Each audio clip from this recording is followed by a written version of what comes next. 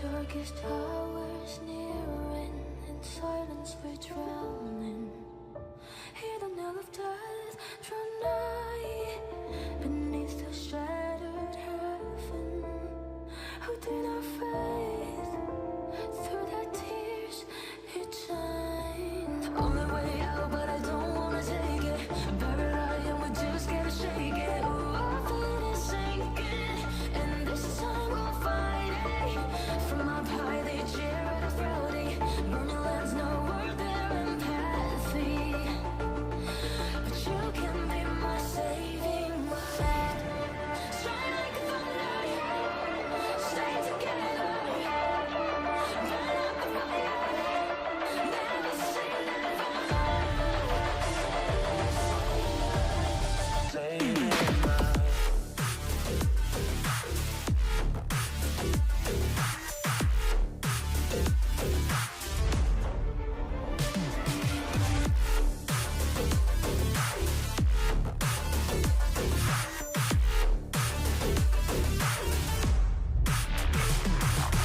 Only way out, but I don't wanna take it. Buried lie and we just gotta shake it. Ooh, our feet is sinking, and this time we'll fight it.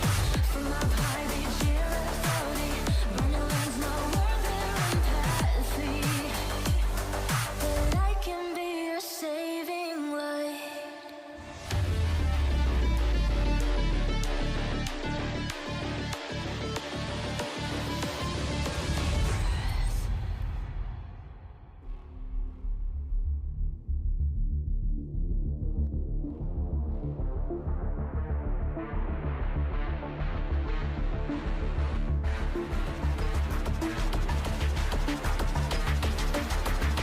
No more fear. We're rushing into world revolution. Answer call, tragedies and reputation. We'll show them how we fight. Shadow in the darkness, I will lead you through the night. Together, face it, we will be the saving light. Bonk.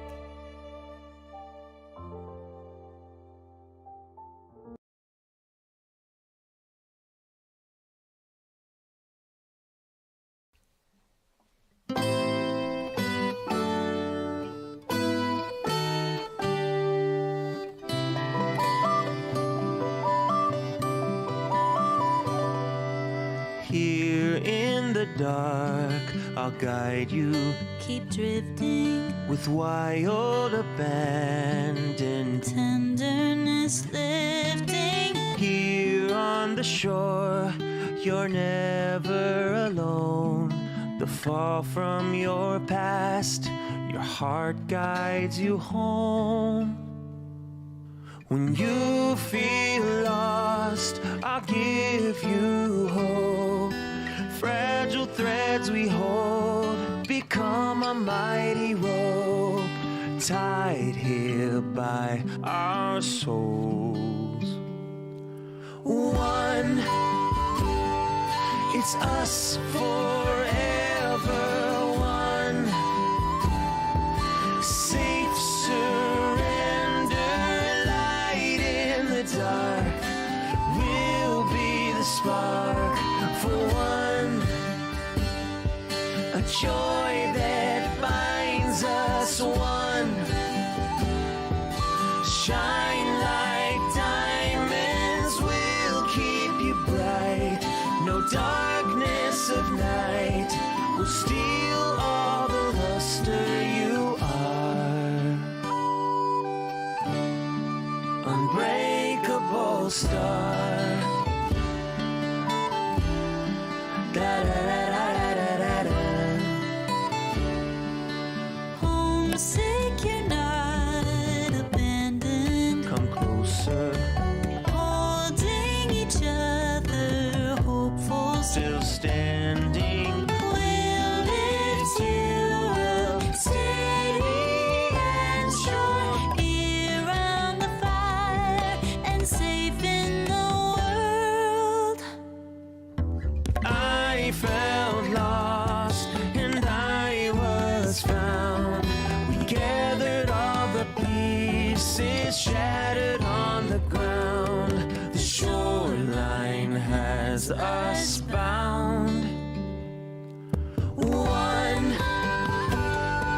It's us forever one.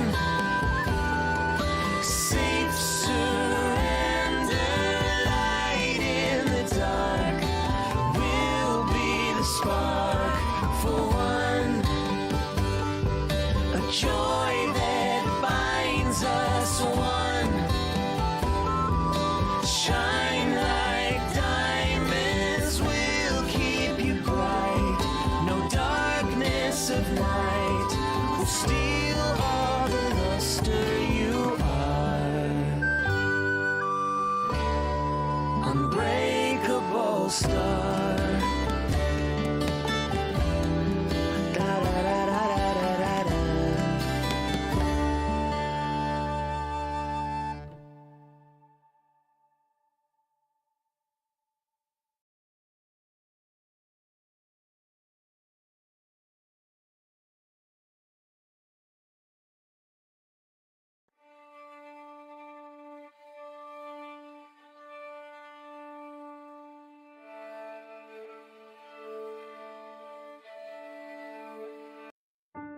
The way I go through with red roses burn my eyes. Cold rain starts pouring hard.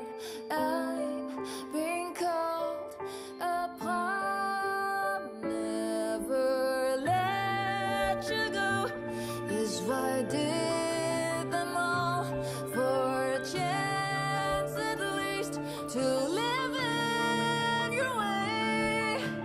Love of you is my most cherished thing. So stay alive bravely.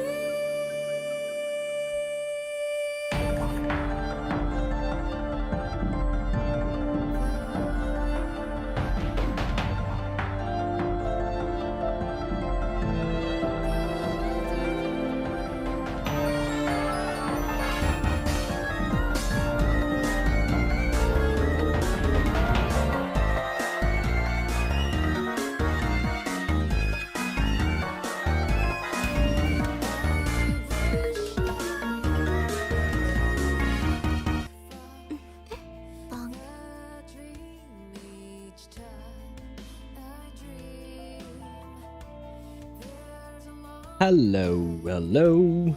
Can I hear myself on Twitch? I can. Can I hear myself on YouTube? YouTube?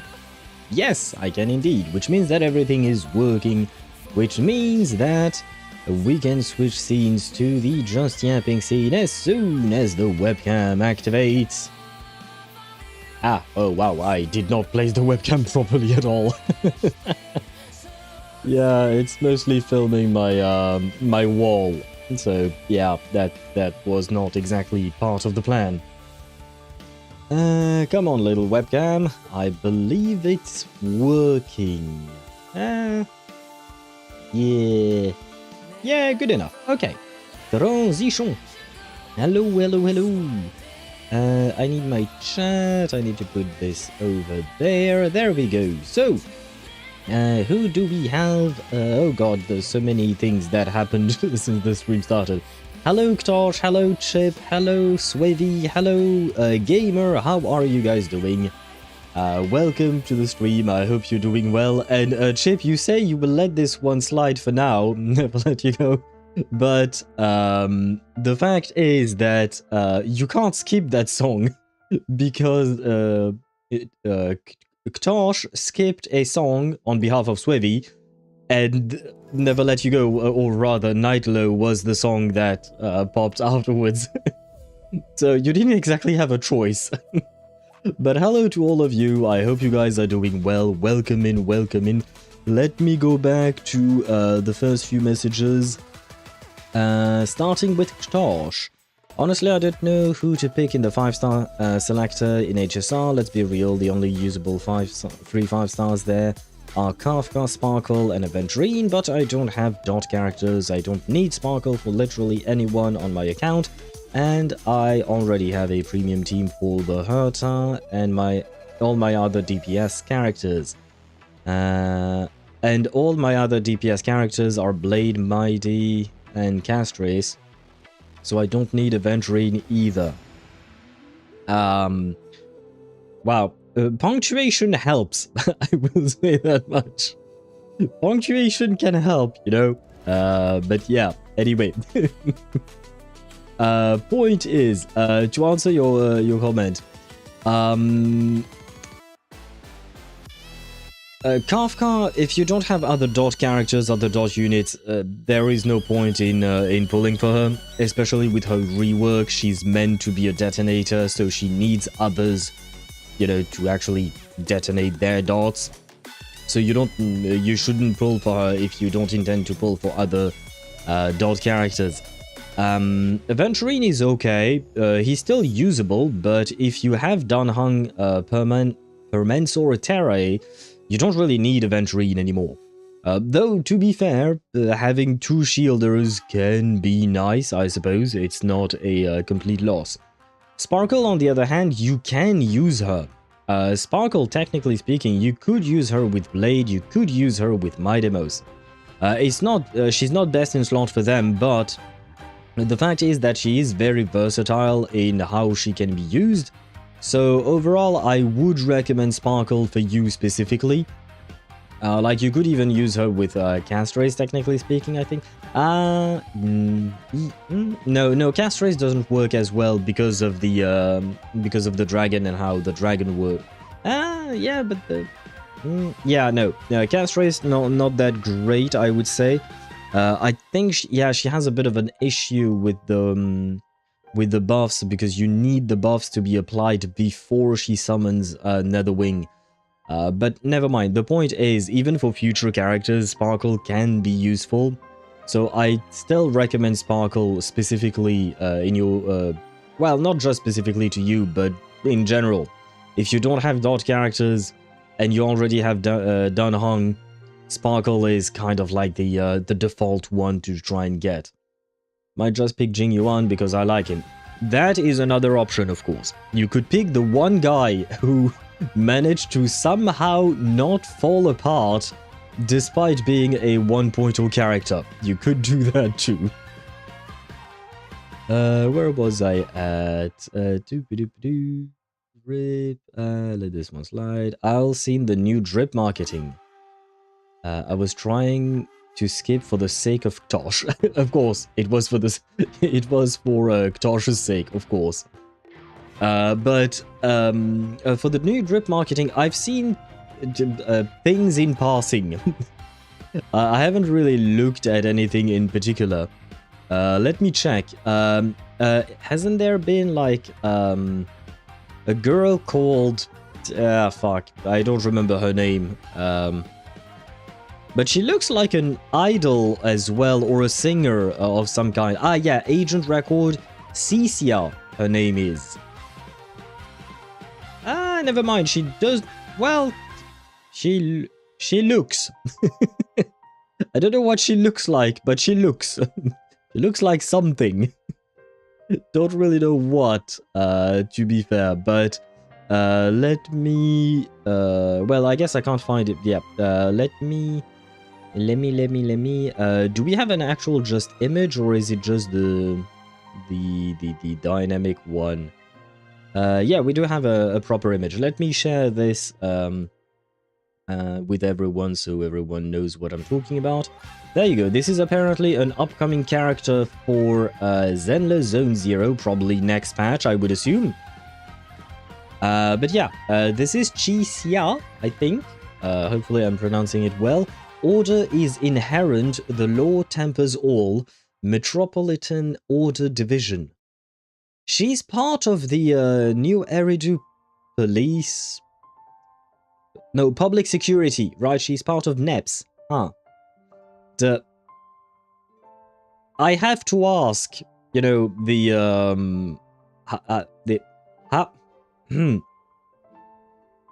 uniform for NEPS is... Wait, she has a snake? She has a snake! She's just like a Baiju, but hotter.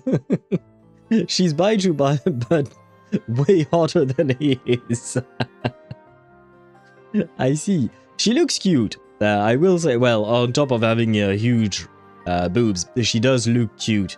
Although, wait, this is the first time I think I've seen a character with fangs at the top of the mouth, but also at the bottom section of the mouth. She has 2 pairs of fangs. Not just two, one pair at the top, she has the bottom ones as well. I don't think I've ever seen a design like that before. Usually either it's a vampire and they have both fangs, or you see just one fang, you know, somehow being an overbite, like there is one fang outside of the mouth. I don't know how anime characters work, but you know what I'm talking about. You know, some characters, they have one fang that you can see, and sometimes that fang is still skin colored, so it's not actually like a fang, it's just a lump of skin. It's a bit of a weird thing, I don't really know how to explain it. But yeah, anyway, the point is, usually we only see 2 fangs up top and not the ones at the bottom. So an interesting little choice there. So she's a snake waifu. Well, I did just get a snake waifu in Reverse 1999 a couple of weeks ago, so I don't think I'm gonna pull for her. But I do like... well, I will have to wait and meet her to see her personality. What's a good team for him? Qingming, I mean. Sunday. Oh, Doctor, you're Tribby. Probably Tribby? Let me check. Tribby, yeah. Sunday is a must, I would say. For Qingming, there is no alternative. Well, there are alternatives, but Sunday is kind of like a big deal to Qingming. Let me check Pride Win. Other than that, you can use HoYoVerse. The energy is nice enough to help, I suppose. To help him get his ultimate faster. Yeah, Sunday. Robin! Ah, yes, I forgot about Robin. But yes, Robin. Jiaoque! Really? I kind of forgot he existed. Ruanmei works. Tingyun is a budget alternative if you don't have these other 5 stars. Sparkle works as well, apparently, yeah. I mean, sure, why not? And then you have HoYoVerse. Aventurine works as a shielder, though technically speaking, Danheng Permanso Terre works better. Danheng Permanso Terre is Aventurine, but better. It's just like, yeah, it's just, yeah, there is no other choice. But yeah, I would say Sunday is the most needed one for your what would you call that? For your Qingming, if you decide to get him. I fucking loved Chisia. Her personality reminds me of Aqua from oh god. Aqua from Konosuba. Does that mean she's useless? Oh god. Oh god. Oh wow. Of all the characters you could have compared her to, you compared her to the most useless character in all of anime. Well, and you say you love her, but you know. And my bad, her name is not Chisia, it's Cisia, my bad. Oh, I guess maybe they went for some little alliteration because snakes, S sounds, and all of that. But anyway, point is, nice comparison there. You'll find out more about her uniform in the story. Okay, also she belongs to a new faction of Neps. Oh boy. I mean, I suppose they do have to introduce new factions all the time, but... Okay, new faction within Neps.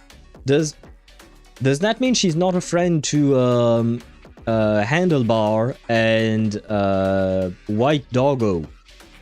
Seth being the White Doggo and Yixuan being Handlebar. And hello Kumo, welcome to the stream. I hope you're doing well. Seed replacement, I meant teammate. No idea, because I don't think this says Oh Sir, god, that's loud. Someone here, apparently. Shut up. Oh god, that was loud. Oh. Can't understand your very straightforward mission request. And that someone is me. I do like her voice. I will say that much. I do like her voice. And yep, she's an electric attacker. Okay, that's what I was looking for, by the way. I liked her voice, but, you know, with a lower volume. Where was I at? You found out more? Okay. Baiju can take my temperature if, however he'd like. I see. I see. But first, he would have to reach you before that, right? Because that's the problem with Baiju. You never know when he's just going to fall apart. He's just going to fall unconscious after coughing twice. Year of the Snake, motherfucker. Me is also super happy to see a snake Thyron. What do you mean, Year of the Snake? Oh, you are a Year of the Snake, I would assume, because this year is supposed to be the Year of the Horse. You guys told me that. But I'm assuming you meant that you are a Year of the Snake. But when were you born, if that's not too much asking? You know, out of curiosity. But yeah, I suppose, yeah, she is a snake waifu. 2001. Huh. Ah, a year that is well known for, okay. Yeah, you know, usually when we think about 2001, there is a very specific date that comes to mind. Okay, a good year to be born for sure. Very good. Yeah, of course. Never mind, moving on. I want to be her snake. But is the snake her friend, or is it, you know, another case of Hisabeth where the snake is her family? Where was I? Also, I feel like you should, Al. I've actually been grinding ages for Zaddy Zhongli, and my substats and artifacts are absolute shit. Wait, I feel like you should. I should what? That part I didn't understand. And feel like your artifacts and are shit. Well, if I recall correctly, you Zhongli had EM as a main stat. You should know. Oh, okay. I am happy that you're finally farming for him. As long as you remove the EM, you will be fine. It depends on how you wish to use him.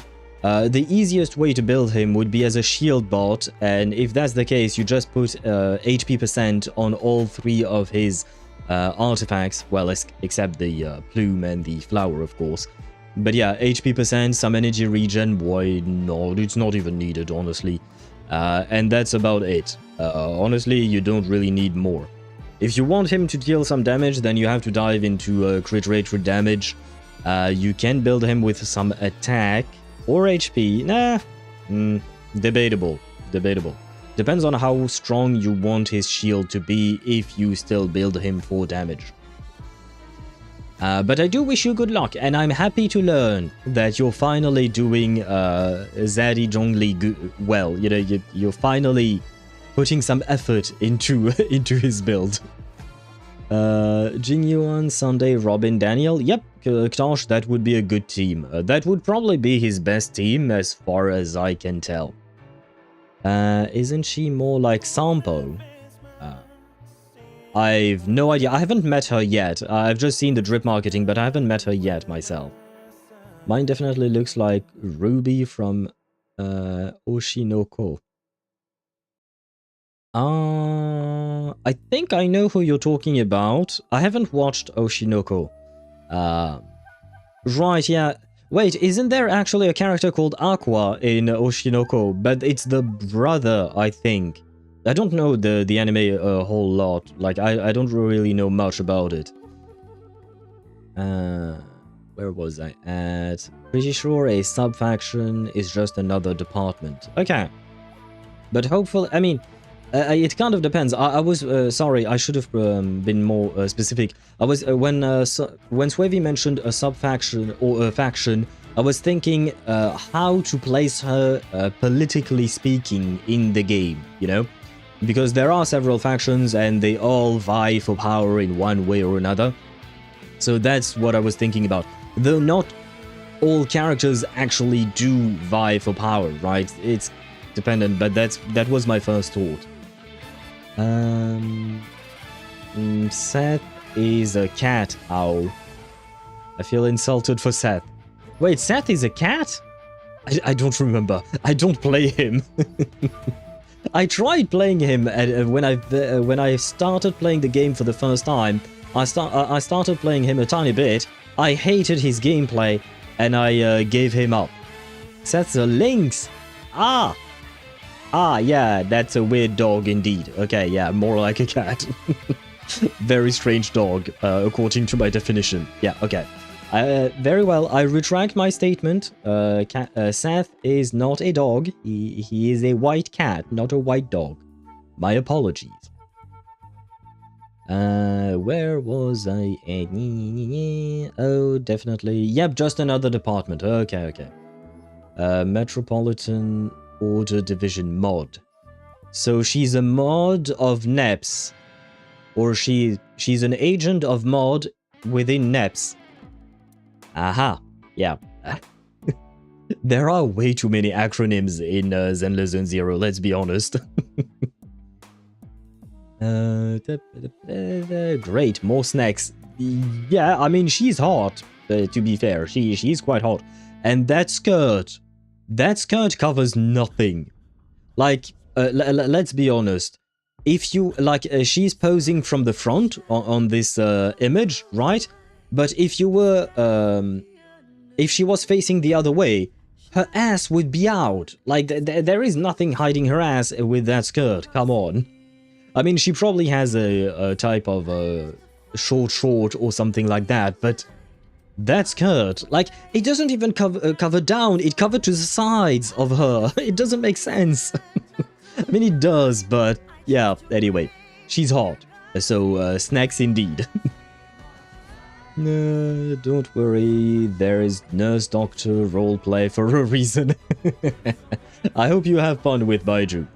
Though, what do you do with the snake, gamer? What do you do with, what is her name? Shang, I think?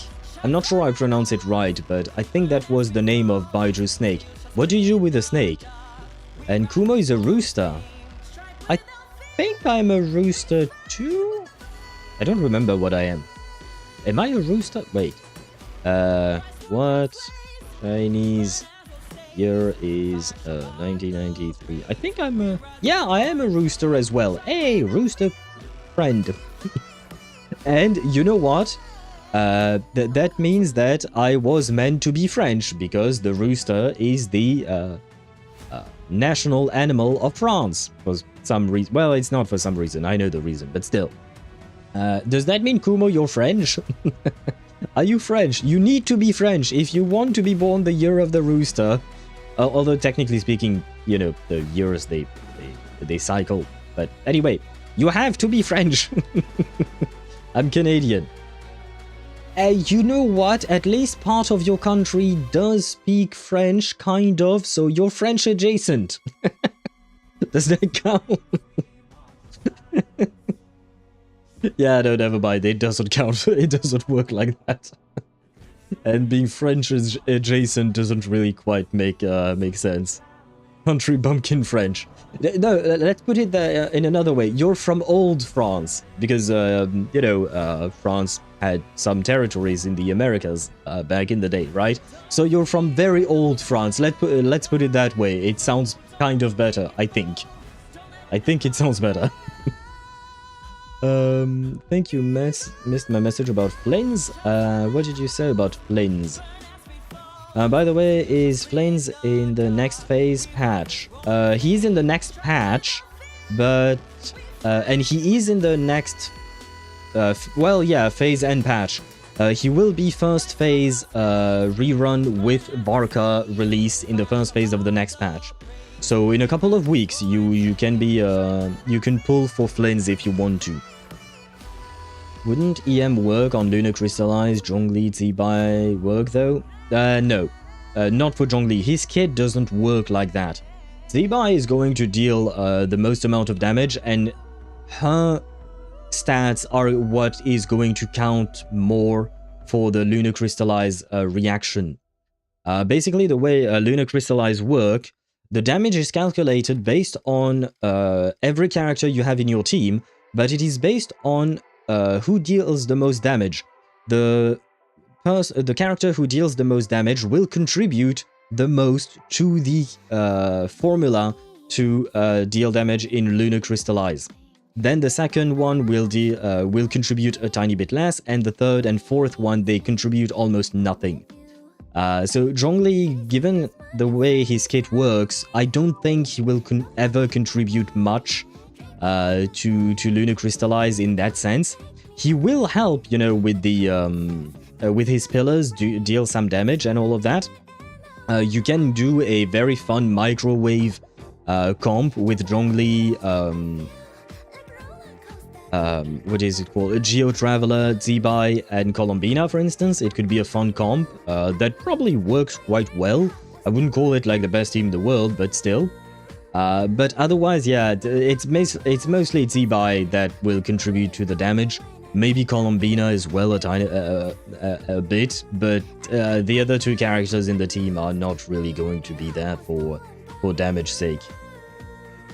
Haywire in JP is Super Gyaru. She's voiced by Faruz I in JP. I've heard of that name, and I probably heard the VA itself. Well, the VA herself, I should say. Sorry, but yeah, I've heard of her, and I probably heard her directly, you know, in anime and stuff like that. And you know what? She does give me Gyaru vibes. The design, and I think. Wait, I probably missed a message from you, Swivi, because I think I saw you mention Marine. Yeah, personality-wise, she reminds me of Aqua. Appearance, she reminds me of Marine Kitagawa or Ruby. Okay, yeah. I remember that you mentioned that, but the message was lost in the sea of messages. I definitely agree. For the appearance, 100%. For the personality, I have yet to meet her, of course.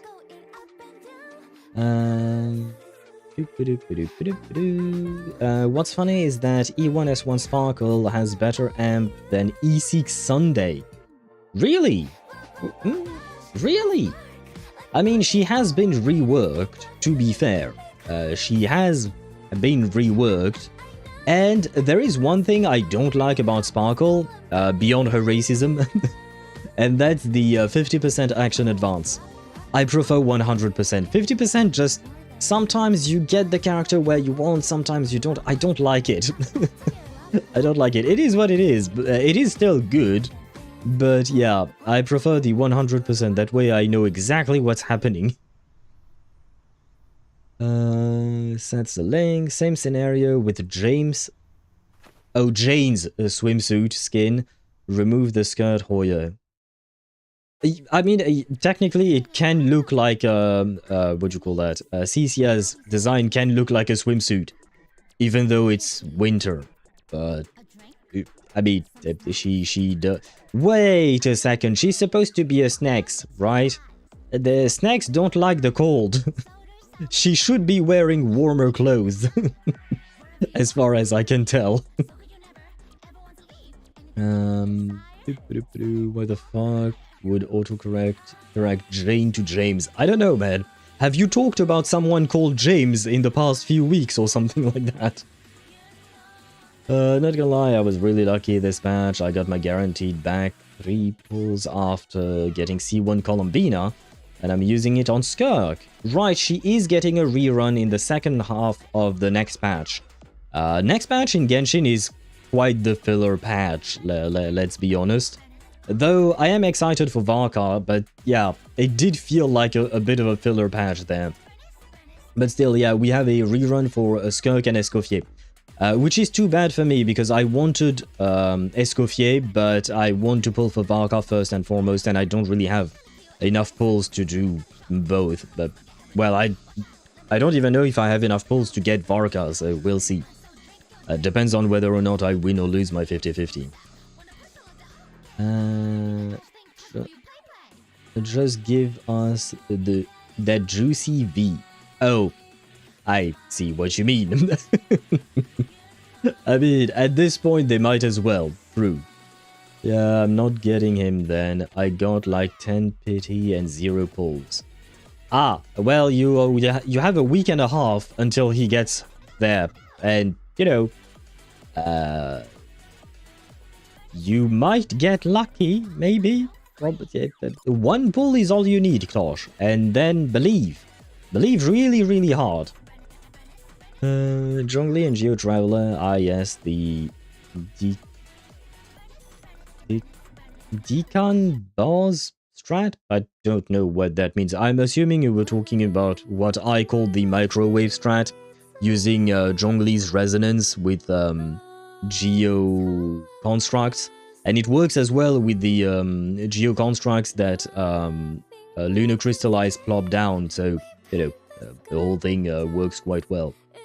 Peru's voices Delta from Eminence. Power in CSM. Chainsaw Man. I can't remember Power's voice, unfortunately. Delta from Eminence. Wait, Delta, isn't she the wolf girl?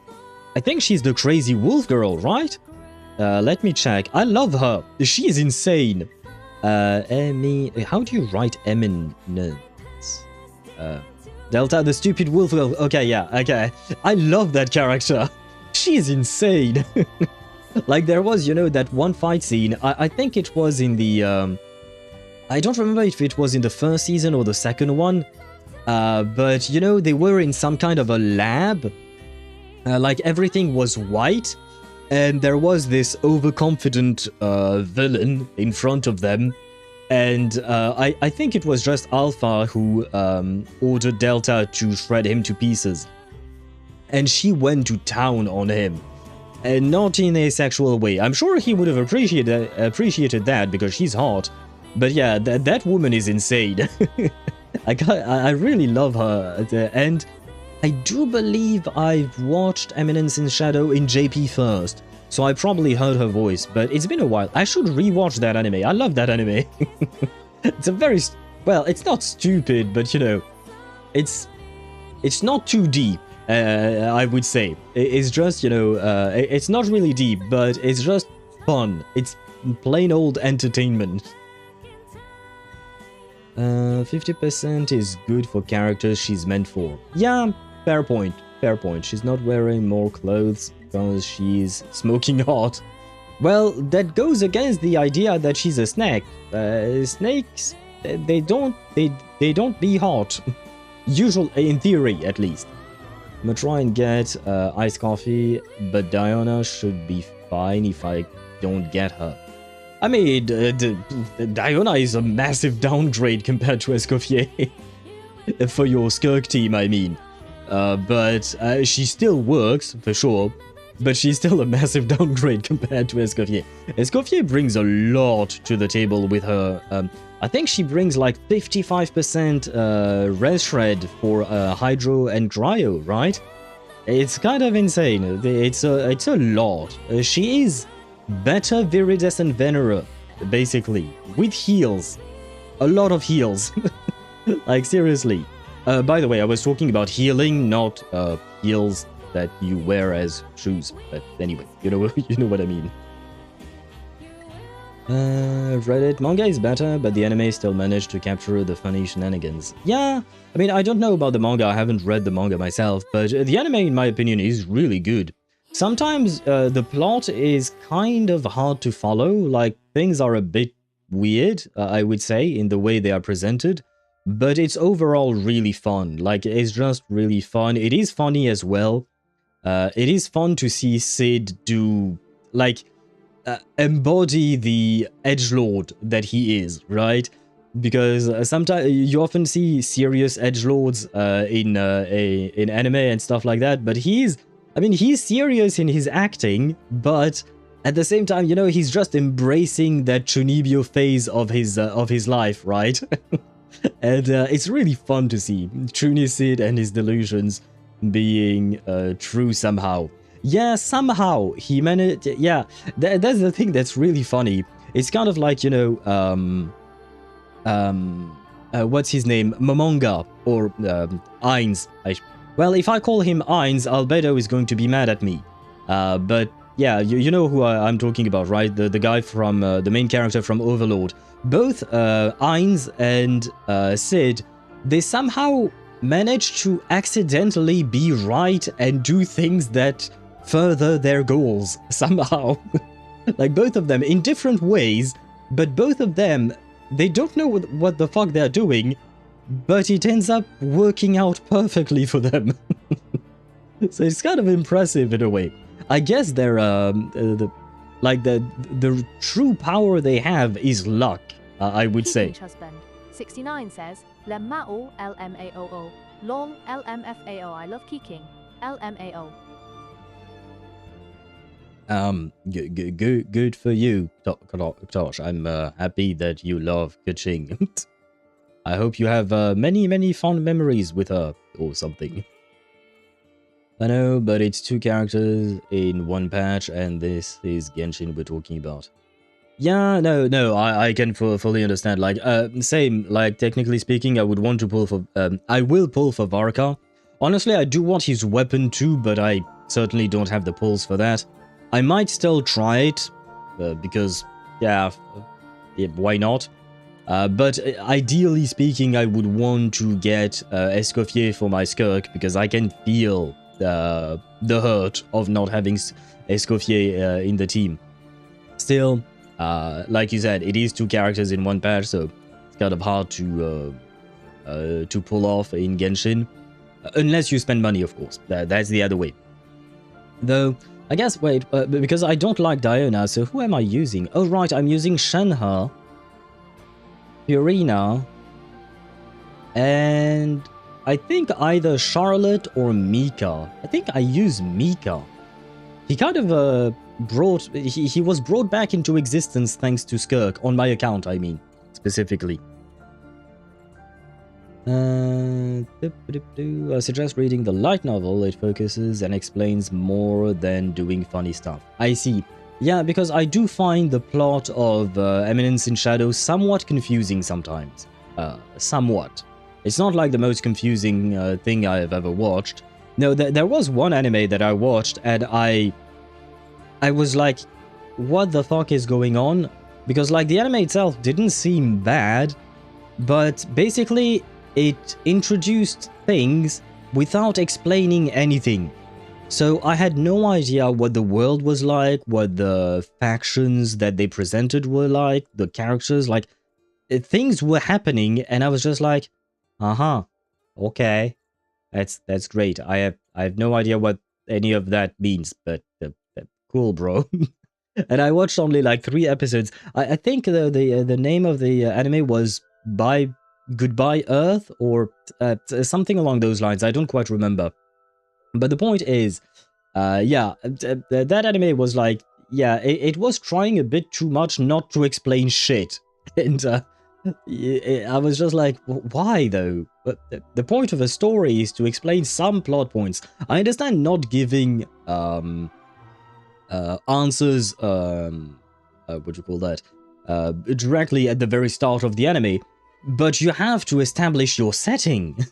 You have to establish your setting somewhat so that the viewer knows where to place his feet or something, you know, how to ground the viewer in your setting. Here there was no explanation whatsoever. You were just like thrown into it and you were expected to just go along with it, I guess. It's because everyone's so confident in Ainz's capabilities that it just works out. I mean, even his decisions somehow managed to what do you call that?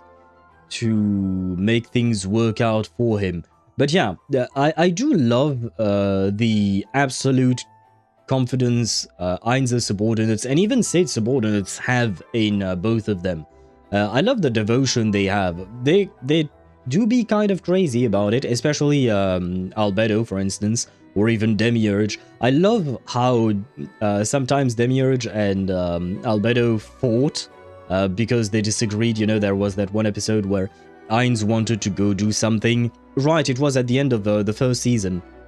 when Ainz had to fight Shaltir and Albedo allowed him to do it, and Demiurge was like, what the fuck? Why would you allow him to do that? Why would you allow our lord to put himself in danger, etc.?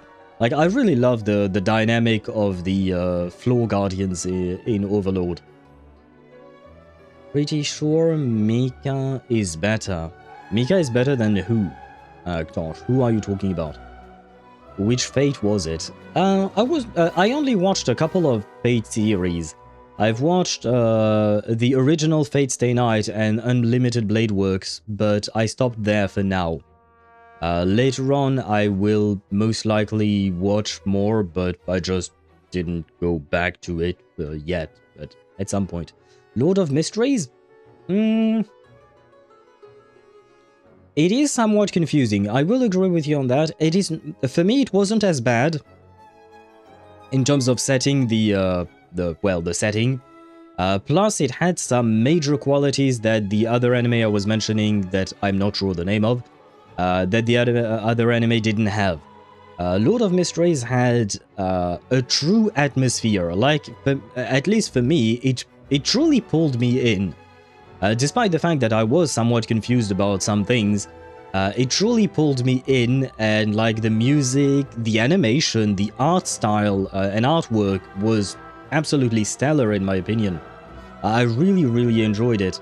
Now, I will say, unfortunately, I tried to watch Lord of Mysteries in CN, but it didn't hit the same way.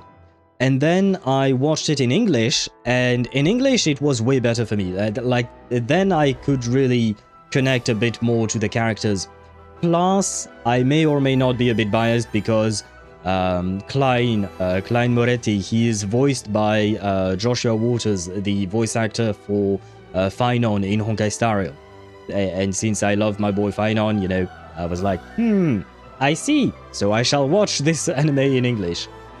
But you know what, I'm really happy because I believe they've announced that they had a roadmap of what they wanted to do with Lord of Mysteries, and they want to implement like at least like 3 more seasons, I think, plus a couple, maybe a movie or two, something like that. So yeah, I'm quite happy because I am curious about the universe of Lord of Mysteries. One thing I wish they explained a bit more were each character's powers, because the fight scenes looked gorgeous, but I had no idea what was going on. I had no idea what each character was doing, because I don't understand their powers. I don't know anything about their powers and what they can or cannot do. So I wish the anime spent a tiny bit more time, well, just more time, period, because they didn't spend time at all explaining anything, to be honest. Well, not anything, but anything in regards to individual power for people. Like, what do they do exactly? Because that, I am utterly confused about that.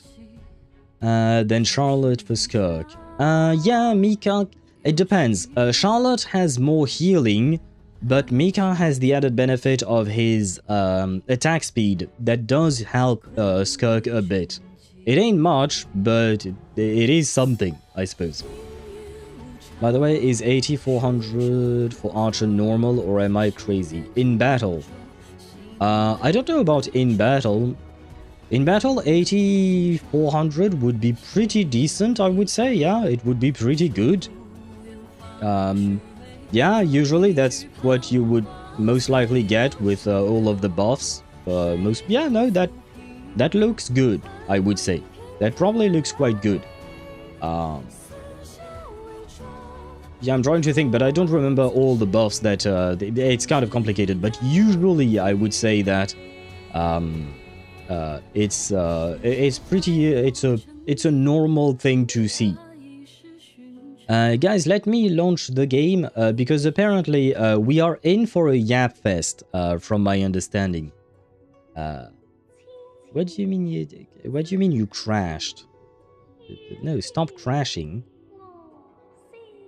Oh right, it's because of the... Okay, yeah, no, I know what happened. Very well.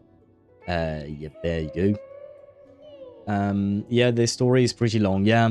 I had hopes that I could finish it today, in order to stream Honkai Star Rail tomorrow, but I don't think that's going to happen. I don't think that's going to happen. I've researched the story a bit, but yeah, nah, one stream, eh? Wait. Let's ask the bot. Will I finish the story today? My answer is no, I don't think so. Well, even the bot says so, guys. Even the bot says that I won't be finishing the story today. Well, if the bot says it, you know, it is the... Oh no, it's not the die, this is just the bot answering the question. But yeah, if the bot says it, then I suppose it is true. It is true, we shall not be able to finish the stream in one go. I only built him because I heard we get free sparkle. I better get back to Genshin if I don't want to swipe on my alt account for Zibai. Good luck to you on that, Tosh. If you do it in one stream, I'm giving you a sub. Yeah, I appreciate the thought, I appreciate the idea, but I don't think that's gonna happen. But I do appreciate the thought. Speaking of subs, well, unfortunately for those who are not sub, they will get some ads. I am going to trigger them early, slightly early, just because I want to get into the game and I don't want the story to... Because like the ads are going to start in 7 minutes if I don't start them myself now. So I might as well start them now so that, you know, once they're over we can directly start the story. Oh wait, before we start the story I have to pull for George! Oh shit, I forgot! We need to pull for George first.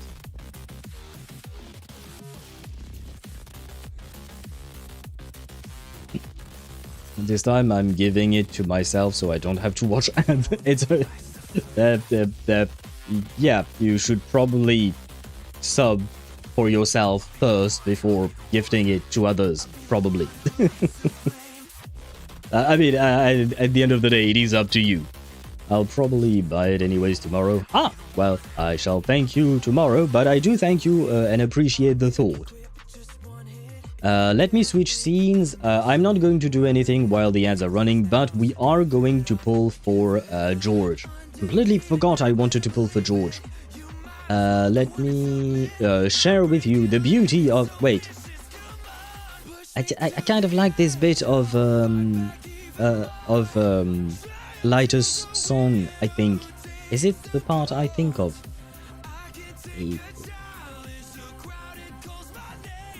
Yeah. Yeah, that part, wait. Just listen to that part. I love that part of the song.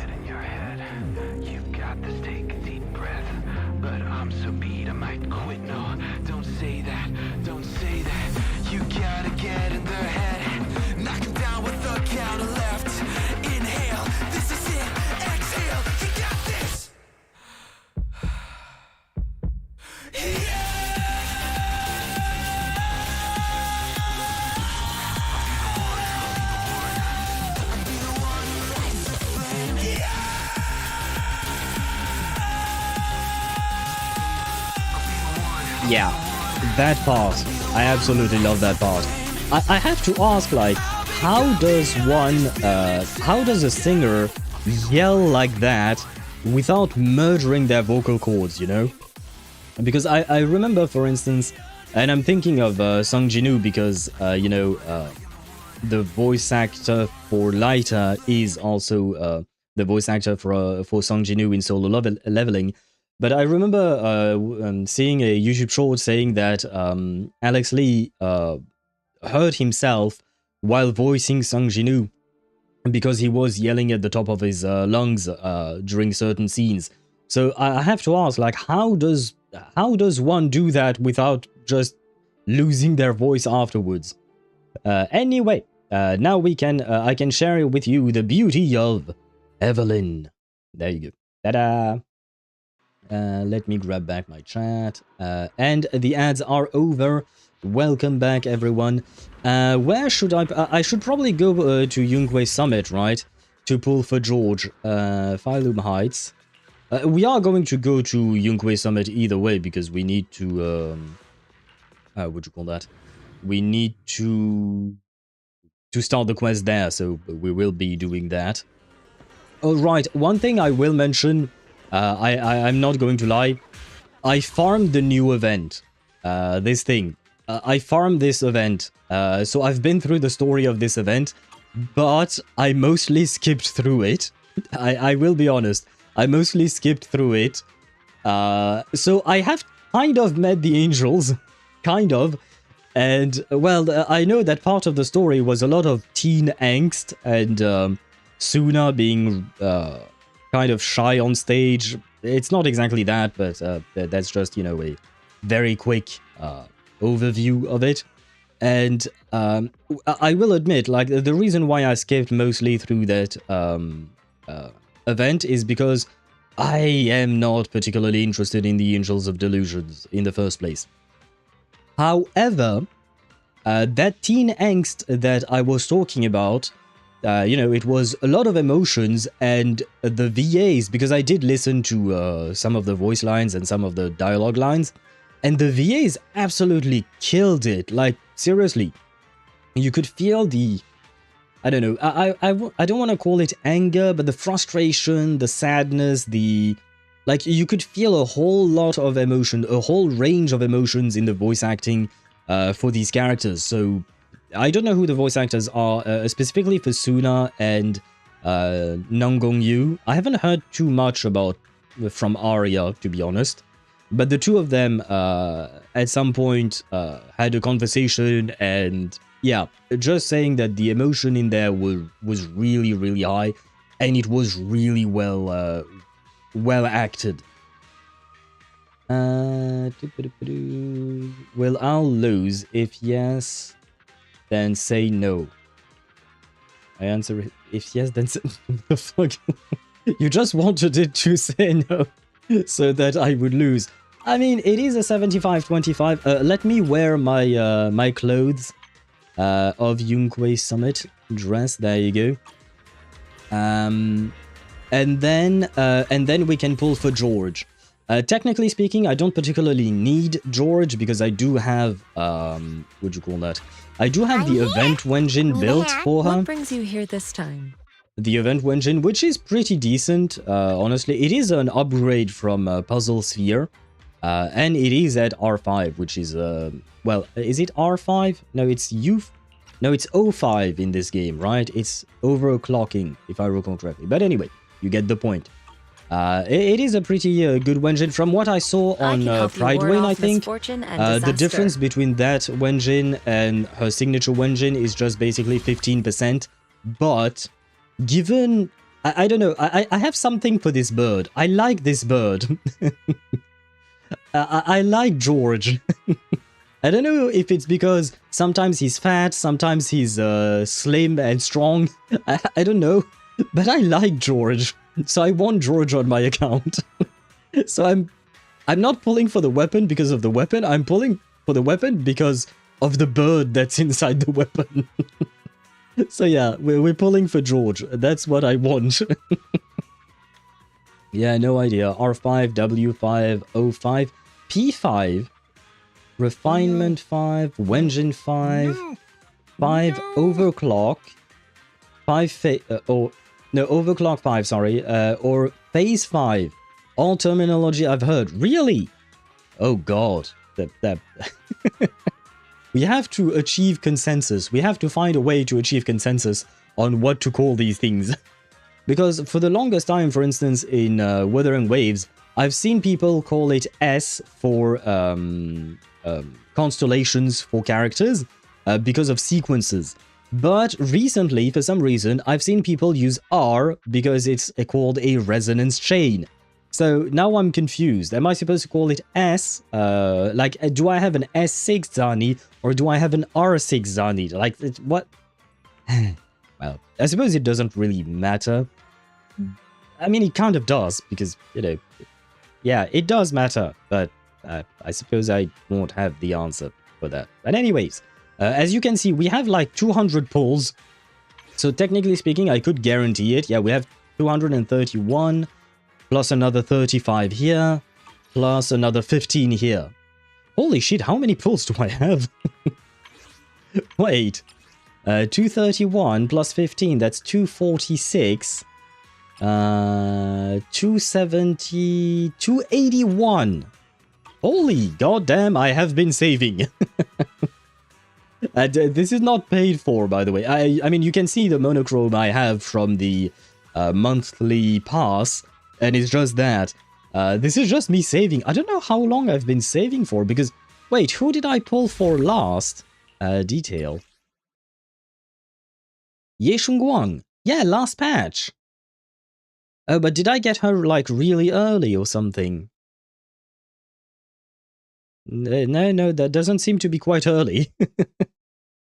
Yeah, it's somewhat. 50 pulls. That is somewhat early. But still, yeah, that's a lot of polychromes that... I mean, I'm happy, don't get me wrong, I'm not complaining. To be honest, we should call everything in Genshin terms. Like, what do you mean I have to call it Trailblaze Power when I can just say Resin? Well, the thing is, not everyone plays Genshin, that's the thing, right?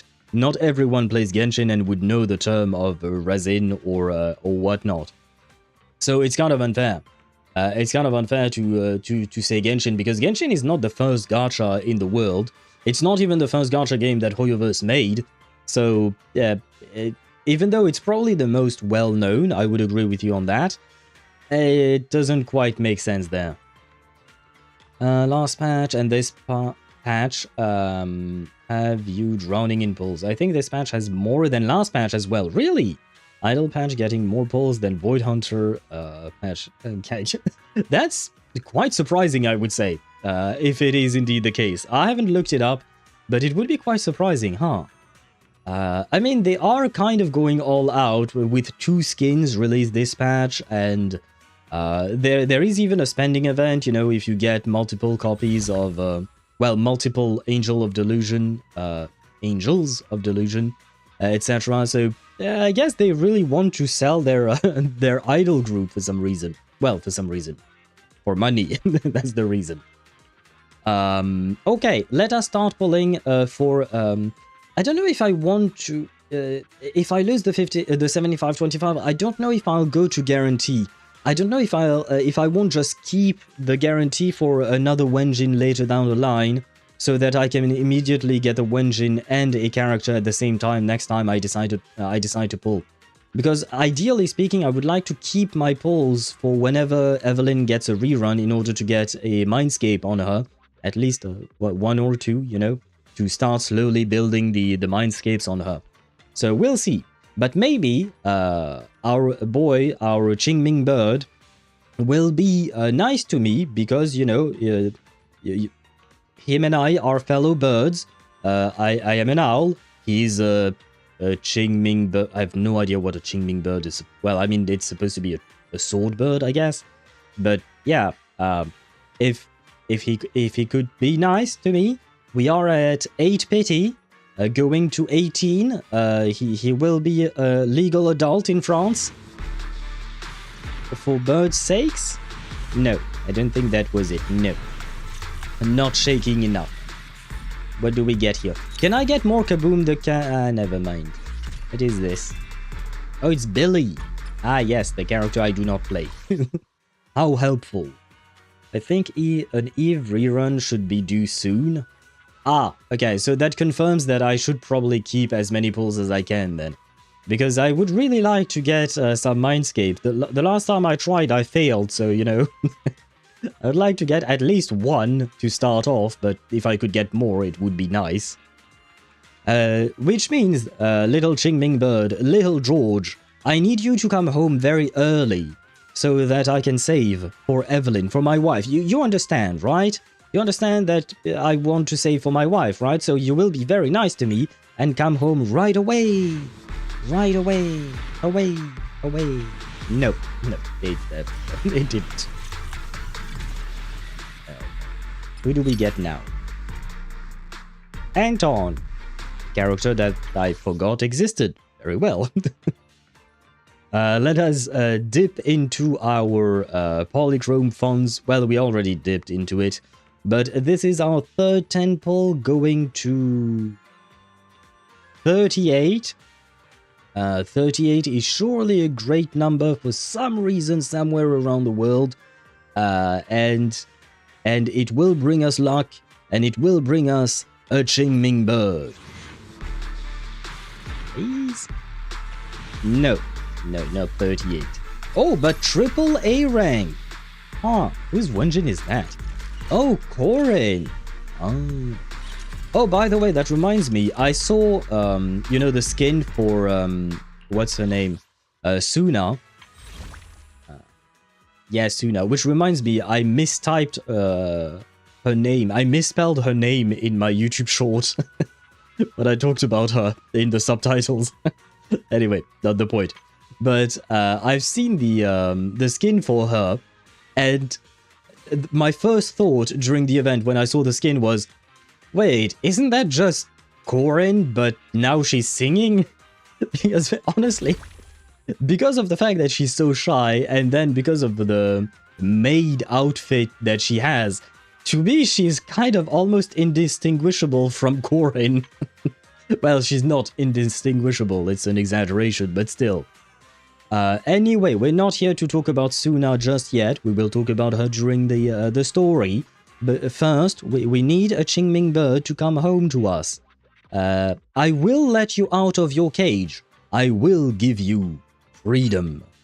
Or freedom! I hate Mel Gibson, but come on! That wasn't enough shaking. Well. What was the name of that movie where Mel Gibson yells freedom? I think it was a movie about Scottish people fighting against the... I don't remember. I don't remember, but anyway. I don't know what how to...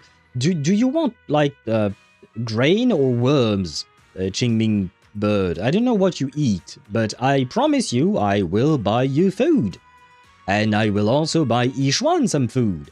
Will you come home for food and for Yixuan, for your master?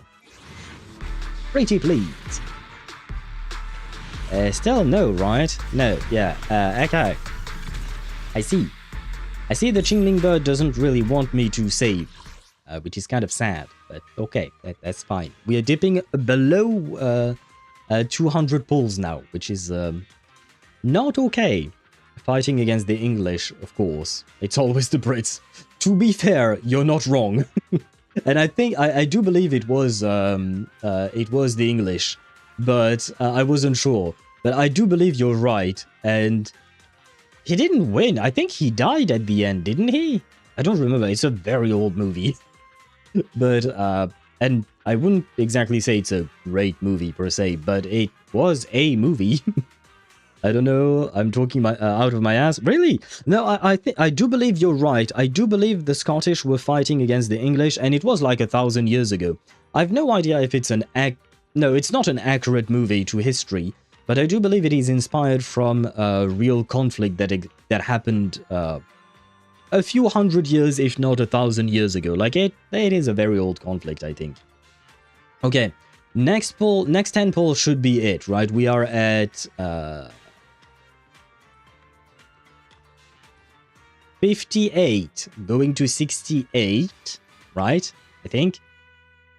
Can I count? Yeah, I think that's it, right? Yeah, we're going to 68 pity. No, we are going to 78. Yeah, no, sorry. We are already at 68. We're going to 78 pity, so this is it, right? So, Qingming bird, I know you're coming right here, right now. Emerge! Please! Wait. That's still not it. Did I miscount? A triple A rank is nice, I suppose. Is that Ben? Oh no, it's Corin's Wenjin, my bad. I didn't recognize it again. Wait. Yeah, my brain died, I think. My brain died, but I guess now we are at 68 pity, yes. We are indeed at 68 pity. Welcome to hard pity. Yeah, we kind of reached it now. Hope you enjoy your short time here. Yeah, well, let's get this done. And let's see our Qingming bird. Come on. Okay, this is it. I was worried. Can you imagine if it were not it, and it would actually take me to hard pity, like to 1879 or something like that? And hello, Charo Master. Welcome to the stream. I hope you're doing well. Will you see me win, or will you see me lose? Only one way to find out. Where is my Qingming bird? Let me see, my brethren! Let me see my fellow bird! Yes! He has joined the family. Thank you.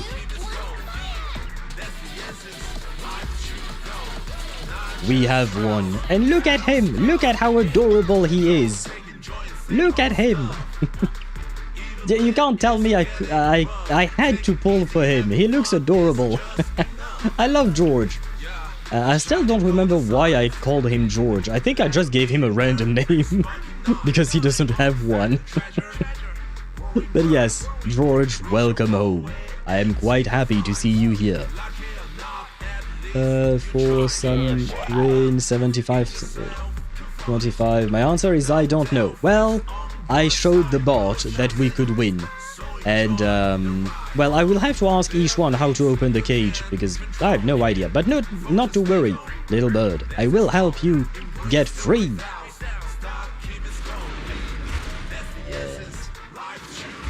And it did come quite late. Yeah, wait, we were at, like, I think...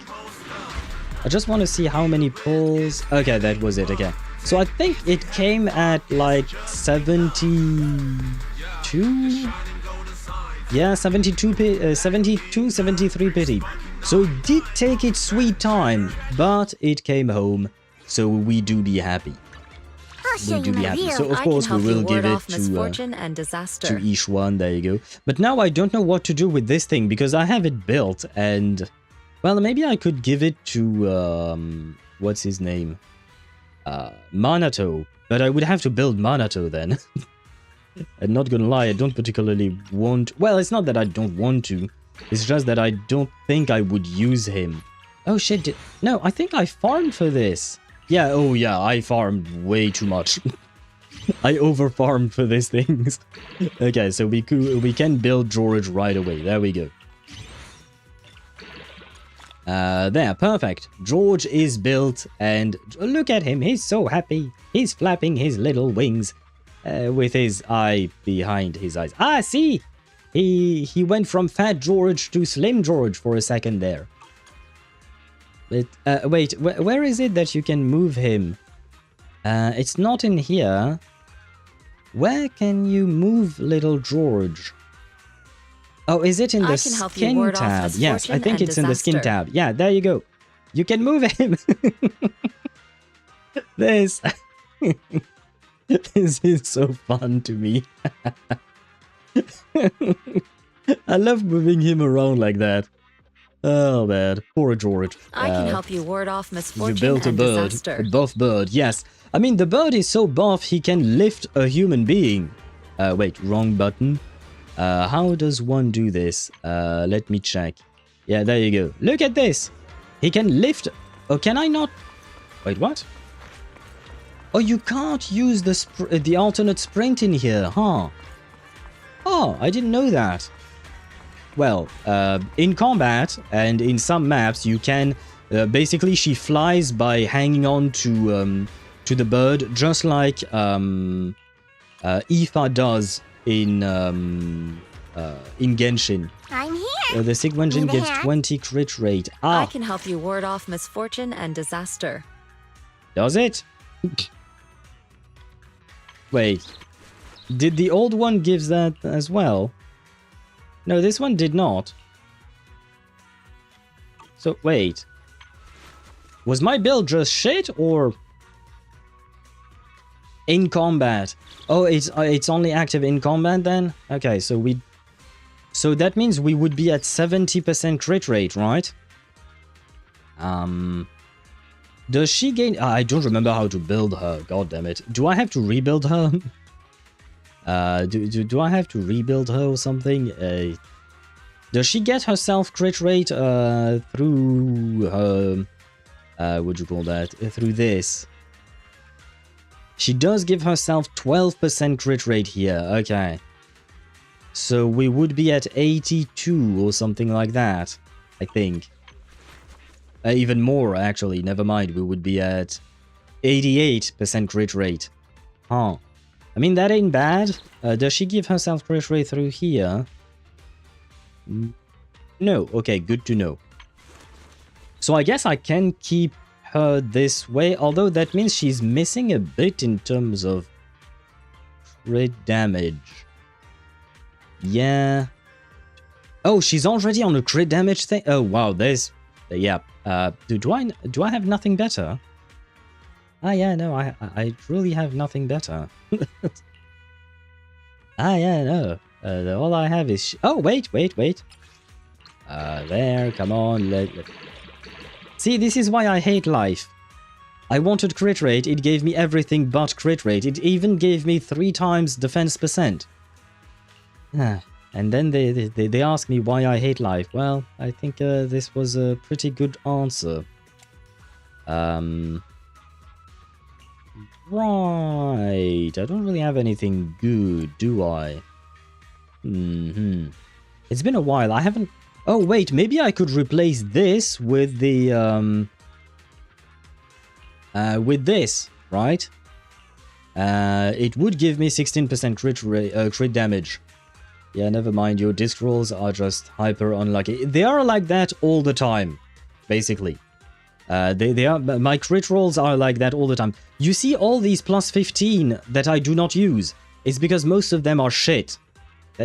Yeah, look at this. What the fuck am I supposed to do with this, right? Most of my crit rolls are just like this. And this is for every single set. Like, you can see all the plus 15s I have. It's not because I wanted to build more. It's just that my luck is garbage in this game. Yeah, looks like a cuckoo, rather round. He is rotund. To be fair, he is quite rotund, the poor Qingming bird. He needs to go on a bit of a diet. Yeah, never mind. Your disc rolls. Oh, I read that. She gets 32% crit rate in combat. Okay. I mean, I'm already at... yeah, no, never mind. Do I have anything? Anything? Yeah, no, this is the best I have. Wait, I could build this one. Let's see. HP, crit rate, crit damage. You know what? Well, I mean, it didn't really roll into crit much. Not enough, in my opinion, but it is better, right? Yeah, a crit doesn't change, but I get more HP. Why not? But can I replace you, HP percent? Do I have an HP percent somewhere? I do! Aha! Oh-ho! Of course it had to be this way. This is HP to percent, but we do get more crit damage. So we do be happy about that. Shit, but this one has 12% crit rate. It's the only thing I have. I mean, this one is decent. This one could be decent. How much crit rate? Yeah, 7.5, okay. 7.2, I think. Yeah, 7.2, my bad.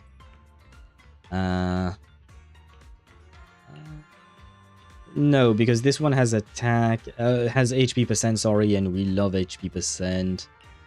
Yeah, no, I don't have anything better, never mind. So I guess that'll be that. Let's see how things are. I mean, we are going up to 73% crit rate, right? In combat. So it's okay, right? Okay-ish. I can't change that. Do I really not have anything better than this? Nope.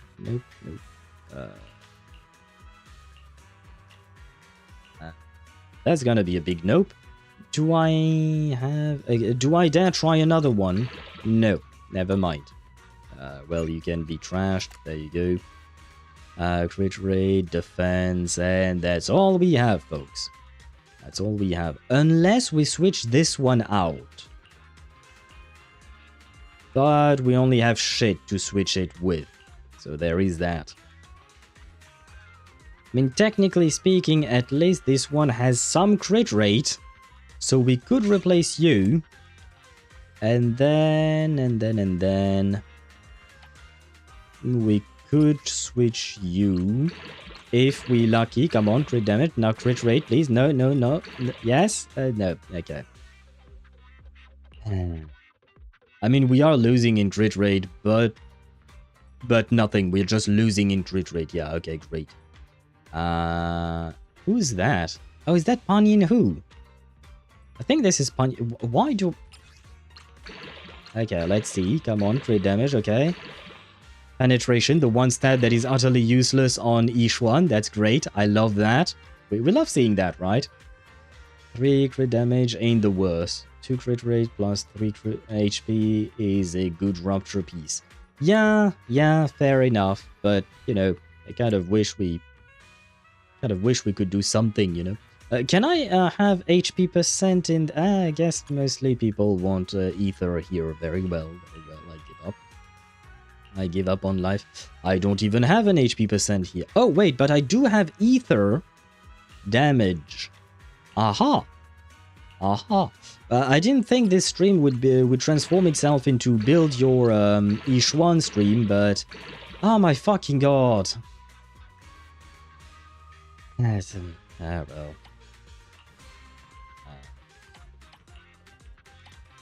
This is HP, yeah. Wait, can you just, yeah, please. There you go. HP percent. Do I have an... well, I mean, this one is good. This piece is good, so I can keep it. This piece I can't really replace. That's gonna be a nope, I think.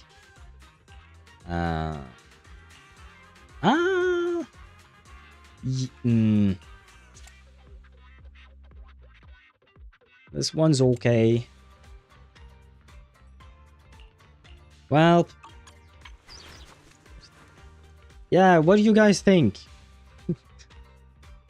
Is this better than before?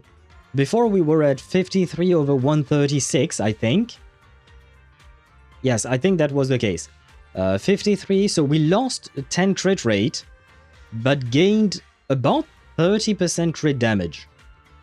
So theoretically, this is okay, because we go up to 75 crit rate in combat. Could sacrifice some HP for crit... Swavy, you saw my rolls. I'm trying. I'm trying, but the game doesn't want me to have crit rate. I'm trying, but the game doesn't give me crit rate.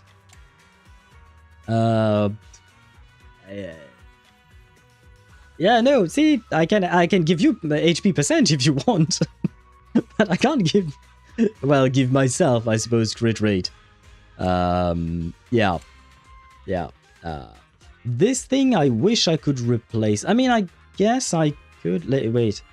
Crit rate... I mean, this one at least would have a bit more crit damage. Oh, wait, we are at 3. Wait, no, this is not good. We don't have the full set. I have to replace some of these things.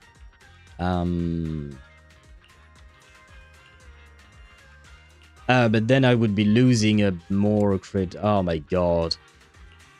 I give up on life. Never mind. Yeah, never mind. I have to go back. Because otherwise I won't have the set bonus. Yep. The 4-piece, I mean. Because I was on 4-piece... yeah, I was on 3-piece, which made no sense. Yeah, well... Ah, wait. I did sacrifice some HP for nothing gained. What brings you here I this gained time? nothing. I gained defense percent from what I could see. So, yay me, I guess. My Yixuan has actually less than 18,000 HP, you mean? What does the HP does for her? Value this time. I Oh can no, help you is ward it off to max out her misfortune and passive so disaster. that she gets more sheer force or something like that? Yo. No. Ah? Or something. HP is her base scaling. Yeah, but why does she need minimum What brings you here this 18,000? Was my question. Attack is secondary for rupture. Yeah, I do remember that. But why 18,000 specifically, you know? And hello Mihai, welcome to the stream. And hello Daedra, hello to both of you. How are you doing? Welcome in, welcome in. I like the new area in HSR so much. Everything is so fun, and it's funny how much it's mentioned that the MC is a raccoon. Ah! Well, I am happy you're happy. And I will leave it at that. Wait, what I'll is... show you my real value this time. Oh, right, I think, yeah, I got a Mindscape for Ben, right? There, and... there we go. Oh god, I will almost have a naked bear. Oh. Time for some hard labor? Not what I was expecting today. Not a hard requirement. Okay. But why, like, is it kind of like in Genshin where you usually want to have your character sitting at around 2000 attack because it's just the normal thing to have when you build an attack-centric character, I mean. Is it just like that? Or, like, is there a reason, like, she needs that, like, kind of like Lucia, I think? Similar? Yeah, okay. So it's not like Lucia where she needs to have 23,000 HP in order to max out the buffs that she gives. Or Astra Yao who needs 3,400 attack or something like that. Time to meet the CUNY Angels? What does CUNY mean? But you arrived at the right time. We are indeed going to meet the Angels. We just pulled for George. You missed the George pulls. Where is George? George is here. I can help you ward off misfortune Look at and him. disaster. Can I not zoom in and into the bird cage? No, I can't. Oh man. Is there? Oh man. Can I not zoom in on the bird? Oh, sad. Well, too bad. But yes, we pulled for George, so we do be happy about that. Something about stat saturation when you factor in buffs. Right, but that would be an upper limit, not a lower limit, right? The live stream happened and Skirk Wanters are crying right now. From what I heard, both Escoffier and Skirk are running together. Yes, both Escoffier. Basically, first phase we get Varka and Plains, second phase we get Skirk and Escoffier next patch in Genshin. I am crying too because I wanted Escoffier, but I can't pull for her because I need to pull for Varka, of course. So I do be sad. I think you can zoom in when you look at Vengeance from the backpack. Ah, wait, backpack. A view, yes, thank you. Can I zoom in even more? What does this do? Oh, this is the different view, okay. But yes, we pulled for George. I wish I could move him in his cage. Well, at some point it's going to become animal abuse what I'm doing. But I love George. He's so funny. He's so fluffy, kind of. He doesn't really have wings. Not wings, sorry. He doesn't really have feathers. He's just all black, I guess. But anyway, we have what do you call that? We have our Qingming bird finally. Won't Varka be a standard? Just get him in the future? They certainly did not announce something like that. I don't know where you heard that, but during the livestream announcement, they did not say anything about standard characters. So, nope. And either way, no, I wouldn't wait for him to become a standard character. I want Varka. I want him, especially because I don't want to wait until next September to select him for free if he were to become a standard character. But the thing is, they would have announced it if it were the case. They would have announced it during the presentation, and they didn't. So, yeah, you probably heard wrong. Spend the day at my... No, I need to start this. Yes, there we go. Yeah, I know where I need to go. The fuck? Ah, there we go. Let me talk to my sister. Hello, sister. System message. Maintenance of the HDD database is complete. Redundant data cleanup progress is at 99.8%. Connection testing is now available. Let me know if the volume is okay. For me it sounds somewhat low, but I can just increase the volume on my end. but well, I needed to. Yeah, never mind. It was lower on my end. That's my bad. I thought Fairy had fallen asleep. Finally. If I hadn't seen Senior Yinhu sighing over the electricity bill lately, I would have thought Fairy had been asleep these past few days.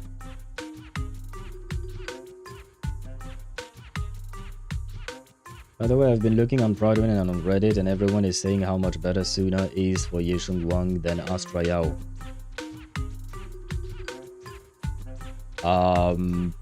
Probably. I have no idea. I don't use Astra Yao with Yishun Wang. For my Yishun Wang, I use Xiao Zhao and Dial In. So yeah, I will take your word for it. My Astra Yao is glued to my Evelyn. They are inseparable. I do not break up the couple. So yeah, probably. Yes, Sunna gives an ether veil, which gives Chungus more balls. Aren't they like diamonds? They're not balls, right? They're diamonds. Like for Mibibi, I would say they are balls, right? But for Big Chungus, it's actually just diamonds, right? There. But yeah. Yeah, indeed. It like every time someone activates an ether veil, she gets one ball, right? The horse lady, if I recall correctly. Balls, diamonds, who knows? I was totally the type of kid who put everything into the square hole. Okay, so and now you put everything under the banner of balls. I see. At least you are consistent with when you were a child. With Fairy's help, you run a new connection test with the HDD. Screening redundant data. Screening complete. Current cleanup progress, 85.1%. Huh? Didn't Fairy say the redundant data was almost cleared? So why is it that after the connection test, it suddenly... Don't tell me I caused it. Wise, what did you do? Based on current data, it appears the recent actions of the creator have caused ether activity fluctuations in Hollow Zero and the 6 Great Hollows. Some of the HDD's calculation data from these hollows has become invalid. During the connection test, the system automatically recalculated everything, resulting in redundant data buildup. You know what? I will say one thing. I missed this. During the whole 2.x, I feel like Fairy was not really there in stories. Like, she was, but not as much as she was in 1.x. And I don't know, I like the fact that we start off by talking to our sister and to Fairy. It kind of reminds me of that. And, well, maybe I'm just biased because I love Fairy's voice actress, but, you know, that's just my own problems. But yeah, Ether Veil gives 3 balls? Wait, each Ether Veil gives 3 balls? Have I been playing my Yeshun Wang wrong? So Zhao Sunna will allow M0 Chungus to instantly enter Blanco mode. That's what you call it. To be fair, I haven't come up with a name for it, so we'll go with Blanco mode unless we find something better. Higher investment mode, like a higher investment Chungus. Okay, I see. Yeah, like I said, I play my my own Chungus with a telephone lady and Labubu, basically. So I guess I have been playing her wrong, huh? I should, yeah, I have been somewhat playing her wrong. I have been playing her wrong. I have to adapt my rotation then. Thank you. I have learned something today. Blanco means white in Spanish. Yeah, I know, and in French it's very similar. We write it blanc. Basically, we just remove the O, which is kind of a joke in French. French people have a joke, which is that Spanish is just French, but with O and R at the end. And A, sorry, at the end of words. Which is somewhat accurate, because, like, at the very least in the case of Blanco, it does work, because we say blanc in French. We do have the C, a silent C, because, you know, we do be like that, but still, yeah, it is somewhat similar. Blanco sounds like Ichigo Hollow? Inside him, well, in fact, said Hollow is called Blanco. I will take your word for it, I don't remember. I watched some of Bleach, but for some reason I never really truly connected to the characters in the story. Gamers... why did you say excuse gamer? What do you mean by that? No, I can't understand a shit if you're in French mode. Yeah, no, it's a joke. When French people say that Spanish is just French with A and O at the end of words, it's just a joke. Most of the time it doesn't work. It does work some of the time, quite often, but most of the time it doesn't work at all. It's not true. It's just a joke because we do find a lot of very similar sounding words between the two languages. As a Mexican, I'm offended. Ah, shit. Oh, fuck, yeah, right. I have two people from Latin America. I do have a Mexican and a Colombian in my chat, so I have to be careful with what I say. It was just a joke, guys. I promise you, just a joke.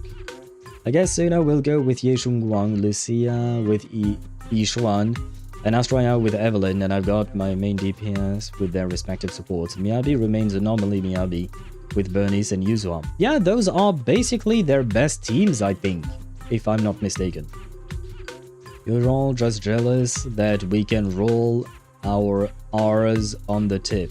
I can do that too. I can roll my R's if I want to, but it's just that I don't use it usually because I don't need to. Fuck. Yes, just so you know, gamer, I have learned Spanish. I learned Spanish in school.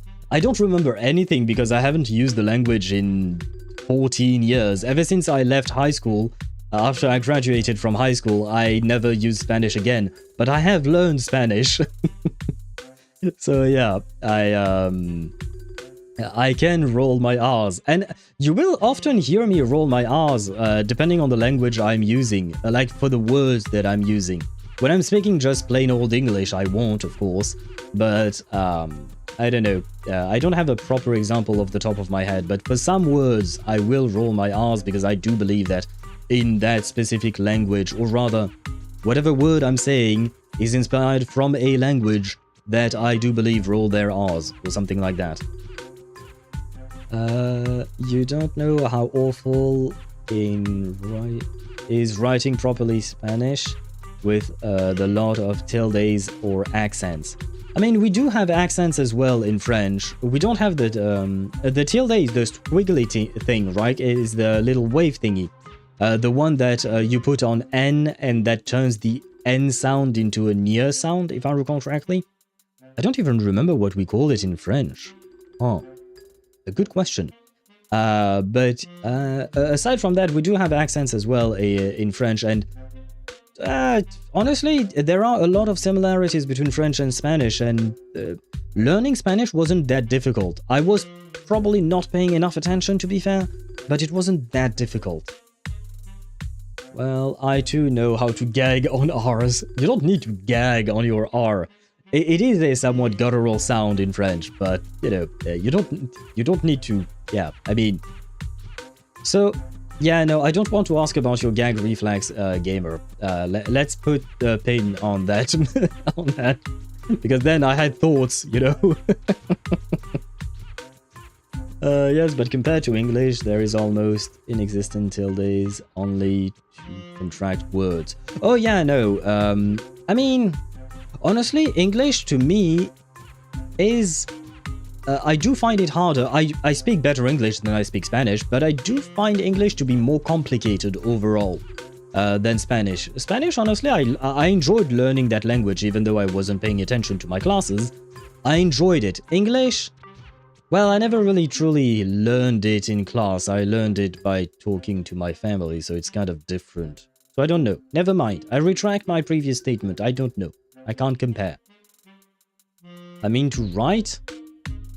Oh, maybe it's just because I'm used to accents in French then, that I don't mind the accents in Spanish and the tildes and stuff like that. Maybe it's because of that. something English, 3 languages in the trench coat. True that. True. The language is just English is not a language. English is fake. English just mixes up things that already existed.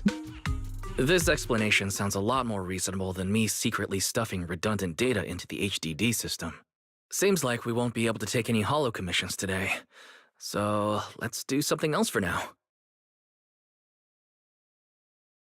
Do we go buy French fries and be happy? Maybe, you know, that'd be nice. Because I don't know why, but the first thought I had was, how about we go on a date with Fairy? I want to go on a date with Fairy, but we can't because she doesn't have a body. We need to build Fairy a body. We see intelligent constructs everywhere. Banue, Aria, and those are the only 2 that I can think of, but there are others, right? We see intelligent constructs everywhere. And Magus, well, I guess Magus is mostly a tail, but still, you know? So I wish we could build a body for Fairy so that she could experience the world. Because right now she's just experiencing, well, probably a lot of porn, because she's on Interlude, right? And Interlude is the equivalent of the internet, so it has to have porn, most likely. So yeah, I want to give her, you know, a different vision of the world. And since Gilded Carrot Day is right around the corner, nothing crazy should happen. Let's just relax for a while. Wise, don't say things like that just yet. Of course, he jinxed us. He jinxed us. I will try to get the new characters, Lightcone in HSR. I read it. I read its description and it's so OP. Probably, I didn't read the description for not Yao Guang's Lightcone, but I did the trial for Yao Guang, and Elation is just going to power creep everything, just like Remembrance power crept everything before that. Is going to be that all over again. So if yeah, you did manage to get Yao Guang, luckily, even though you weren't exactly aiming for her. By the way, congratulations to you on that. But yeah, you might as well start investing in Elation if you want to go down that route.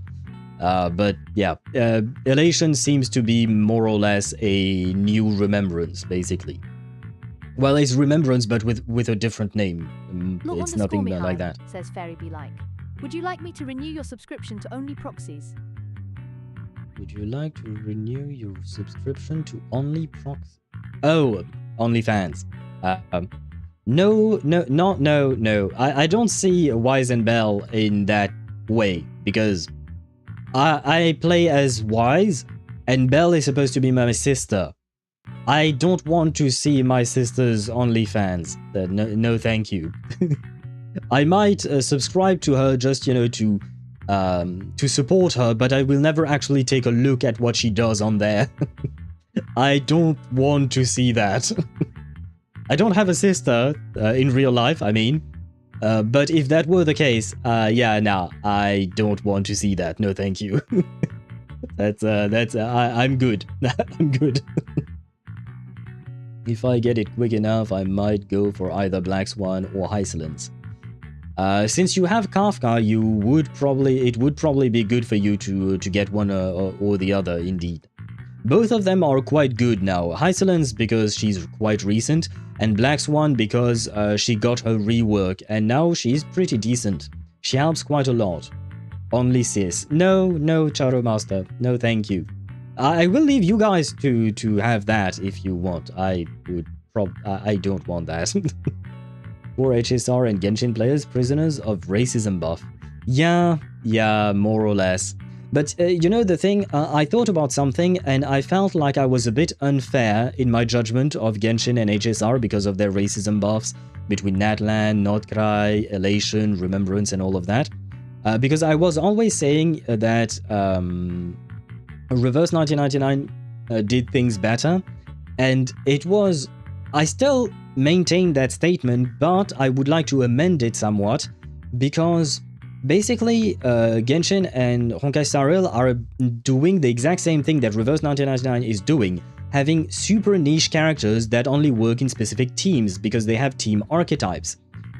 Except Reverse is still doing it better because number one, they keep updating older units way more frequently than HoYo games do it, and they don't power creep their old characters as much. Like, you don't feel forced to pull for these characters. Plus, the rates are better, you get more rewards, so it is way easier to sustain your account in Reverse 1999 than it is in HoYo games. Even though they are basically going the same route. And I understand the idea, but in my opinion, Honkai Star Rail is doing it way worse. Genshin is doing okay-ish with the Notcry system. It's okay. I wouldn't call it great, but it's okay. Reverse does it best, still. That I maintain. But I did want to add the fact that they do use the same idea of creating really niche characters like that. But yeah, the context of how they implement it is very different. I'd rather just Zelle, PayPal, Venmo them money instead. Sure, yeah, something like that as well, yeah, why not? But yeah, at the end of the day, I don't want to. Because I've never actually been on the website. No, I think I have been on the OnlyFans website once or twice. And I think it does... I mean, I've never subscribed, so I don't know. Everything was blurred, I think.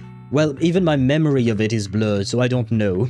But I think you might you might see things you don't particularly want to see right as you get onto a page or something. So yeah, you're probably right. I don't want to go there. Now that you mention it, I didn't think of that. Yeah, PayPal, Venmo, whatever. I have never heard of Zelle or Zelle. I don't know how to pronounce that. I've never heard of that one. PayPal I know, Venmo I know, but I've never heard of it being used in France. At least none of my friends use it. But Zelle or Zelle I've never heard of. I was even talking about Wincest. You guys are just dirty-minded. You said only proxies. There is only one site that you would... one website that you would make a pun out of, which would be OnlyFans. And if you say only proxies, plural, you're talking about both Wise and Belle. Doesn't have to be the same account, but the fact is that I'm not interested. I don't want to do OnlyFans myself, and I don't want to see my sister doing OnlyFans. She can do it if she wants to, that's up to her, absolutely, but I don't want to see that. Where was I at? At the end of the day, all gacha have racism buffs. Yeah, that is true, in fact, that is true. But I will maintain that some gachas implement it better than others. We got our first racism buff in Honkai Impact 3rd, and it was 3 years ago, I guess. Anyways, new Rhine May skin is beautiful. It is indeed, I do like it. I really wonder why they do that instead of rotating the archetypes. It's because the HSR no longer has archetypes. Destruction, like, every unit is basically either a destruction unit or, like for DPSs, all we have is blast damage or AoE damage. There is no hunt. Hunt is dead. Remembrance completely killed the archetypes because inside of Remembrance you have erudition, you have harmony, you have what do you call that? Abundance.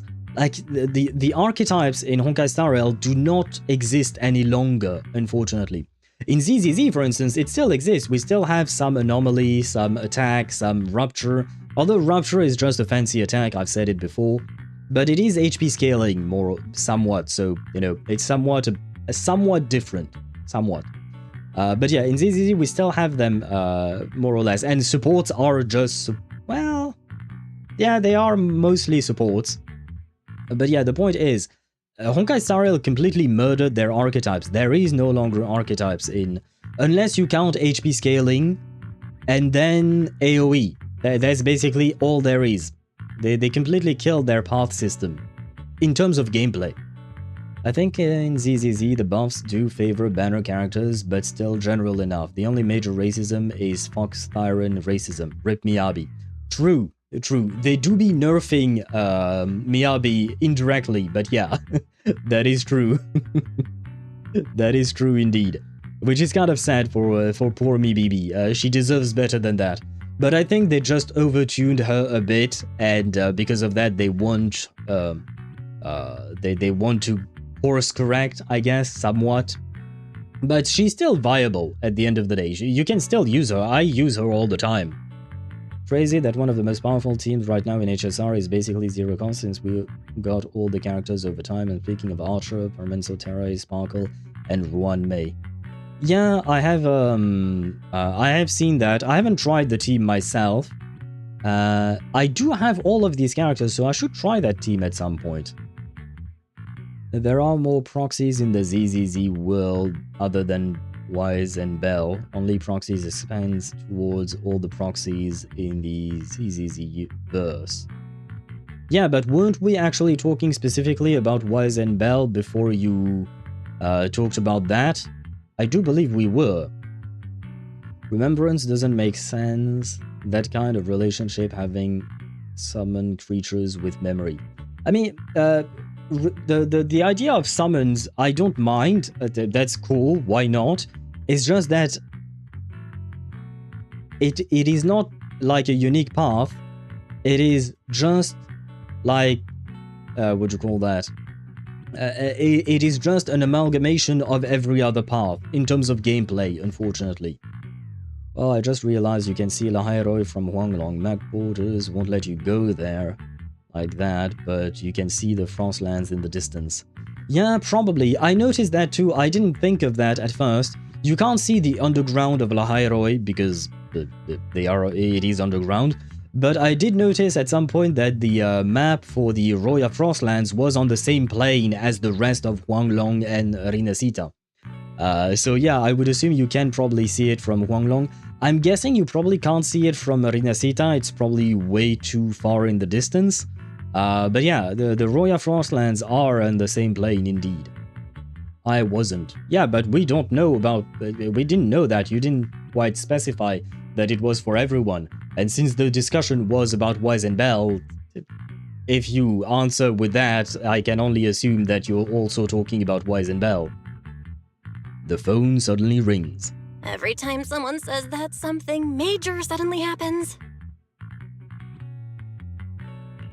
Oh, it's Jane. Good morning, managers. Are you two still in Wi-Fi these days?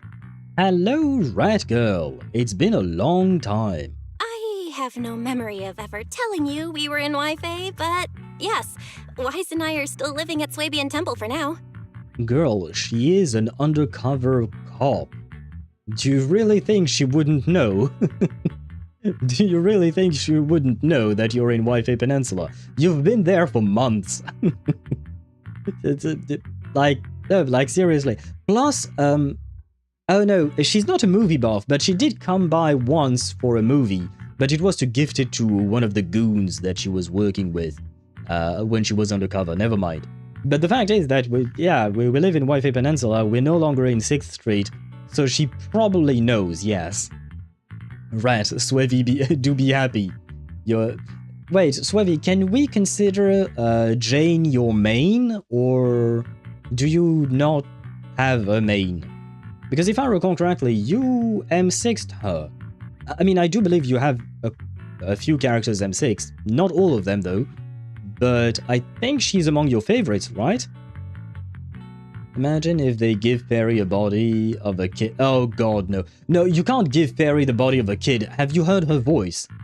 Allegra Clark does not sound like a child. No, I refuse. If Perry looks like a child, I will riot. No, I am French. I know how to protest.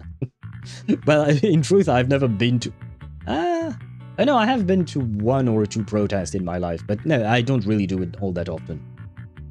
At least now we know where it is. Yeah, it is very far up north. I wasn't well, I mean, we could have expected it. It is more or less said that it was in the north, but for some reason it didn't register in my mind. for the Roya Frostlands. Among my favorites, yep. Okay, well, I assume you were happy with this quest because it involves her. Oh dear. Looks like my timing couldn't be worse. Wait, what is stab? Why does she... I just noticed. You might be able to see it somewhat on the other hand because she's kind of hidden behind me. But what is stab? She has stab written on her... what do you call that? On her sleeve. Is that like an acronym? Or is it just like... Does she enjoy stabbing people? I mean, she does use knives and stuff. So, what is stab? Is that an acronym for something? Or does she just like to kill people? One message earlier, I wrote where? Stand above impermanence heron, look north, and there it is. Oh yeah, I see. I was thinking more like, next to the Dreamless boss, which is even closer, but okay, so if you can even see it from there, that means you... I mean, because technically speaking, if you look at the map, the Roya Frostlands are quite far away from Huanglong, to be fair.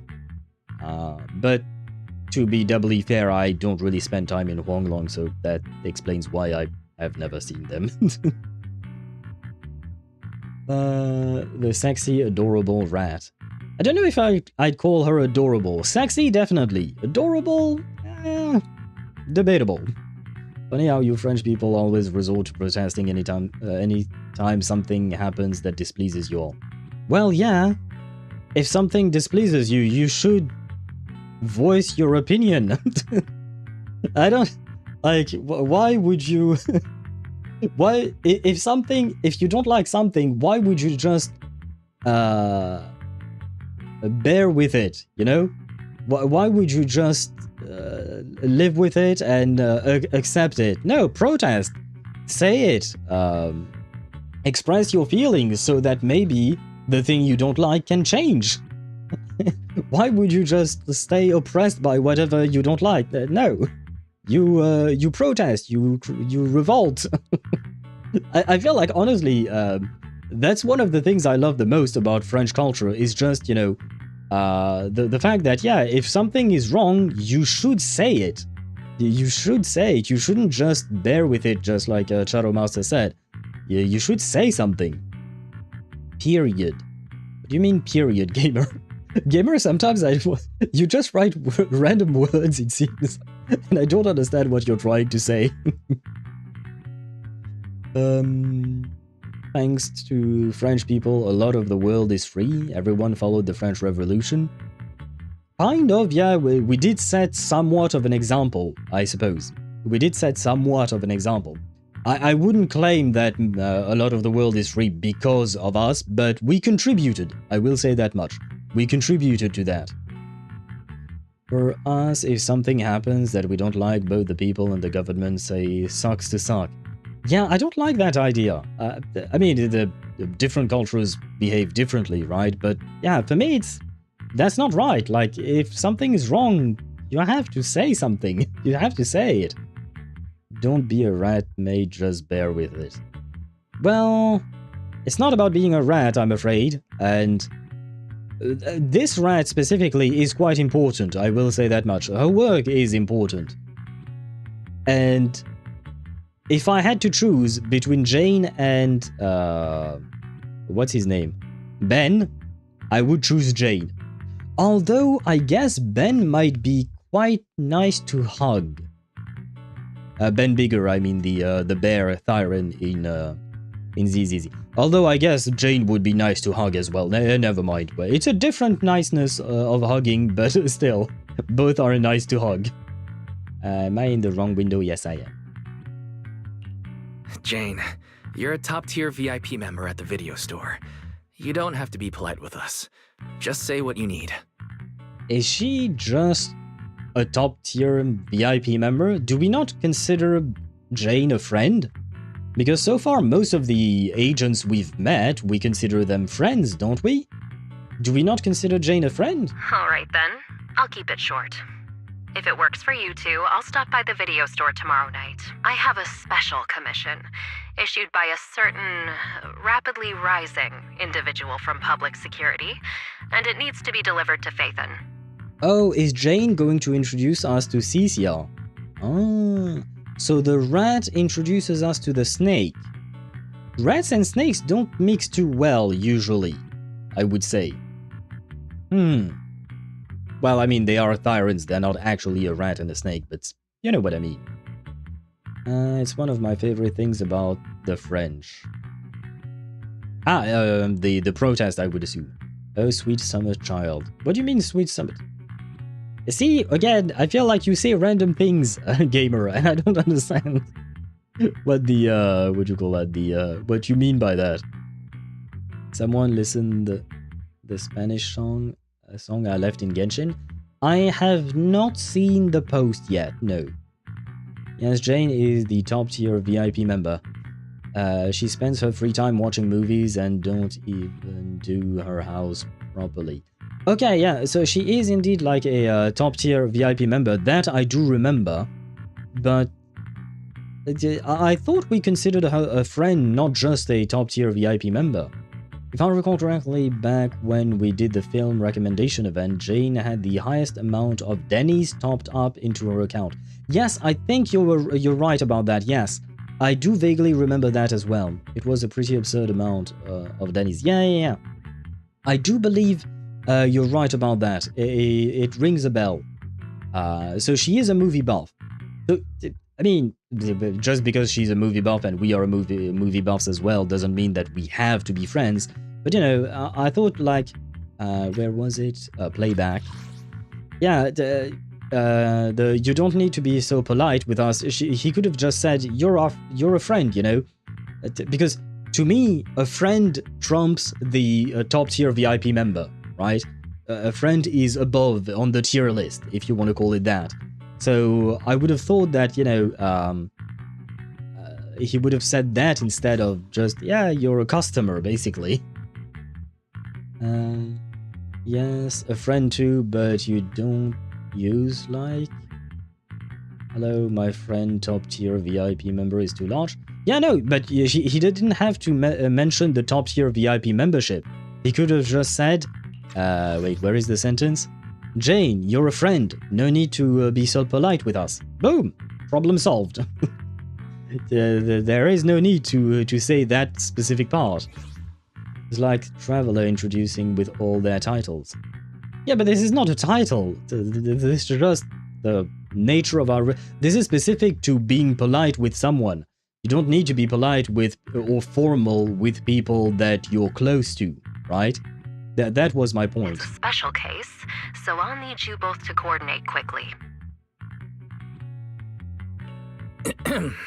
Phaethon? Public security? Why are you suddenly talking about all these things we've never discussed before? Did Yixuan tell her, or did she just figure it out herself? I'm guessing she probably figured it out herself, right? She's smart enough to learn about that, most likely. Jane is a friend with benefits? Yes, I mean both ways. Is she? Because I've never really seen any kind of romantic aspects to the relationship between Wise and Jane, or Belle and Jane for that matter. But between the MC and Jane. Like, Jane is very sultry and sexy and all of that, but I don't know if she went for it, you know? Well, she's more professional in contacts, that's why Wise was like that. Or... I don't quite...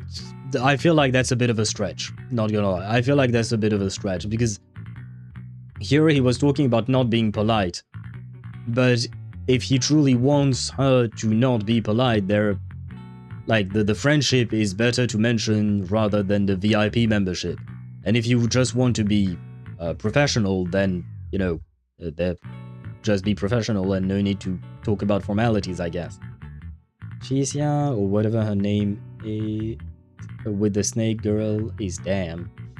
She is quite cute, yes. She is quite cute. No need for romance in this kind of benefits. Yeah, no, romance was not the right word, but what I meant, like, I never saw any kind of, like, interest in her into Wise, for me personally. Like, yes, she plays around, but she didn't seem committed or serious. And once again, I'm not talking about a serious relationship, romance, etc. Even just for benefits, I don't think her flirtiness was serious with us. Jane never went for it because she's occupied going for it with Seth. Sethos? But I assume you meant Seth, Mihai, not Sethos, because Sethos is in a different game. And I don't think Sethos would survive her. Well, to be fair, I don't think Seth would survive her either. Maybe as a secret agent, she doesn't want to have someone calling her friend for the sake of their beloved. But we're just on the phone together. Unless our phone lines are tapped, then why not? But again, this is not Jane saying anything. This is Wise saying you're just a top tier member, etc. This is not about Jane, it's about how Wise responded to Jane. I understand your concerns. To be honest, the client didn't tell me the reason for commissioning you two directly either. But with Gilded Carrot Day coming up, there's been a string of intelligent construct citizens suddenly losing control throughout the city, so things really are urgent. And the client suspects it might be connected to some kind of illegal intelligent entity. Right, wait. Wasn't there an AI that was teased at the end of the previous patch? I think. Like, and when I say AI, I'm talking fairy level AI. One of her AI sibling, if you want to call it that. Yokai? Was that his name? Okay. Yep. Okay. I remember. Wasn't it a kid? I think it looked like a kid, didn't it? I think. Or it took the appearance of a kid, or possessed a kid, or something. I don't remember quite well. It's kind of vague in my memory, because it didn't appear quite a lot. But yeah, it was manipulating the Bangbu, if I recall correctly, right? The OG Bangbu made directly by Lady Sunbringer. He took over Lockspring, yeah, Bangbu's body. Ah, okay, so it wasn't a kid, it was a Bangbu. See, for me, anything that's tiny is just a child. He knows her well, so knows how to talk with her, and VIP membership is professional talk, means a lot more than being friends. I still disagree with you on that. Yokai, like in Toho, I expect a lot from Yokai. He sounded like a brat. Maybe that's why as well that I called, that I said that he sounded, that he was a child.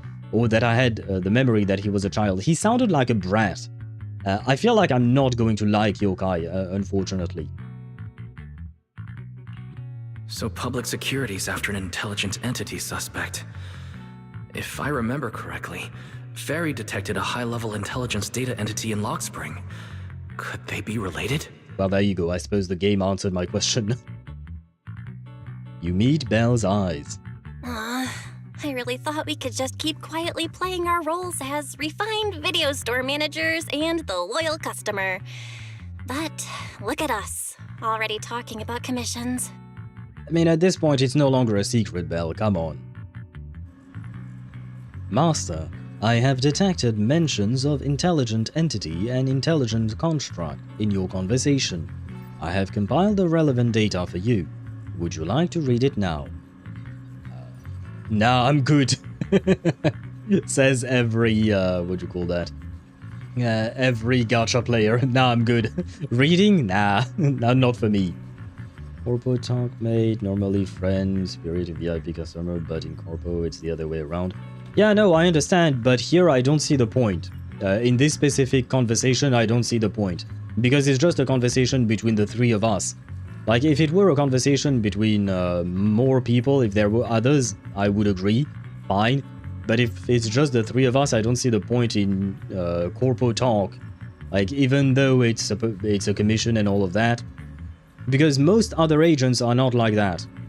Even though most other agents are also, what do you call that? Somewhat professional, some of them. Not all of them. Looking at you, Haruma-san. Well, like you said, the line could be tapped. Yeah, but I kind of doubt that we are always under that assumption. That was just a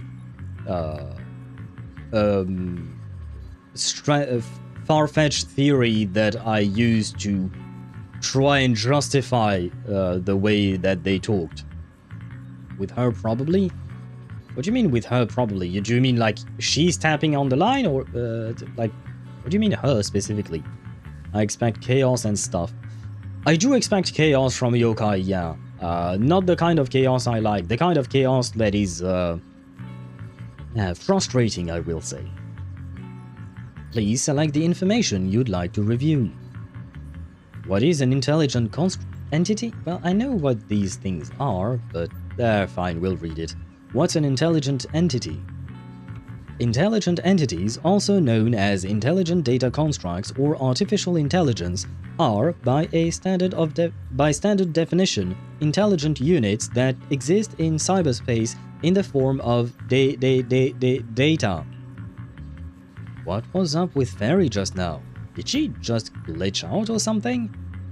Running diagnostics. Issue identified as signal interference caused by memory corruption. Interference cleared. I have gathered the following supplemental information regarding identity authentication of intelligence entities. Intelligent entities can apply to undergo the forbidden fruit test with their logic core. As long as they pass the test, they will be officially recognized by city administration and granted the same autonomy as other citizens. And you're among them, Fairy? Reminder: the forbidden test is only designed for ordinary intelligent entities, and certainly does not apply to your AI assistant. Would you like me to look up anything else, Master? Yes. Please select the information. Yeah. What's an intelligent construct? In general terms, an intelligent construct refers to a humanoid machine equipped with a logic core that has passed the forbidden fruit test. They are officially recognized as construct citizens of New Eridu.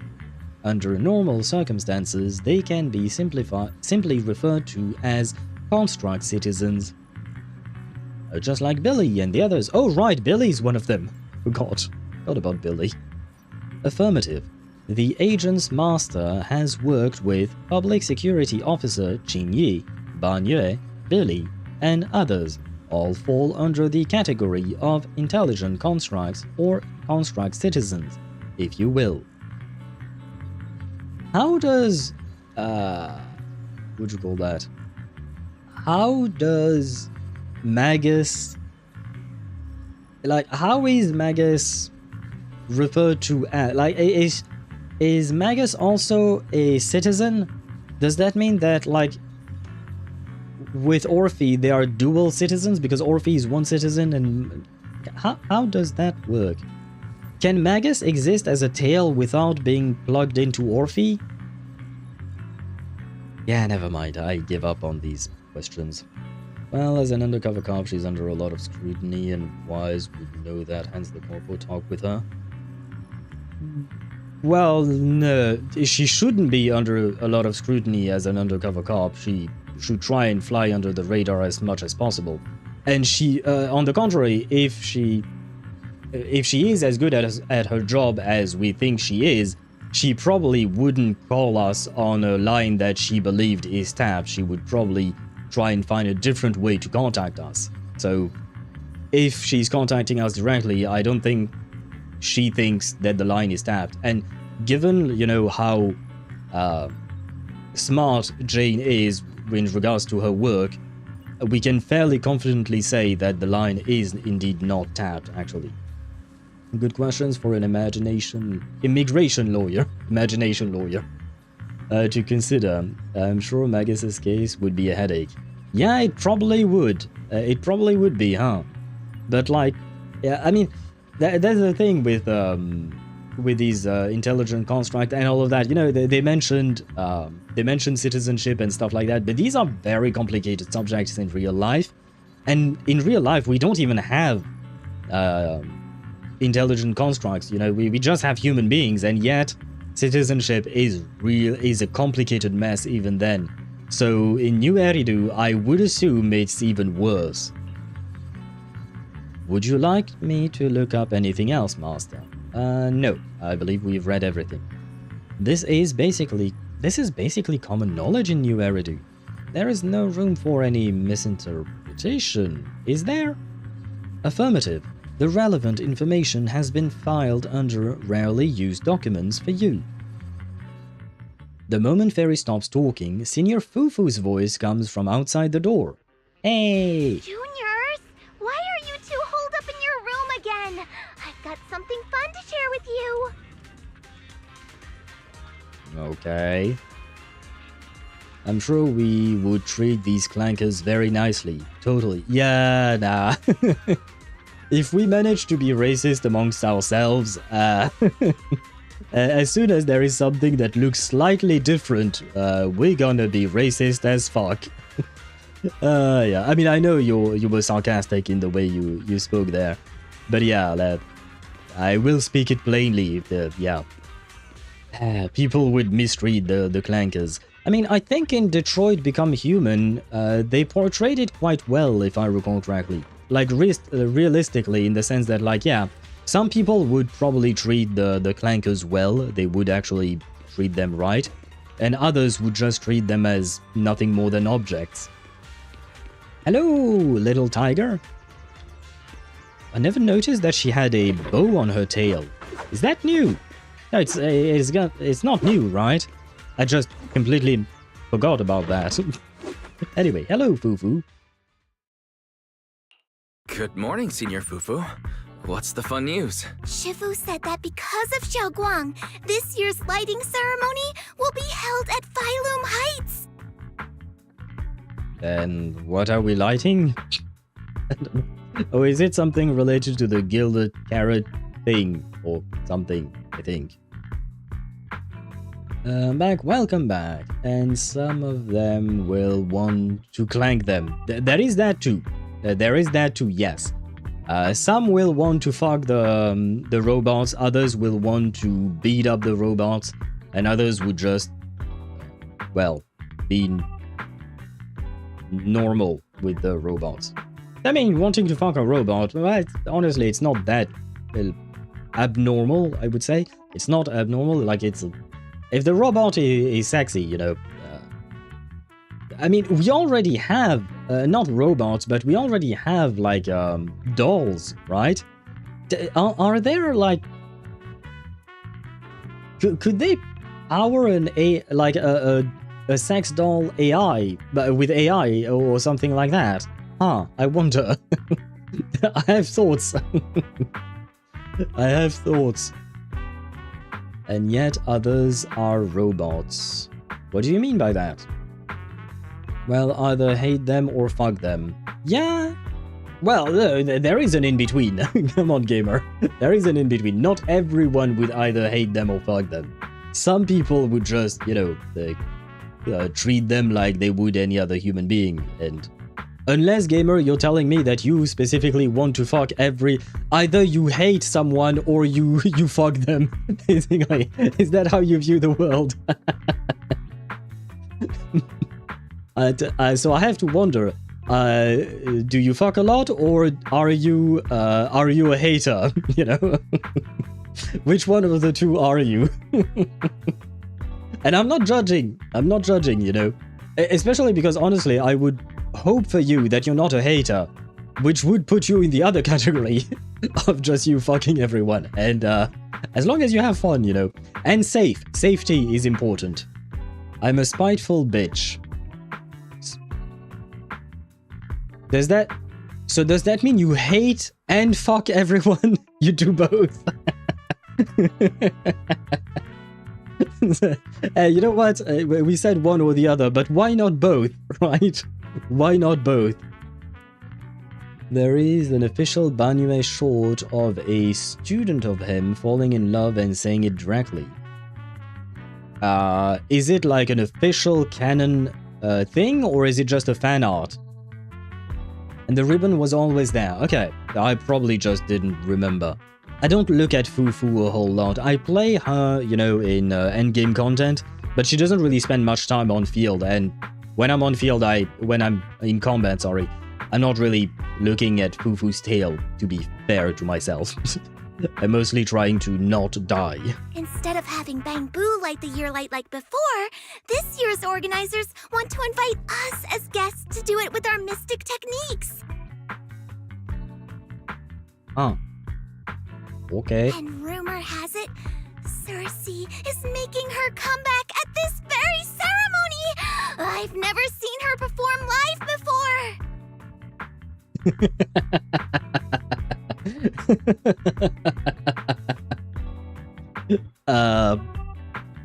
I know this name is common, well, not common, but it exists.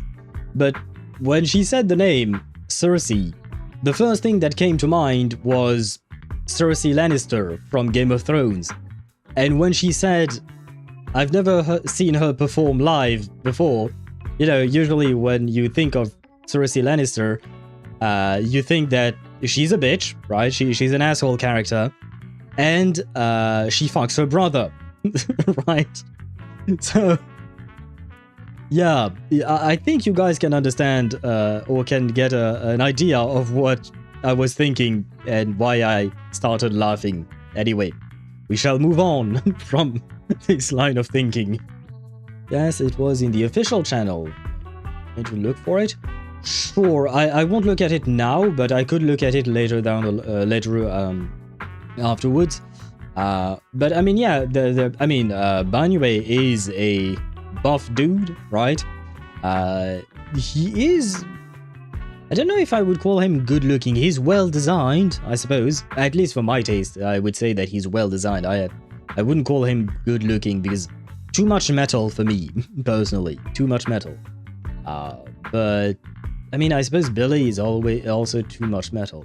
Qingyi, on the other hand, she's cute. That's how I'll phrase it. She's cute. She's too tiny for me, but she's cute. So if we had intelligent... Can we get a Domi-Mommy intelligent construct? Well, I guess we have the domination part with Magus because she's kind of an asshole, but she's just a tail, so that doesn't really work. There. Never mind. Cersei? But she retired years ago. Yeah, by the way, who is Cersei Lannister? Because it's like... I don't know who that is. I know, right? So, even though it's just a rumor, I'm super excited! Anyway, with something this big going down, there's no way I'm not bringing my precious juniors along! I came today to invite you both to light up the year light together! After all, the lighting ceremony's being broadcast citywide, so we need to practice! You guys don't have anything else going on, right? Well, about that. We may or may not. Aria, she looks too much like a child for me. All three of the Angels of Delusions. I know they are, if I'm not mistaken, they are teenagers. Well, Aria specifically, I don't know because, well, she's a robot, so she can be built at any point in time. But they look way too much like teenagers and kids for me. So, yeah, I'm not interested there. At least for me. But you can have her if you want. Today alone, I went from 0 to 45 for Yao Guang's light cone. Huh. Did you have savings or did you just farm the new content? There was a scene in Gits. Don't know what Gits is. Where Motoko, main character, was undercover in some refugee camp and slept in some teen boy's place with... Oh, Ghost in the Shell, okay. With this boy because there was only one bed there. Okay.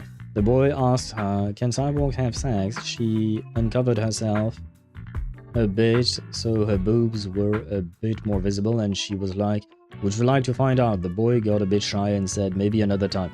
Ah, come on! He had a perfect opportunity! What a dumbass! Because, I mean... I don't remember... oh, the name of the main character is Motoko, right? The actual ghost in the shell, the actual robot girl. if I recall correctly, her design was quite sexy in the anime, because I have seen some images, and the movie, even though I know we don't talk about the movie, it was Scarlett Johansson, right? And she's hot. So, you know, if you have an opportunity, like if Scarlett Johansson tells you, go ahead, you don't say maybe another time. Come on. What is wrong with that child? Unless he's not interested in women. If he's not into women, that's fine. That I understand. But otherwise, if he's bi or heterosexual, what the fuck is wrong with this kid? Wait, it depends. How old was the kid? How old was the kid? Yeah, but still, yeah. What is wrong with him? Chat it on ZZZ. Okay, I'll take a look at it later on. I got Yao Guang from a temple I farmed. We got a free temple, which I used for her light cone, and the rest I farmed content. So that means you managed to farm 35 pulls today, huh? I didn't think there was that much in terms of rewards in the new... Well, I mean, there is more to be had, but okay. Interesting. It'll take me longer to farm all of that, but just to know. Well, he looks 16 maybe. Well, okay, if he's a teenager, and again, specifically if he's bi or if he has any interest in women... A teenager? You're gonna tell me a teenager is going to say no to a woman like that? Even though she's a clanker, she's a sexy clanker. Come on. I don't believe it for a second. That is a poorly written character. I don't know who this kid is, but poorly written, I tell you. Motoko Kusunagi. Okay. Being the name of the main character. A typical princess MC. What are you talking about, Deidara?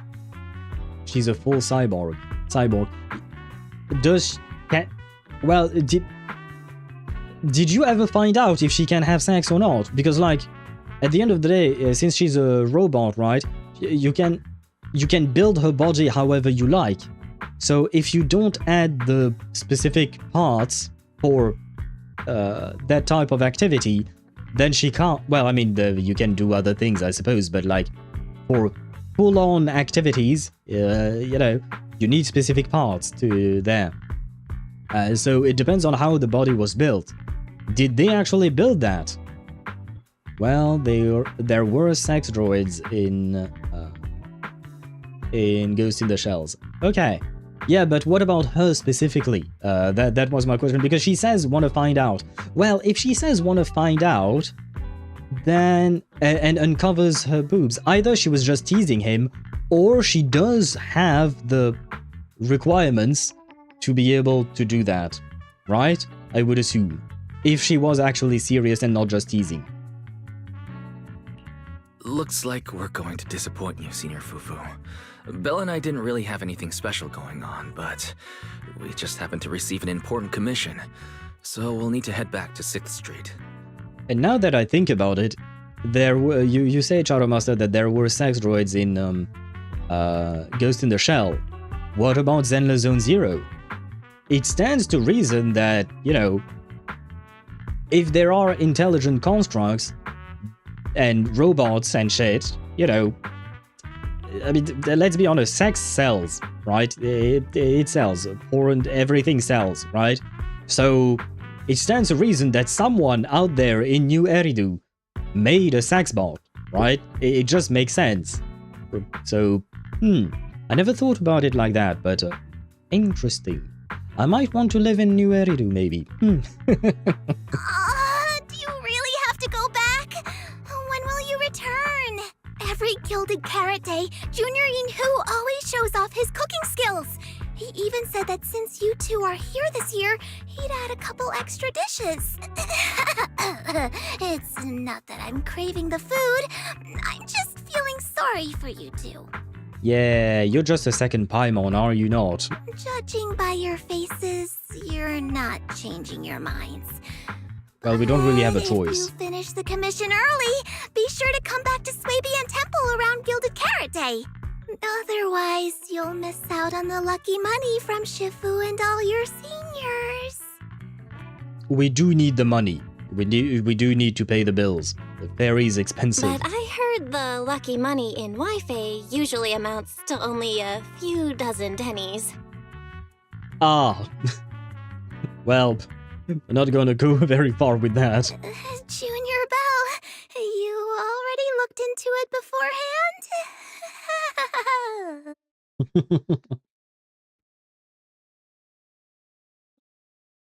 That was quite well acted.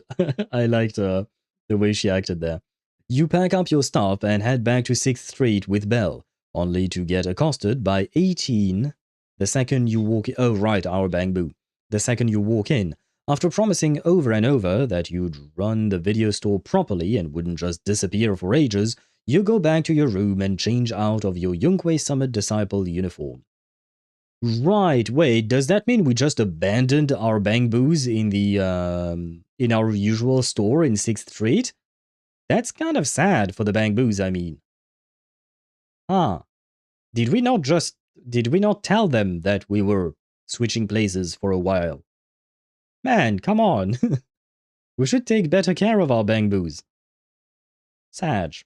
You quickly pack your things and rush back to the workshop, only to find that Belle and Fairy are already inside. Everything seems to have gone back to the way it was before heading to Wi-Fi Peninsula. Is this the devs saying, guys, we heard that you didn't quite like the 2.x era of updates, so we're going back to the old days? Is it just the devs acknowledging that? Because I don't know if it's a majority of people who didn't quite enjoy, because I wouldn't say people hated 2.x, but I did hear a lot of comments or read a lot of comments about people not enjoying it as much as they did 1.x. So I don't know, is that actually a majority of people, I wonder? Let's ask it to... you can ask Aria, Deidara. I am not asking that to her. I am not. In the second movie, they were in the middle of a killing spree. One model started killing owners, and that got Section 9's interest. Oh wait, are you talking about the sex droids going on a killing spree or something like that? Well, maybe I won't buy a sex bot. Maybe I won't. A gluttonous beast. Yeah, I mean, she's a tiny tiger, but she do be eating quite a lot. Maybe she's trying to grow bigger. Kind of like Ben bigger. Maybe she saw Ben and she was like, I want to be like that in the future. Progress update. Maintenance on the HDD system database is complete. Redundant data cleanup is at 87.4%. You only went up like 6%? How much data is there to clean up, I mean? If I'm remembering right, this cleanup progress looks the same as before we left Swapian Temple. Weren't we at 81% before? I thought we were at 81%, not 87, I think she said. Section 6 is a section of public security. Section 9 is a section of public security, and they're above the police. Wait, are you still talking about Ghost in the Shell, Shadowmaster, or are you talking about Zenless Zone Zero now? Because we do have public security and sections... Wait, no, section 6 is in hands.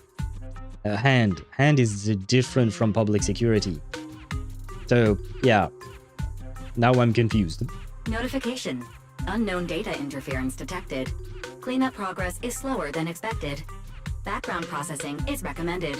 To accelerate the process, consider activating full force mode. The heck is full force mode? What is full force mode? In full force mode, all of my computing power is routed into a single dedicated thread. During that time, processing speed increases by 120%. Okay, pretty good, I suppose. Power and data usage will spike by 200%, and nearby users may experience some network disruption. Yeah, not good. Run it in the background. Do it now. Transferred to background processing. During processing, I will plan your schedule. Based on past travel records from Master and Second Assistant, I have generated the following recommendations. At some point, 18 pushed open the workshop door and was patiently waiting off to the side. Trip planning on hold. As the guilty shop owner, you must hear out what the employee taking care of the shop has to say first.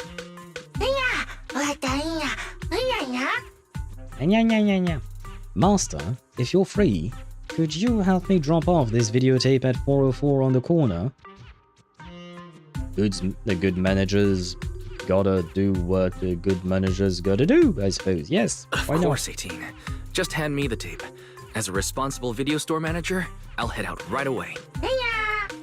Thank you, Master. After handing a musical videotape to you, 18 leaves, satisfied. Looks like Wise has already got plans before Jane arrives. In that case, Fairy, generate an exclusive leisure itinerary just for the assistant manager. So So I'm working and you're just... I see how it is, Belle. I see. Roger that. Evaluating transportation options, event appeal, and other variables to generate a new plan. Confirm plan. 404 Lighthouse. Huh? So my destination's still the same as Wise's? Fairy, we don't do that whole absolute fairness thing in our family. During routine information filtering, I noticed a rise in online posts mentioning 404 live music and Angels of Delusion. Aha. It was a reasonable conclusion. A reasonable conclusion. So when you said you were busy, you were actually keeping tabs on that little idol group from 404? Unlike me, I hardly have time to follow them at all. Right. Like I believe that. Like in her EP song. Oh, do you mean like, yeah, the little tiger? Yeah, she do be eating. I mean, she's cultivating, right? So in order to cultivate oneself, you need to be well nourished, probably. When they arrive at the crime scene, police must just transfer it to them. Still goes in the shell. Okay, I see. Wait, why did we start talking about that? Is my question. Negative. The strongest AI assistant in New Eridu remains fully dedicated to the Master's commissions and has never been negligent. All right, I'm just joking. But Fairy, you heard it too. Public security is searching for an illegal intelligent entity lurking in the city. So be careful, okay? Don't let them mistake you for one. Fairy would never. Public security is probably just looking to work with us. Through that. Belle, don't scare Fairy. She's always careful, and we've already reported to Qingming, so there shouldn't be any problem. That commission, it's probably just because they need Fairy's help. Besides, I think Fairy's recommendation is pretty good. Since we're free anyway, why don't we drop the tape 18 brought over off at 404 and check the place out while we're there? You know what? I'm kind of happy, again, because I felt like, you know, Fairy was kind of in the background during the 2.x era. So, you take the video... oh, okay. And same thing with Belle. I did say that in previous streams, during previous patches. I felt like Belle was not really present during most of the story. And that was kind of sad because I liked having our sister with us most of the time. So maybe this is truly a return to the source indeed. You take the videotape that 18 asked you to bring to 404 and head out with Belle. Familiar route, unfamiliar destination. Yeah, I mean, it's really not that far. I was getting used to seeing 404 empty all the time. Never thought they'd manage to open before Gilded Carrot Day. That's one chunky cat. Think we might run into Sunna and the others if we go now? Maybe. Right, we have met them I wonder in when an we'll get event. to see them perform on stage. We have met the Angels of Delusions in a previous event, from, what do you call that, from this patch, right? I forgot about that. From whom the belt... oh my god. You have issues with your puns, man. Ari, who are you? Hello? Oh, it's you two. You're friends with you're friends of the Angels of Delusion and managers of that video store on the corner, right? Yeah. We came for a walk and to drop off some tapes. Huh? That was quick. I thought it'd take a while. After all, that little bamboo in the shop looked like it was really struggling when it was digging through the videotapes. Manager is back. Either way, thanks for your patronage. Well then, thanks for the delivery, manager. But according to 404's operating hours, we don't have any shows on at this time, so I'm afraid we can't offer you any of our services. Oh right, if you're here looking for Sunna and the others, go ahead. Head down the stairs and you'll get to the drink stand and performance area. Want me to show you the way? Nah, we'll head down ourselves. Poor Ari. Just to completely shut her off. Wise, you're so slow. Hurry up and get over here. I mean, I'm slow. Over here's the drinks stand and rest area. This place is so hidden away, but it's a whole different world once you go downstairs. Will we ever see Astra Yao perform here? You know, I just want to see Astra Yao again. Doesn't seem like we picked the best time to stop by, Wise. It's pretty quiet when there are no shows. Looks like Fairy's recommendation was not so hot. Wait, I think I hear singing. Is that coming from the studio? Turn heartbeats into tempo. Is that Nangong's voice? Make every step feel right as we go.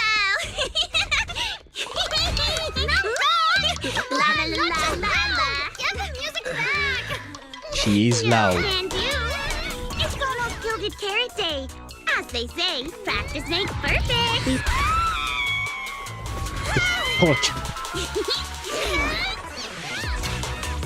Nangong! Sunna! Stop that! I'm blacking out.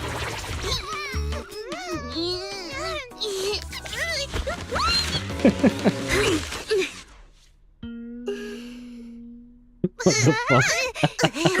Apologies, manager. I'm so sorry. Yeah, my bad. No worries. I found those records you were talking about. Oh.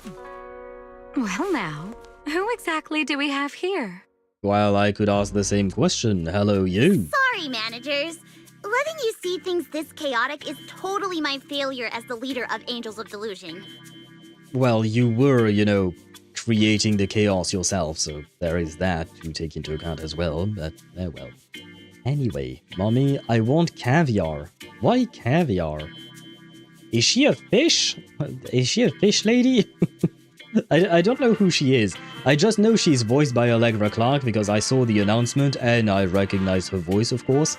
And she looks hot, but I don't know who that is. Oh wait, I think I maybe know, but they are probably going to introduce her to us right there.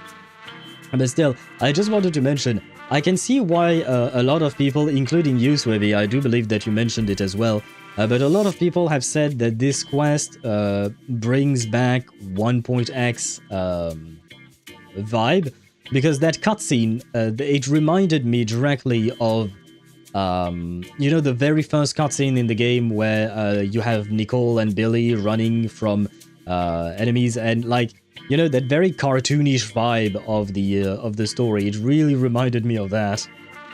That's right, Nangong. It was your failure. Ahem. As compensation, allow us to offer you 2 extremely sought-after tickets to the Gilded Carrot Day special show for the Delulus. This will be Angels of Delusion's first live performance, and tickets are practically impossible to get right now. That's right, impossible to get. Yeah, but when you say it a second time, I am less inclined to believe it. Just saying. Swithy, that is a wild comment. That was wild indeed. But let's see, what does this mysterious woman have to say? Even though we, Angels of Delusion, are hosting the show, we can't give out tickets as we please. But since what happened just now was our fault, we'll be sure to have tickets sent to you later. I mean, she might be willing to give you that caviar.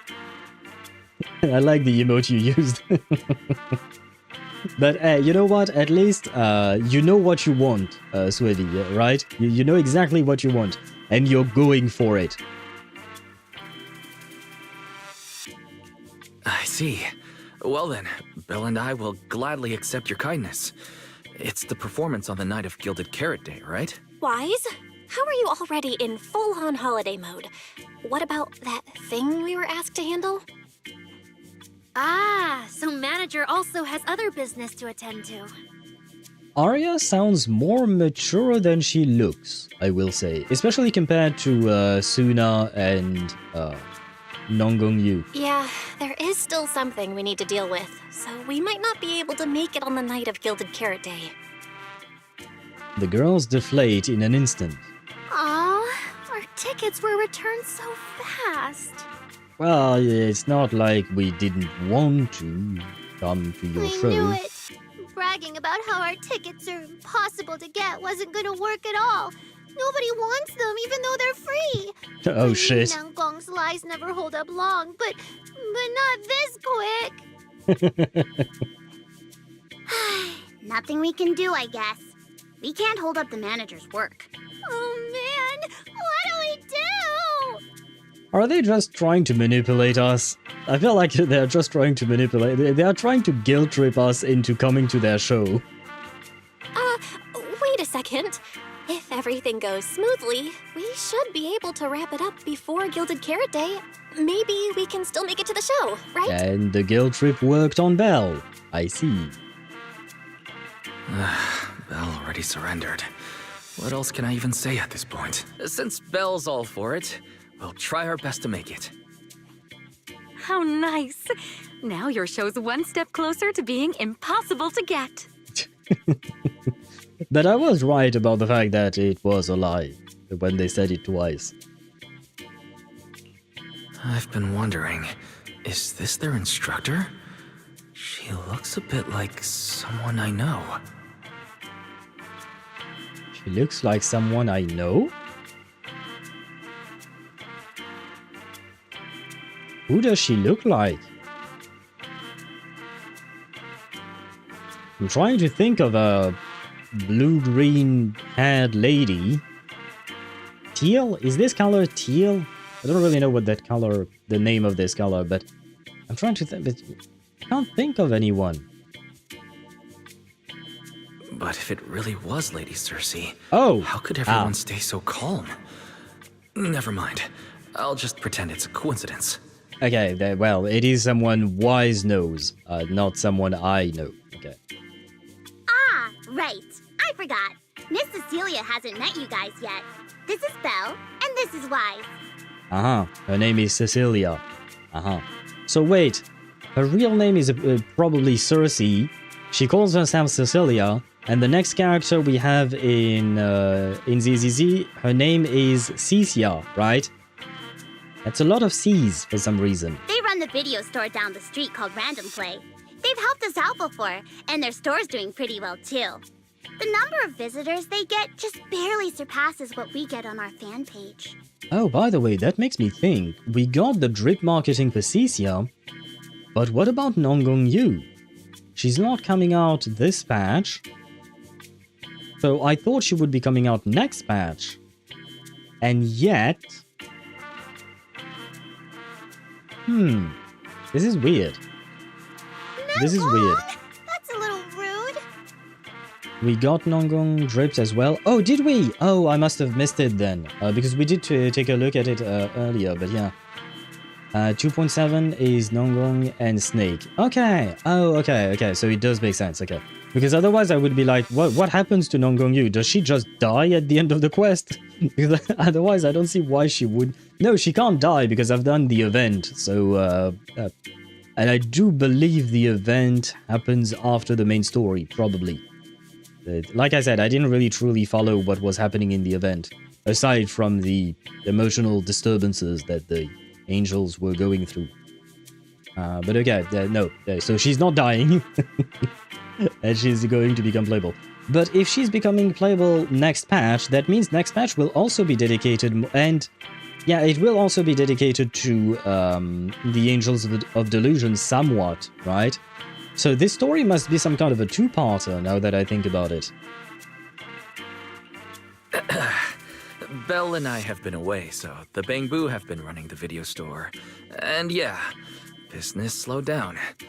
And that still slightly surpasses your fan page? Turns out everyone here is equally rude. What do you mean? It's fine, really. Belle and Wise already know what we're like. So, Can a barely noticed group like us with fewer fans than a niche video store seriously host a show? We don't have to call our video store a niche. And how is our video store a niche? It's just a movie store. Right? Is that supposed to be considered niche? Niche video store, huh? In a way, I guess that means you're acknowledging our taste. And our membership isn't exactly small, right? Oh, I guess maybe the movie collection we have is niche, maybe, then? I don't know. That's right. And our members really trust us. One loyal member even topped up 500,000 Denny's in one go. That would be Jane, I would assume, right? That would be Jane. 500,000 Denny's? Oh, with that kind of money, we could finish all the stage setup and promo materials for the show. By the way, how does Jane have that kind of cash? She's a cop. Police officers are notoriously not really all that well paid. I mean, not to the point of I mean, I suppose the value of Denny's is not the same as the value of other currencies that we have in the real world, right? Well, I mean, it could be equivalent to other currencies in the real world, but not like the dollar or the euro or something like that. I don't know. Yeah. Embezzlement and bribes for the win. Nah, I don't think she would be like that. She could, but for some reason something makes me think that she wouldn't take bribes and embezzle funds that she would... Like, she wouldn't steal from whatever she seizes when she arrests people or whatnot. I don't see her like that. Yeah, I'm kind of on the fence, but still saying no. All but of that still, would only cost 500,000 Denny's. It does beg the question, where the fuck does she get that money from? Well, we didn't even add any costumes or promotion. It's the only way we can save money. If ticket sales go smoothly, the funds for preparing the show shouldn't be a problem, right? But will our tickets really sell? Just like Nangong mentioned, this is our first ever in-person performance. If we fail, Angels of Delusion will be stuck on our online page, posting videos every day while counting a handful of views. I don't want that! Sunna, pull yourself together. Your new song's pretty much done, right? Let's give it a listen. Maybe the manager can offer some feedback too? Belle and I probably can't offer much advice on the music, but we're really interested in Sunna's new song. Could we have the honor of hearing the demo? That song? It's still just an early draft. Aw, but it's so good! Nangong didn't even get through the whole song. Sunna, let us listen. Oh, okay. I need to make some preparations. I can't embarrass myself in front of the manager. Miss Cecilia, could you take a listen to this part for me? Cecilia leads Sunna to the side of the stage to go over her questions. Sunna was the concerned one, but now Aria also looks uncertain. Sunna's still getting ready. Nangong and Aria seem to be chatting about something. I'll go listen to them. I go to listen to them? Cecilia, listen to this. We can ease up the rhythm a bit. Well, that's it. Ah, she is a fish lady, I think. Well, fish or lizard? I don't... I'm trying to look at her tail, but it ain't that easy to move the... Oh, wait. Have a camera! Well, hello, sister. Nice to meet you. There we go. Yeah, no, it is more fish. The ending is more fish-like. This part, to me, looks more lizardy, but why not? But this looks... Okay. Is she some kind of mermaid lady? She is, Anyway, hello, you. I love the color of her eyes. Although that purple kind of reminds me of the Wild Hunt in Genshin, which is not a good sign. But I like her dress as well. She looks nice. I don't know really who she... Well, I guess I kind of know who she is, but yeah. So now that explains the caviar comment from Swivy. Very well. You have anything to say, Belle? No. Belle is really focused on the fish lady, man. Belle is really intensely looking at the fish lady. You can't disturb her focus. Very well. This look like bark. Oh, yeah, I could see people falling for the fish lady. She's hot. And she's voiced by Allegra Clark, so she's doubly hot. Some people have floated the idea of a seahorse. Okay, I could see that. Wait, but seahorses, the male is the one... what do you call that? The male is the one carrying the eggs. So if you want to have babies with her, does that mean you have to get pregnant? I'm just kidding. But I could see a seahorse, why not? I'm assuming it's going to be revealed later down the line, right? No, I mean, perhaps not during this quest, but you know... Oh wait, but she's not playable. Right, no, we have a snake next time playable. Huh. I wonder if she's going to become playable or if she's just a... what do you call that? An NPC. If she's playable, I think her current...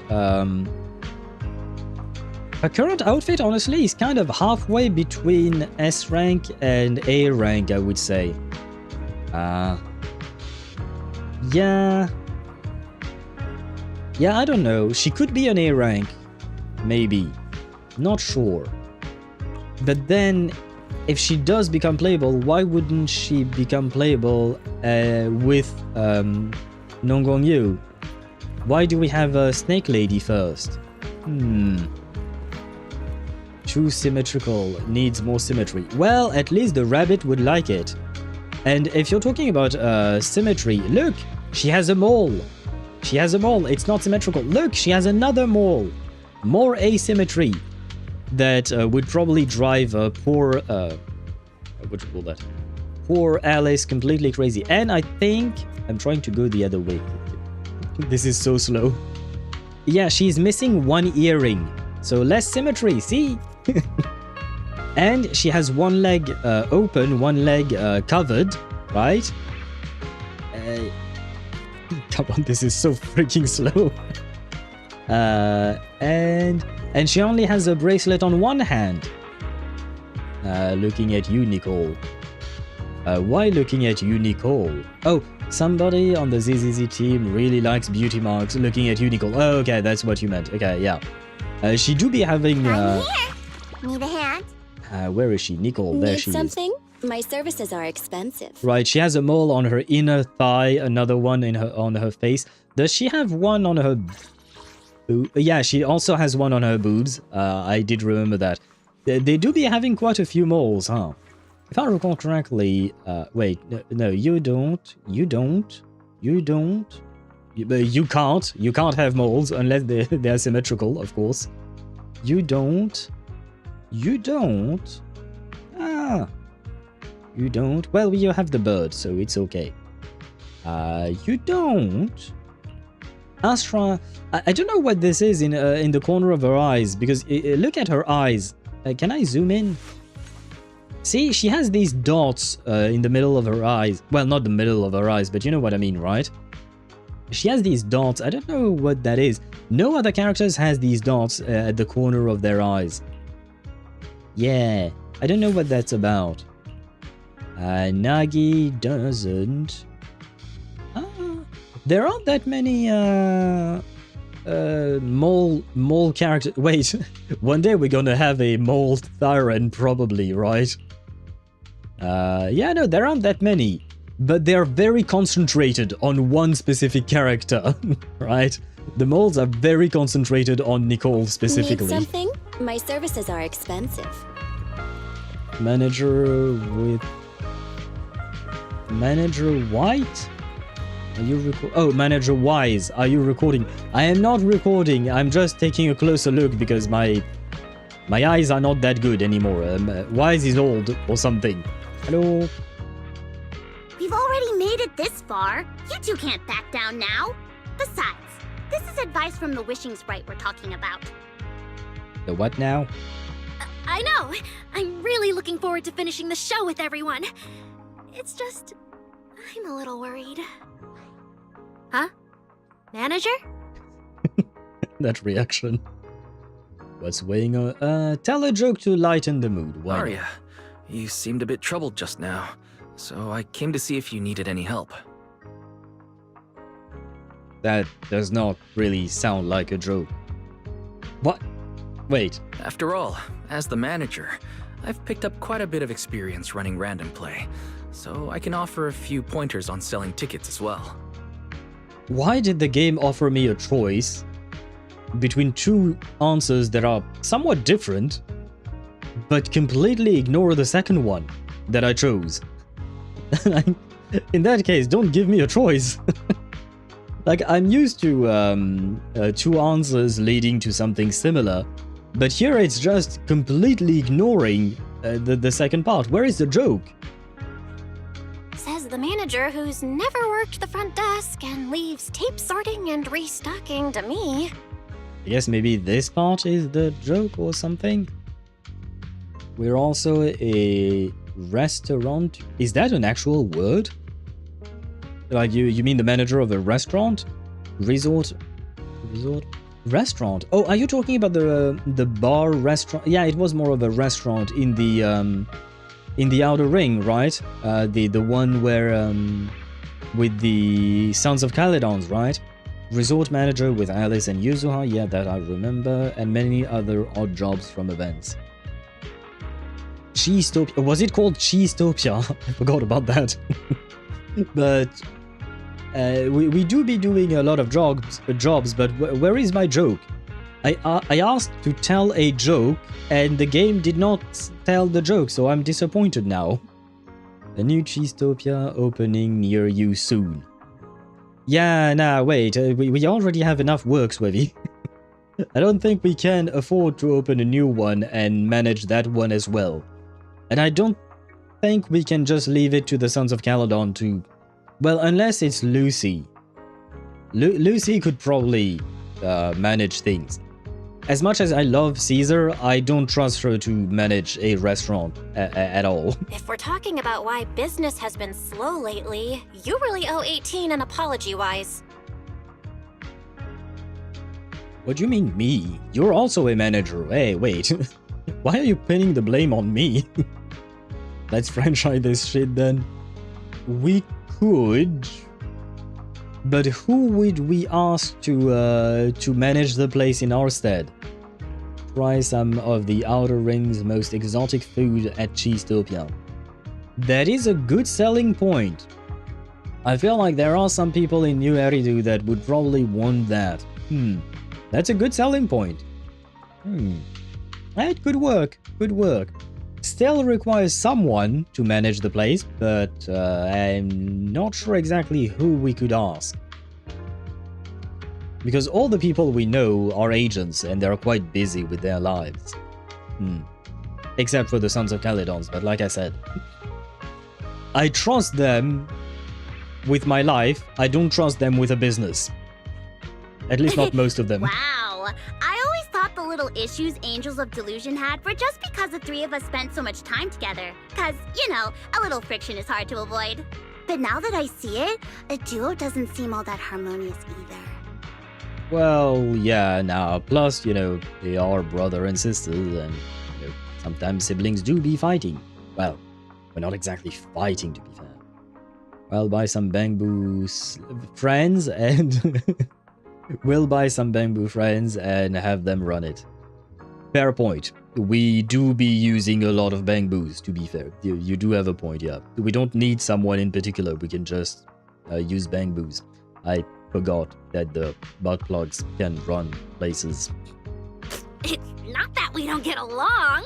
It's just that Sunna and I, need some encouragement from time to time. Alright. Well, since the manager's trying so hard to help, why don't you just tell them what you're worried about, Aria? Why does she sound like that? Honestly, it's just that We've never performed in front of a live audience before. We've only ever posted videos online. A live performance means being up close with our fans. Just like this. Face to face, seeing each other clearly. Yes? What are you worried about, Aria? You're a natural performer, Aria, and I'm sure you'll look pretty up on stage. Are you feeling a bit worried because you've never done a live show before? No, I'm not that great. What I mean is... Sometimes, I really do doubt whether I'm someone who can stand on stage in front of everyone.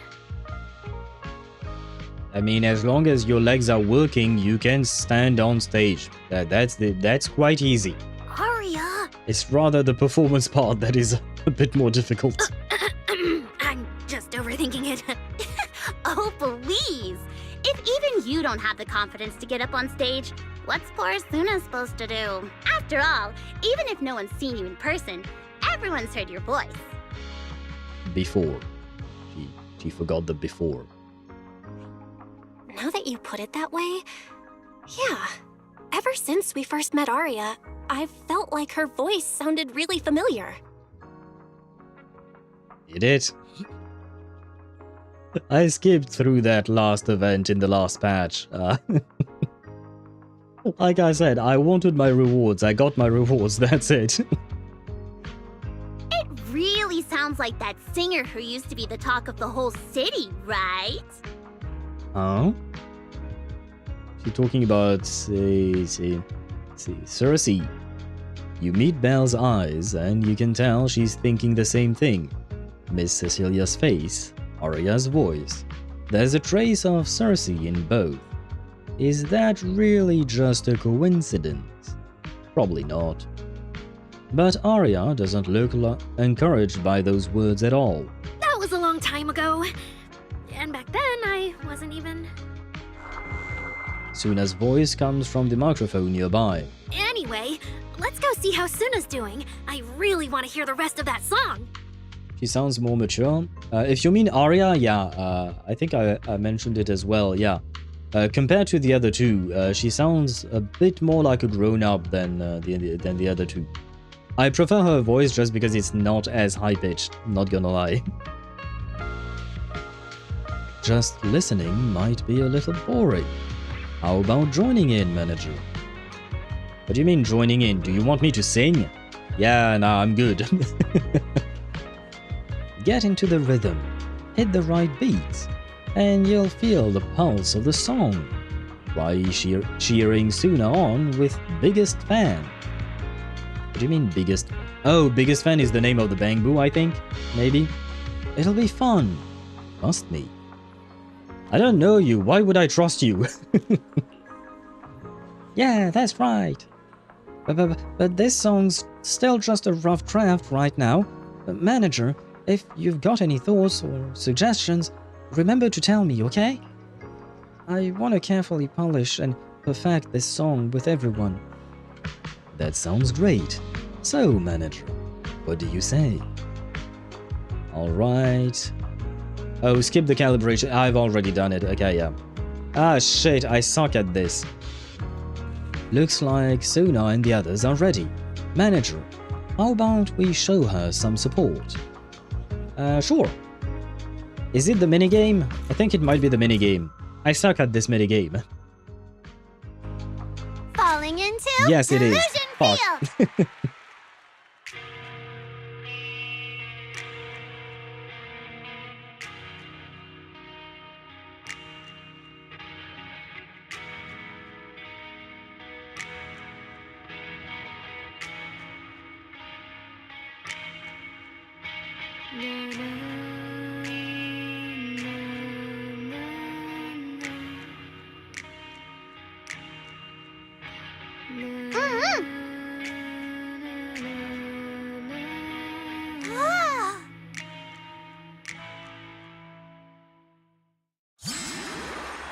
Wait, that was the song?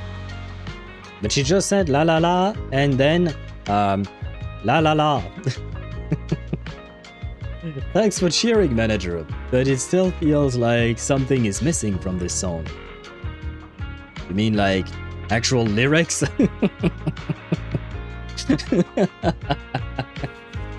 Oh yeah, there is something missing indeed. Is it the rhythm or is it the melody? There's something off with both, but I can't quite put my finger on it. Give me a moment, Sunna. Let me sort through this. I need to think on it too. Okay then, if you have any ideas, make sure to tell me. I was actually expecting the whole song. Yeah, I was expecting the whole song, you know. I was expecting something much longer. But I guess not. Well, too bad for us, I suppose. But I will say I liked whoever that voice was that said na na na. I liked that voice. It sounded nice. Hence why I wanted more of it, but oh well. The three Angels of Delusion scatter, each mulling over that melody. Huh. The little angels aren't huddled together. Looks like they each have their own ideas and don't want to disturb each other's flow. But sitting, trying to puzzle through things alone, probably won't work out too well either, huh? Yeah. At a time like this, my interference isn't quite appropriate. I wouldn't want them mistaking my suggestions for instructions. But manager, if you're not too busy, could you stay for a bit longer and help be their sounding board? Your input could really help them sort through their thoughts and ideas. Are we not supposed to meet Jane at some point? Did we forget about Jane? Sure. I know the seahorse lady's hot and all that, but did we forget about Jane? Or Jane? I suppose let's start with Sunna. Hello. Manager, good thing you're here. I wanted to ask, what do you think? Anything in that song just now we could tweak or polish? But I mainly handle the composition, so if you got feedback on other stuff, manager, it might be a bit hard for me to wrap my head around. Could you tell me your inspiration for the composition? Of course! My original idea was to write a slice-of-life kind of song. One that captures those ordinary yet bright moments we Angels of Delusions go through. But this rhythm right now, it's a bit too plain? Like, it doesn't grab the audience's attention at all. Everyday life is meant to be plain and simple. Then how about we highlight the bright moments of everyday life? Or let's go with the second one. Let's talk brighter. Bright moments of everyday life. True. All kinds of emotions ripple through even our ordinary everyday life. Like dipping your hand in a stream and feeling the occasional nibble of a curious little fish. Does that mean your instructor Cecilia is nibbling on your hand? Because she's a fish? But how do I get the audience to resonate with that? The rhythm. I can add some little adjustments to the original rhythm, making it more lively and let the audience feel the pulse beneath the calm.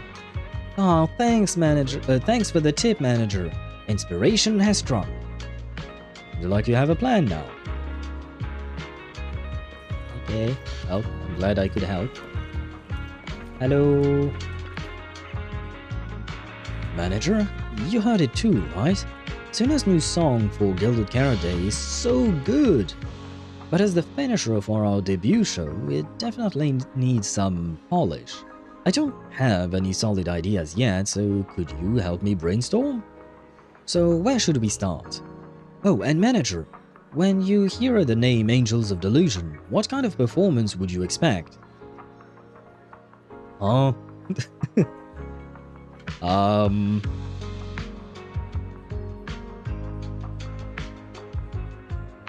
Yeah, I don't know. I don't know.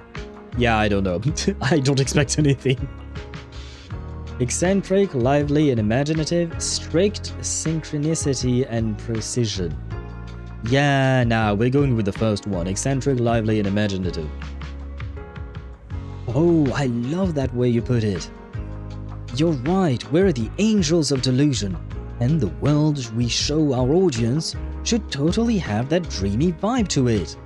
Don't get me wrong, I love the vibe with Sunna's composition, strumming her guitar and just letting the story flow, but our finale can't be complete without that taste of dreamy delusion.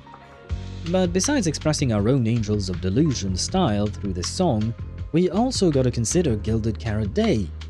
What kind of topics would go well with the crowd showing up at 404 on Gilded Carrot Day night? I have no idea, man. A night of reunion, family gathered, heart racing, hope and aspiration for the new year. We'll go with the first one, Night of Reunion, why not? I feel like Night of Reunion kind of meshes better with the idea that we gave Sunna.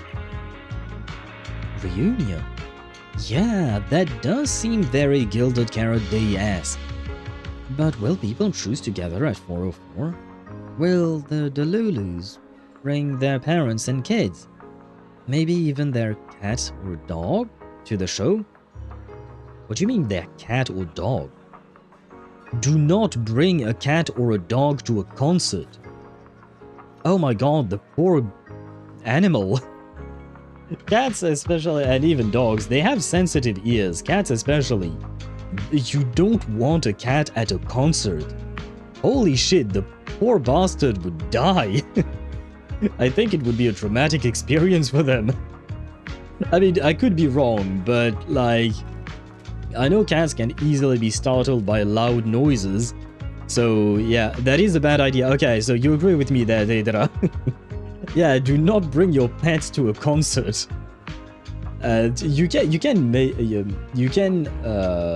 your pets listen to music. That's fine, but you have to really control the volume for that. And in a concert hall, yeah, no, I don't think that's good.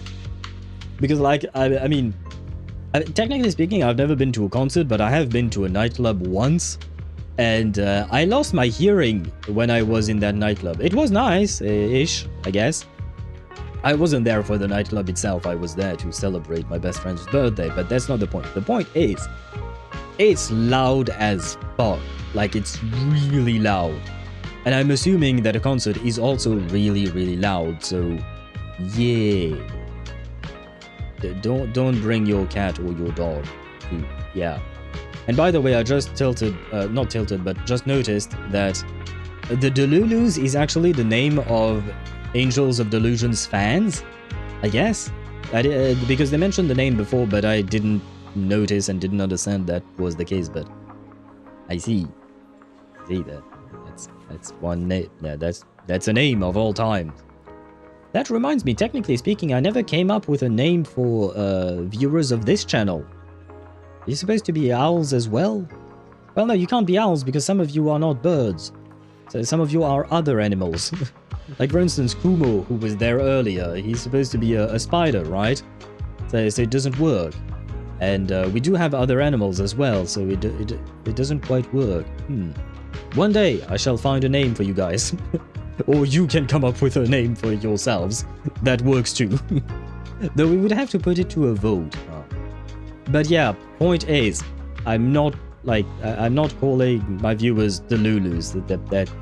That kind of sounds like an insult, not gonna lie. Well, I mean, it's not like they can't, but wouldn't that be kind of weird? For the cats and dogs, yes. For the kids, depend on the age. Not babies, like Deidara mentioned. That's true, not babies. But yeah, depends on the age for the kid. And parents, why not? I mean, everyone can enjoy music. If you put it like that, it's more like a vibe of excitement and anticipation for the future. You've noticed it too, right, manager? A lot of our Delulus are pretty unique, and what they're all hoping for from Gilded Carrot Day isn't exactly typical either. Actually, it's like a mutual understanding, you know? as our dear composer and the soul of the Angels of Delusion, Sunna's pretty unique too. Sure, she usually seems all sweet and gentle, always getting shy, but I also heard her say, when I get nervous, I just want to find a crack in the ground and shove the entire audience in there. That totally freaked me out back then. Not sure if it's because she's nervous for our debut, but from what I can tell, Sunna hasn't let her usual style shine through in this song. Sure, it's your debut. You guys should show the world your unique style. Why are you taking advice from a video store manager about your songs and how to perform a concert? Yeah, sure, why not? That's exactly what I was thinking. By the way, I keep getting distracted because the little guy on that plaque is running. You know, we have static ones in actual buildings in real life, but this guy is actually running, which is nice. Yeah, I'm easily distracted. But honestly, without you backing me up, I wouldn't have the guts to tell Sunna. Why not? Isn't she your friend? Are you not all working together for these songs? Anyway, thanks for the talk, manager. As Angels of Delusion, we don't want to clip our wings, even if what we're playing is a discordant note. That's all. That's what I'll tell Sunna. That's vague as fuck. That's terrible. If you want to say what you like, if there is something you want out of the song, just say what you want. Say something detailed. Okay. Maybe that's a little too dramatic. Sunna's song probably won't be that out there. As long as it's something you all vibe with, it's guaranteed to be good. Yeah, I still question why the heck are... Wait, how many of these bangbus are...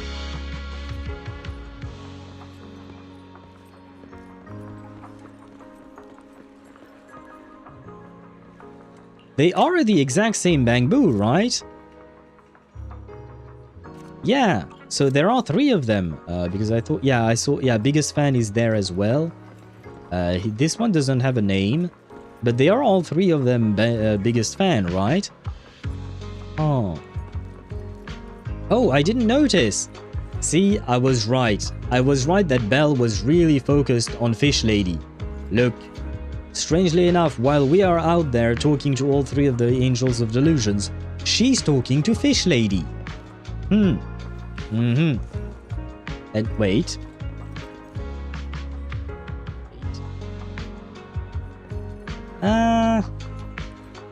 Oh wait, oh yeah, oh perfect, because it becomes transparent. What's she looking at? Well, I guess maybe she's not always looking at... Yeah, no, she's looking to the side, I think. I was trying to see whether or not Belle was looking at Cecilia's face or Cecilia's boobs, you know? I wanted to know if she was like her brother, basically. But I think she's more like shy-ish. Yeah, no, she looks at the face and then she looks down. I think that's the direction of her eyes. Very well. And 3, yeah, there are 3. But then, who's the biggest fan? Because the biggest implies that it's the number 1. But if there are 3 of them, I guess they are tied? What a headache. Manager, since you're here too, how about you help us brainstorm some ideas for Sunna? Truth is, when it comes to arranging music, I know nothing. But if we're talking about the overall vibe, maybe I can help with that. No, I think we need to focus on the arrangement first. Alright then, let's think about the kind of performance you want to present. Actually, while Sunna was performing, I was already thinking about the choreography for this song. Positioning, holding hands, flowing wave-like movements. I want to express the emotions from Sunna's composition through dance, but it still feels like something's missing. How about you tell me what you heard in that piece just now? A painful, tragic chapter from the past? We'll go with ordinary but vibrant everyday life, sure. Yeah, same. It's like a brook shimmering under the moonlight. Not a bad melody at all. But after listening to it, it feels like it's still missing something. So how do we keep this vibe going while making sure we can keep hold of the audience's attention? A piercing high no. No piercing high note. No. No. That is non-negotiable. If you put in a piercing high note in your song, I will refuse to listen to it. I will throw it in the trash and forget about your existence. Let's go with a few bouncy skips. Skipping, huh? I get what you're saying, manager. You mean at certain key spots, livelier moves would suit us better than the usual style, right? So, when it comes to arranging the melody, I guess it's similar. Oh, I've got it! Thanks, manager. And after that discussion just now, count me as a hardcore supporter of your taste in music from today on. Thanks, I guess. Nangong, Aria, thanks to the manager's help, I've got ideas for revisions. No big changes, mostly just tweaking the rhythm and flow. What about you two? If you got any ideas, come on, spill it. Right now, all of it. From my perspective, the melody before was nice and all, but it felt like it was missing some bounce, you know? Considering we've got choreography and rehearsals to work through, things might feel a bit flat overall. Oh, I get what you mean. What about you, Aria? Ah, I think you must have toned down your style in the song so the performance would go smoothly and the song would click with more people. But as the Angels of Delusion, it'll be a waste if we don't have any delusion, dreamy vibes in a song so pivotal to us. Really? But... Nangong, you're looking at me like I'm some scaredy cat again, aren't you? But I'm not backing down. I hear you and Aria loud and clear. But once we rearrange it, the cheering's gonna get way more complicated. Manager, wanna try it with biggest fan and me? Right, let's give it a shot. Oh, the mini gimmick. Oh god. Delusion Field!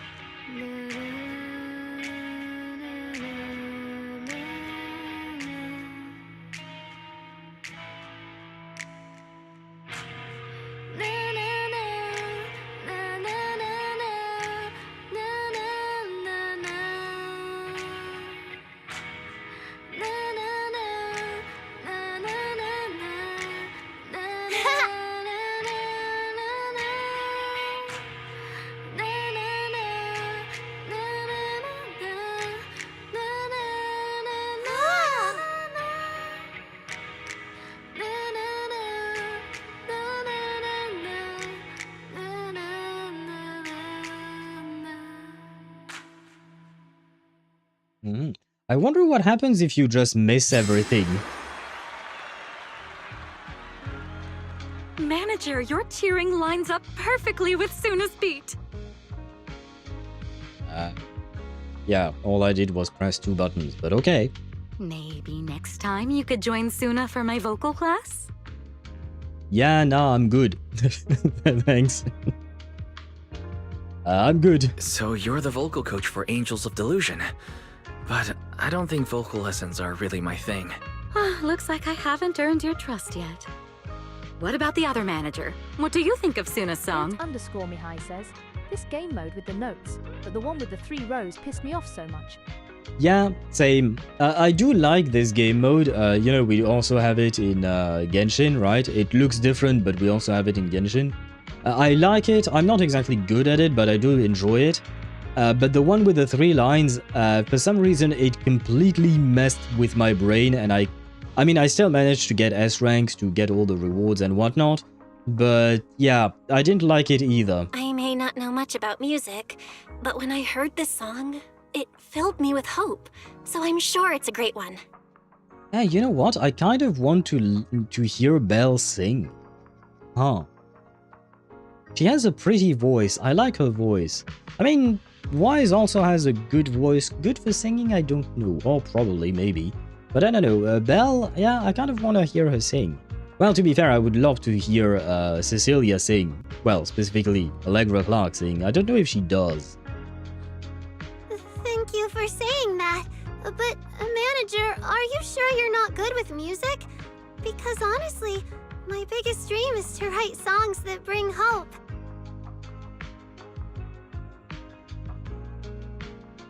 What's the connection between me not being good with music and you writing a song that brings hope?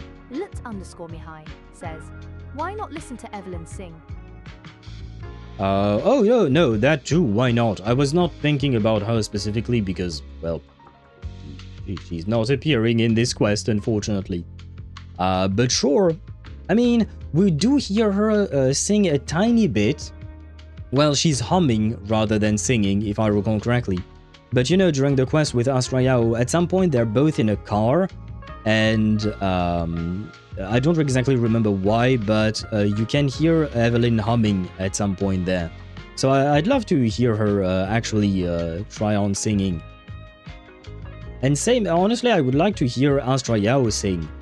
Well, and I'm talking specifically about actually, you know, the actual voice actors for these characters. So for Evelyn, it would be Elizabeth Maxwell, and for Astrayao, it would be Molly Zhang.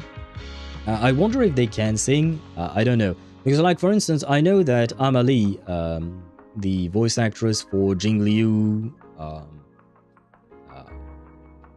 does she voice anyone in Genshin? I think she did, but I forgot who for some reason.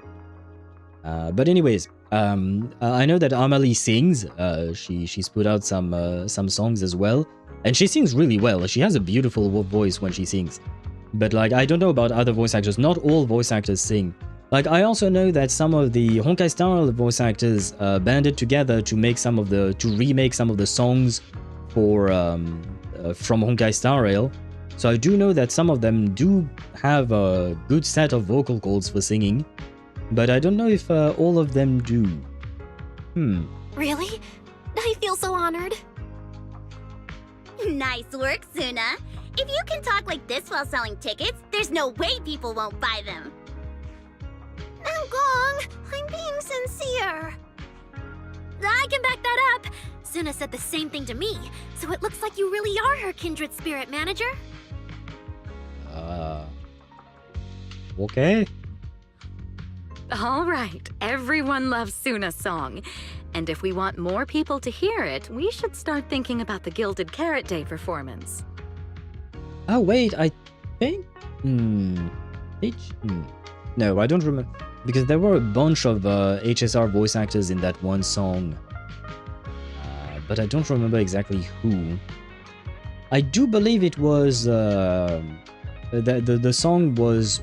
Like, the leader of making that song was Dan Hong's VA. In HSR low, in any permanent event where 2 people fight, that is PvE, at the end the final boss has always been Hook. This is happening again with the Cosmicon. Roll on, the event Tears of Joy.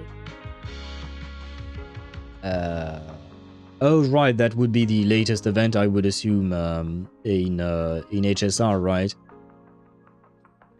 Was Hook present in... Oh yeah, you're right, I do remember at least one instance of that happening. Why not? I'm not exactly the biggest fan of Hook. I don't mind her existence. She exists, I suppose. I just have a hard time taking it seriously when such events happen, but sure, why not? kindred spirits. Yeah, apparently so. I'm not sure if it's a compliment or not, though. Sunna just said that we'll need about 500,000 dennies to prepare for the show, right? If I'm not mistaken, the lottery ticket I bought is about to be drawn. And the top prize is something like 500,000 dennies. What if? So wait, you already booked a place, but you don't actually have the money to arrange everything? That's a bit of a weird way of doing it, wouldn't it? Like, usually wouldn't you have the money first to be assured that you could put on the show before you would book the place where you wanted to perform at? What if you happen to hit the jackpot? Then you'd have an extra 500,000 dennies in your account. But that doesn't help with our performance budget at all. Nangong, you fool! I know you've always been super lucky, but how can you still be bragging about it at a time like this? Sunna is right. I think she didn't mean it like that. I think she meant that she would, share to pay for the things, probably. I feel like Nangong meant she'd spend the winnings on the show. Yeah. But Sunna isn't picking up on the hint at all. Was that, difficult to understand? Okay, maybe it was, but, yeah, kind of... because, I mean, the progression of the discussion was, we need 500,000 dennies. Oh, look, I bought a ticket for the lottery and I can win up to 500,000 dennies. So they did not make the connection.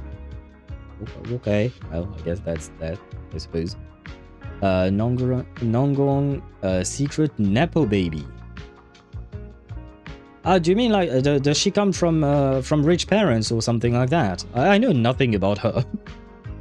Other than the fact that, for some reason, her twin tails there, they remind me of... You know what you see in anime where, in Japan, they apparently cut their sausages to look like squids? Well, it kind of looks like that, so she kind of has two sausages on her head. That's all I know about her. It's alright. We've still got all the tickets. It's gonna take a while to sell all of them, but I just asked the Wishing Sprite. It recommended a holo commission to me, and the commission fee happens to be 500,000 dennies. That's a lot of coincidences between this commission coming out of nowhere and I don't even know who the Wishing Sprite is, but also the what you call that, the lottery ticket. That's a lot of very specific 500,000 dennies things that pop by. The Wishing Sprite. Aria's mentioned it a few times. Sounds just like the kind of fairy tale a little girl would believe in.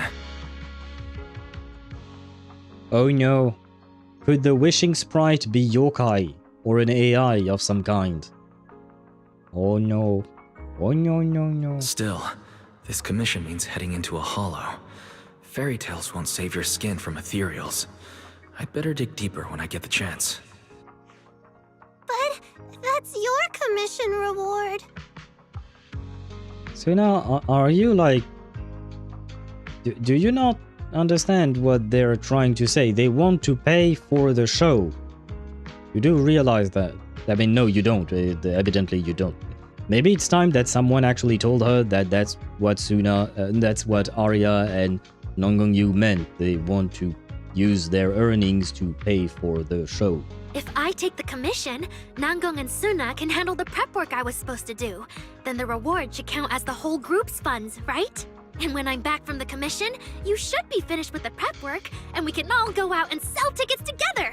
Doesn't that sound super reasonable? That actually does make a lot of sense. Ah, finally. Socially inept. Yeah, it does seem like that.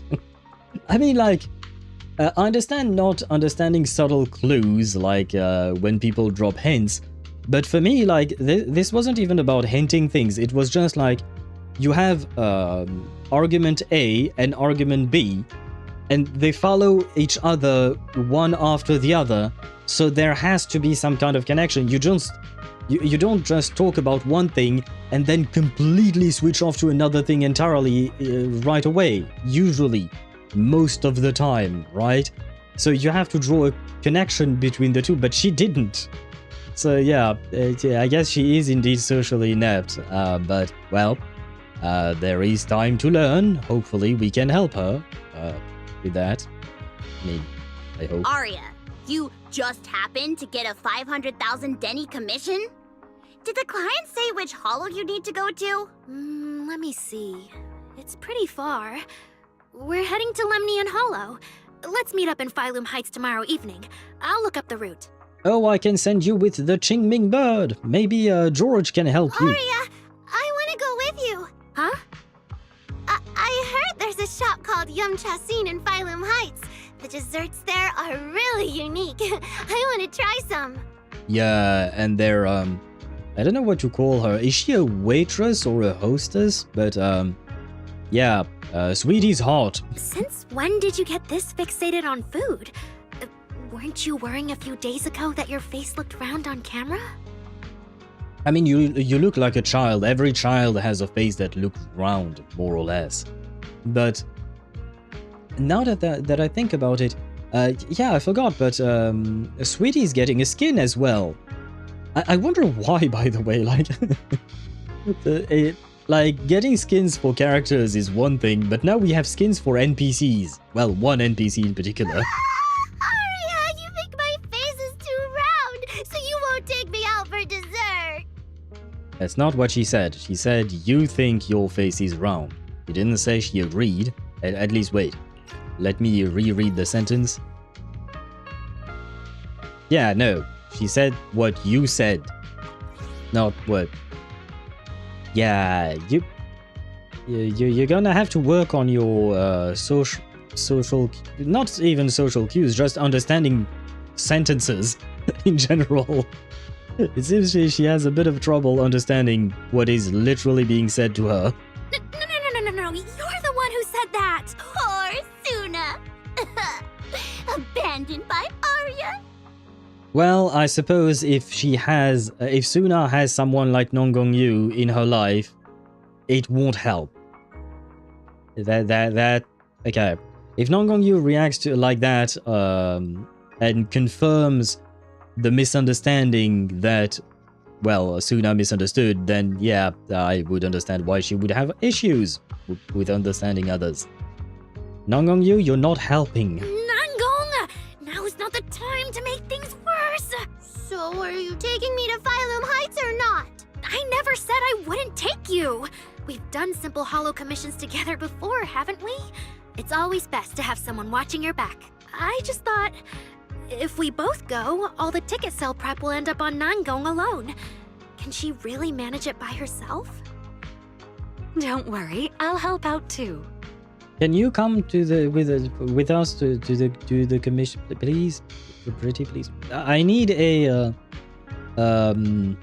reliable adult with me that might be very tall and hot, and yeah, please. I just want her to come along. And Sweetie got a skin. Yep, Sweetie did get a skin. Well, I have seen it through the live stream, but I haven't seen it in game yet. I'm assuming we'll see it during the quest or something like that. Perfect! Sunna and Aria take the commission while Miss Cecilia and I handle the show prep and tickets. When both sides are done, the three of us will head out together. Yeah, some of the tickets need to be handed to our friends, and the rest we'll have to find a way to sell. Time's pretty tight. Since tomorrow's plans are all set, should we all get back to practice for today? Okay! The Angels have gone off to practice on their own. It looks like Cecilia has something to say. Managers, there's something I need to ask you. Could you come with me for a moment? Yes, I would absolutely go on a date with you, of course. Is that not what she meant? Oh, man. Managers, there's something I'd like to ask of you both. You wanna go on a date with both of us? I'm not entirely against the idea, but what happens after the date? We would probably want to do that separately, please. There's no need to be polite, Miss Cecilia. Just tell us what you need. Belle and I would be happy to help. Right. But honestly, Wise and I don't really know much about music. You two are being too humble. But what I want to talk about actually has nothing to do with music. It's about the wishing sprite Aria mentioned earlier. It seems to be some kind of a strange, intelligent entity. Yeah. Ever since I met Angels of Delusion, Aria has often asked it for advice whenever something happens. Yeah, okay, so, you know, we just heard about an intelligent entity that might be corrupting other intelligent constructs, and now someone else is talking to us about an intelligent entity. And last patch we were teased an AI named Yokai. I know Sunna would not connect the dots, but I am. I am connecting the dots. I find this highly suspicious. Okay, threesome with Wincest, good job. No. I said, expressly, I said, what happens after the date happens separately. And, you know, I'm sure that Cecilia is a very demanding woman. So, you know, we can take turns. Very separately. Aria is a boomer who asked ChatGPT to think in her place. Well, wait, do boomers actually use ChatGPT? Because I would have thought it would be Zoomers that would do that, wouldn't it? You what? What do you mean, you what? Yeah, nah, we don't go the Wincest route, because incest is not Wincest. Incest is, well, there is no loose cest, it doesn't really work, but you know what I mean. It's, yeah, nah. Aria is very sincere and trusting by nature, so I worry she might put blind faith in that wishing sprite. But with the upcoming performance and some other matters, I haven't really been in a position to ask her about it. When it comes to intelligent entities, Belle and I are pretty familiar with the territory. Just leave it to us. Another intelligent entity issue. Public security is investigating one too. What are the odds? Well, what are the odds for the intelligent entity? What are the odds for the 500,000 Dennies? I feel like there is a lot of, what do you call that? A lot of coincidences happening at the same time. Incest is gambling. Gambling on your kid's genetics, that is. That is true. That is true. And I know we are gacha gamers, but there are things in life with which you probably should not gamble, is all I'll say. Great. Thank you so much. If you ever need anything, feel free to ask me for help. A date. How about a date? I mean, because I said it before, you know, I wanted Fairy to have a body so we could go on a date and whatnot. This is the closest thing we have to Fairy having a body. We have the voice of Fairy, and, well, now she has a body. But she's not actually Fairy, she's just the same voice actress, but you know what I mean, right? Still mulling over Cecilia's words, you hear the notification from her phone. She takes one look at the message and frowns. Sorry, I need to step away for a moment. No, her husband is calling. Ah. I'll leave the wishing sprite to you two then. If you have other questions for me, we can talk later, alright? Cecilia blinks. You've only met her once, yet sometimes it feels as if she can see straight through people. So is she really that former superstar or not? Wise, maybe you should ask the angels about the wishing sprite. You are great at heart-to-heart conversations. You're just once again trying to pin the responsibilities and the tasks on me, are you not? I can head back and discuss it with Fairy as well. Uh-huh.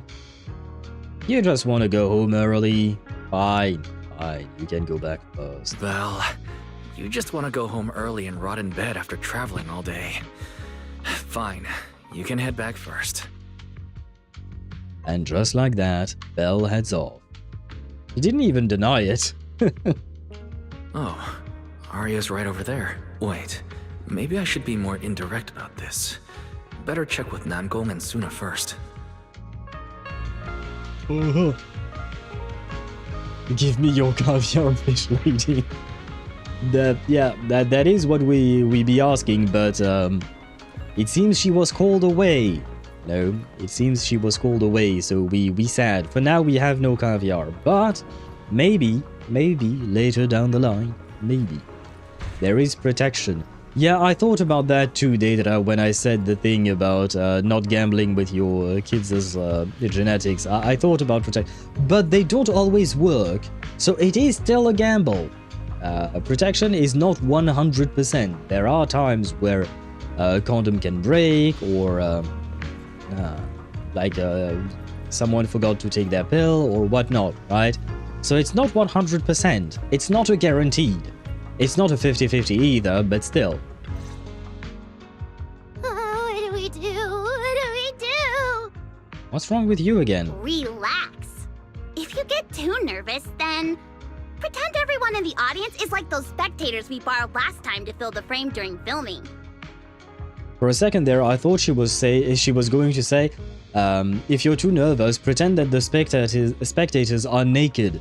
Because, you know, a lot of I've heard it a lot of times where people say that if you're nervous, imagine your audience naked or something like that. I never truly understood why. Because, like, for me, it would make me even more nervous if everyone in front of me was nude when I was giving a presentation or something like that. But hey, anyway, I suppose they don't go that route, I guess. You can't say that! Every Delulu is a precious listener to us! If you go off-key on stage because you're too nervous, it'll only make our precious Delulus even more disappointed. To make sure I'm playing... Wait, what? Naked? Yeah. I've heard... I don't know if it's something that people actually do, but when you're nervous during a presentation or a performance of some kind or something like that, you can apparently just try to imagine the crowd in front of you to be nude, and for some reason apparently that could calm people. I never tried it myself, so yeah. Why I don't want a boner in a presentation. I mean, it depends who is in front of you. That if it's a what do you call that? If it's a jury of old people, yeah, the no boner there. I mean, I suppose it depends on your taste in people. But if you like them old, you might actually enjoy that. Oh, forget it. I'm going to ask Aria. I'm afraid asking Aria won't help you much. She never goes off-key. Time for a confidential Angels of Delusion meeting. If you're not part of the group yet, you're not allowed to sneak over and eavesdrop. Of course. Sorry, I actually wanted to ask about the commission. Does Aria chat with the wishing sprite often? Oh, that's what you mean. I thought you were here to sign up to join Angels of Delusion. All right, I'll stop teasing you. Aria's connection with the wishing sprite, it goes back to when we were trainees at that agency, with Sunna writing songs for us behind the scenes. Ever since then, whenever Aria ran into trouble, she would go to it for advice. Oh, I remember. It was pretty reliable. Its advice always sounded a bit vague, but it did help Aria make several important Oh, my bad. Don't know. That's something only Aria herself can talk about. I wanted to stop the automatic feature, but I fucked up. But it did help Aria make several important decisions. Okay, we didn't miss much. So Yokai is a Lulu. Maybe. I mean... I mean, it depends. If you're talking about him being delusional, that... maybe. If you're talking about him being a fan of the Angels of Delusions, maybe he is. Honestly, I don't really understand. I don't really know what his endgame is, because yes, he did take over Lockspring and all of that, but what is he trying to achieve? You know, that we don't really know. Am I in the wrong window? I thought it was just the client's username. Now it sounds more like some kind of AI assistant. Have you ever asked it for advice? Let me think. When was the last time the super confident, super amazing Nangong ever humbly asked for advice? or actually listen to someone else's opinion. That would be when Miss Cecilia pointed out my pitch issues just now. That one doesn't count! Fine, I just find it a bit strange to ask some unfamiliar intelligent entity for advice on important matters. But Aria seems to get along really well with it. Miss Cecilia probably heard about that commission and worried Aria might trust the wishing sprite too blindly. So she asked you two to look into it, right? Maybe. Huh? No way. Then why wouldn't Miss Cecilia just ask Aria herself? Because the two of them seem to be lacking mutual honesty. Unfortunately for the both of them, they forgot about Sunna's virtue. Her virtue? My virtue? I guess I am pretty honest. Yup. If you ask me, I'd say that up to now, the Wishing Sprite has been a dependable guide for Aria. Like a friend who points her in the right direction. But its taste in music is pretty mediocre. Thanks once again for your honesty, Sunna. If you're curious about the Wishing Sprite manager, you can ask Aria.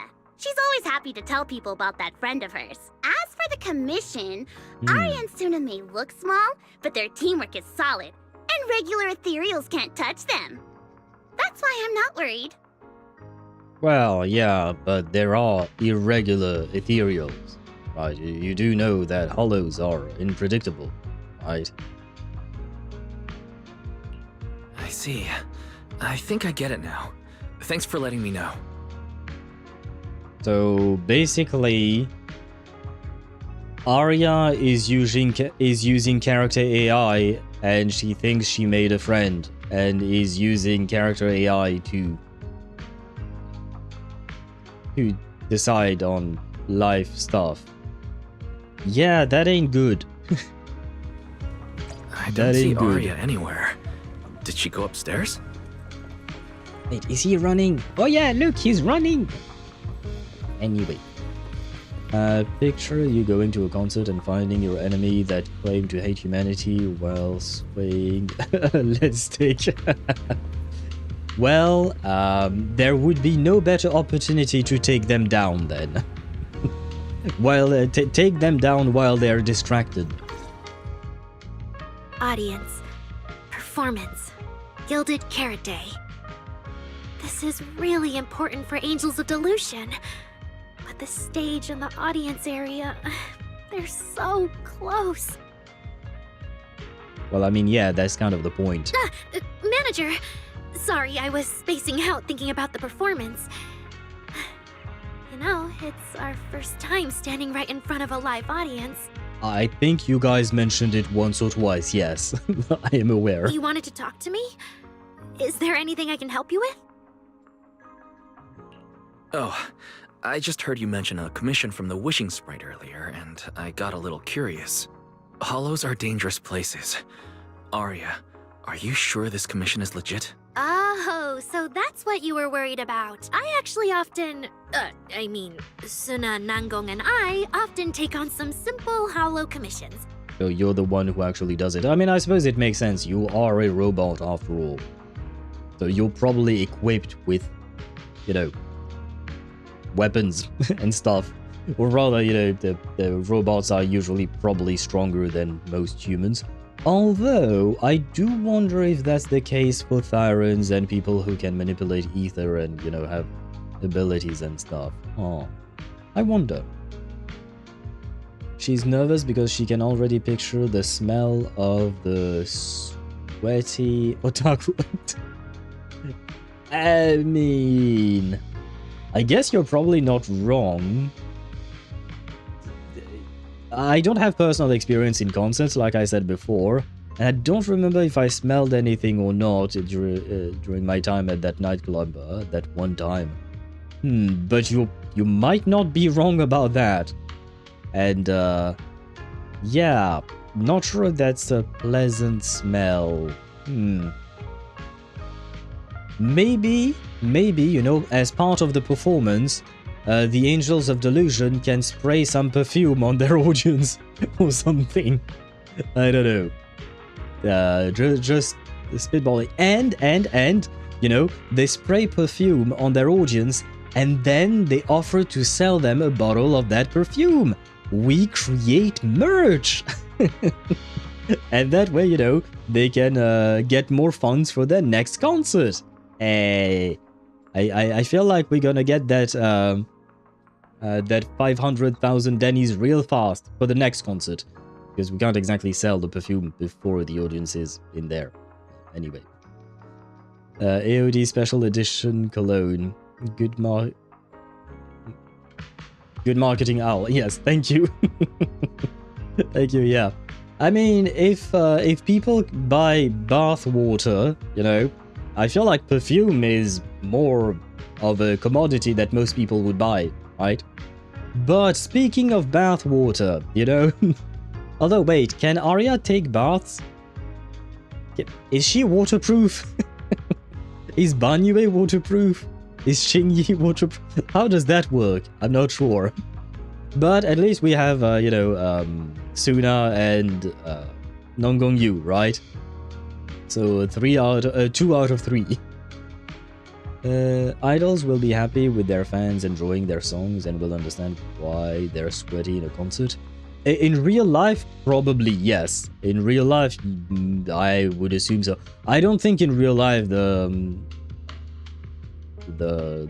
singers can truly smell their audience's sweat. I don't know. I've never sang in on a stage or whatnot, but I don't think that's their primary concern.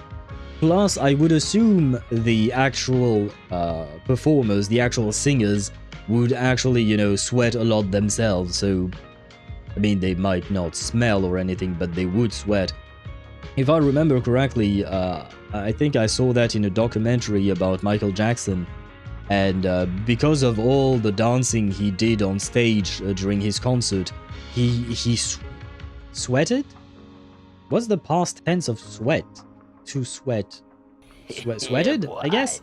But yeah, he sweated a lot during his concert. And he was extremely tired after it. And I'm assuming this is not just about him specifically, but the information I got it from was a documentary about him. But I'm assuming that other singers who perform and dance as well, like especially groups of idols, they probably do be sweating quite a lot as well.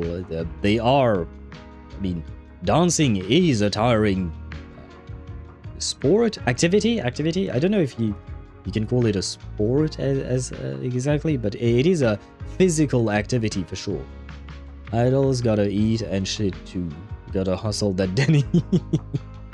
But yeah, I mean, at the end of the day, they do have bills to pay. They have 500,000 Denny's of bills to pay. Since apparently. our page didn't get many views, and our album only sold a few copies, we had to find other ways to earn Denny's if we wanted to keep making music.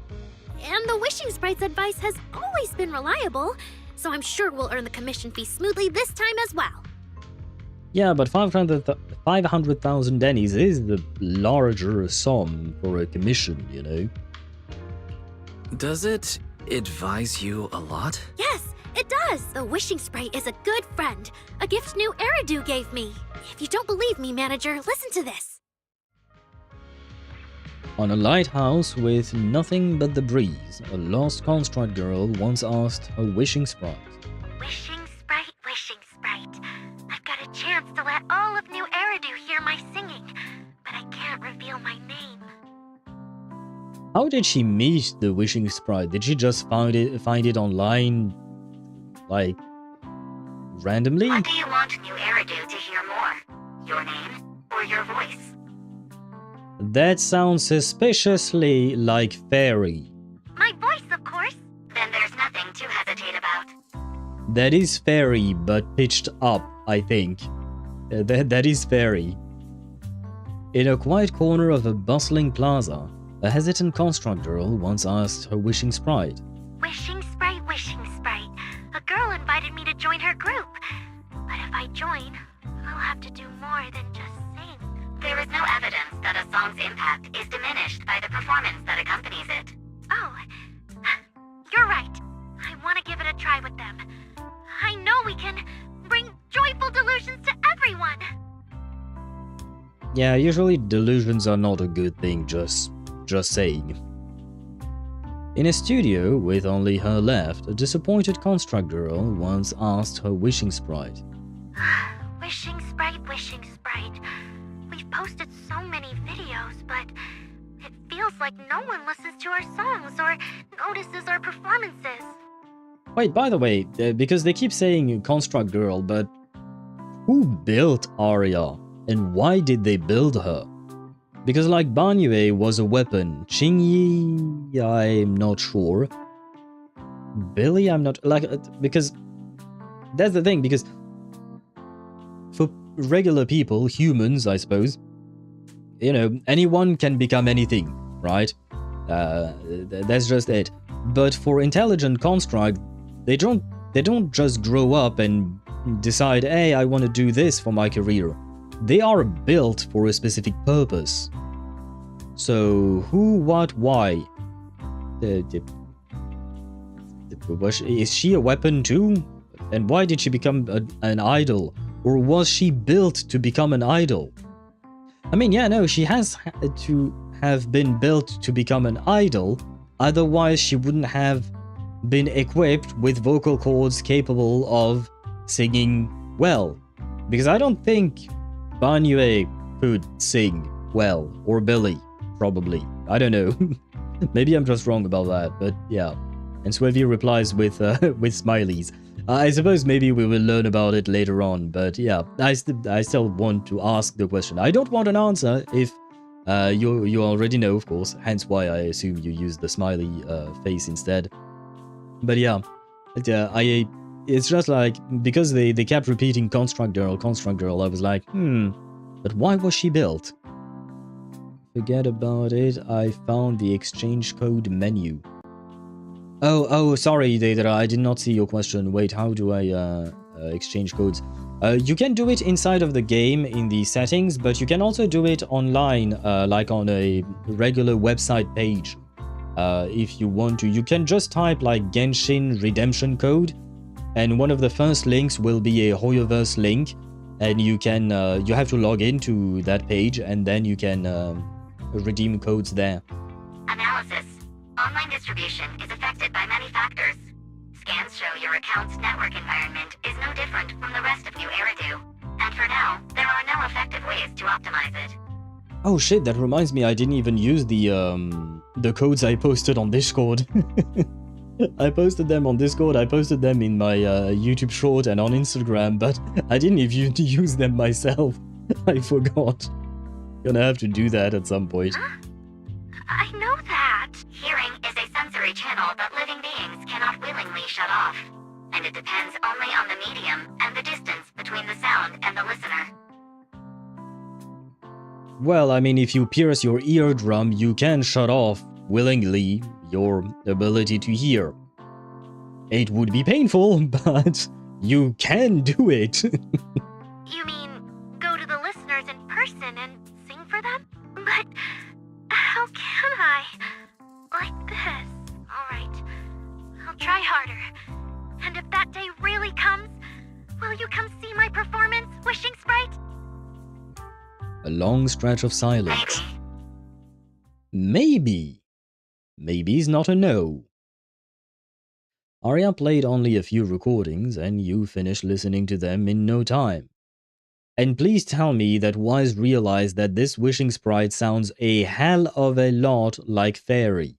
I'm not saying it is actually Fairy, but I'm guessing that maybe it is Yokai or another AI, though it would be weird if it were a third one all of a sudden.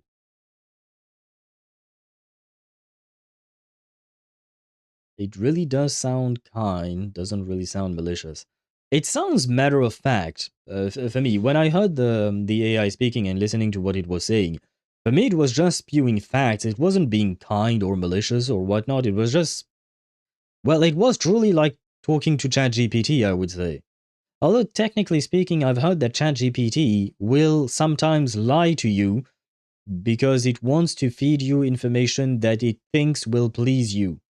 So sometimes it will actually invent information to suit whatever it thinks you want to hear, which is really not great for its purpose, but anyway, not the point.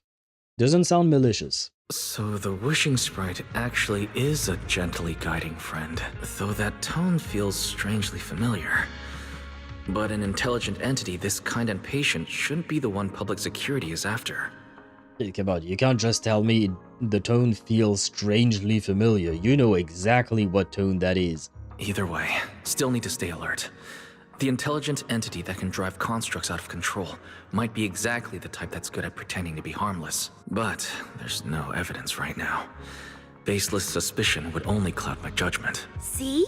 The wishing sprite really is a good, reliable friend. Every time I listen to it, I feel a little more confident. Yeah, I'm not a fan. Right. It does sound pretty reliable. I'd probably trust it too. But you still need to be careful when you're doing the commission in the Hollow. To be fair,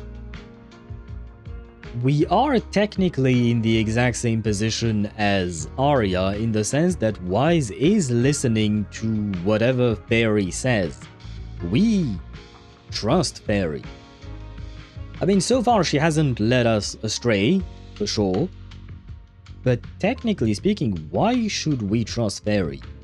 Because she's still hiding a big thing from us, being the contract we signed with her when we were unconscious. I know! Once I'm done with the commission, I'll focus fully on getting ready for Gilded Carrot Day. You'll come see us, right, manager?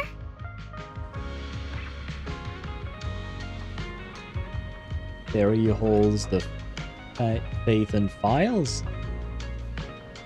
What files would that be? Does she know about my browser history? Is that it? All kinds of nasty secrets on Belle and Wise in there. Yeah, she probably found their fish lady porn or something like that. Hopefully she won't say anything to Cecilia. But let's not talk about that. That needs to be to remain a secret indeed. That's all we have on the Wishing Sprite for now. It's a great Aria was upfront about everything, so I didn't end up going home empty-handed today. Better head back to talk to Belle.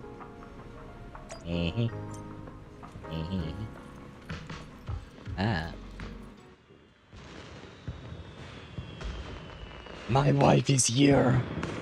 I didn't think we would see her.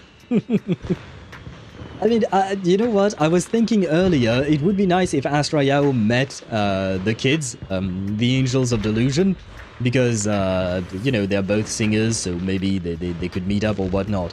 But it actually is happening. Well, I mean, I don't know if Astra is here, but yeah, Evelyn is here. Oiled Acheron, Al. Oiled Acheron. I never thought of that. But why not? I wouldn't say no. Acheron is hot. It's already late. What's Evelyn doing here? She's here to visit me, of course. Is Astra here too? Should I go say hi? Yes, of course you should go say hi. While hesitating, you suddenly hear a knock-knock notification sound from the phone. No, don't get distracted. Your wife is right there. Oh, come on, brother. No! Put down the oh, okay, it's Astra talking. Wait! Since when Astra Yao goes by Astra Yao instead of going by Chaotic Fried Rice? Or does she just have two accounts? With, like, one for as Astra Yao and another one as Chaotic Fried Rice? Or did she change names? I'm not sure. Oiled Evelyn, then. I'm not really into oil, personally.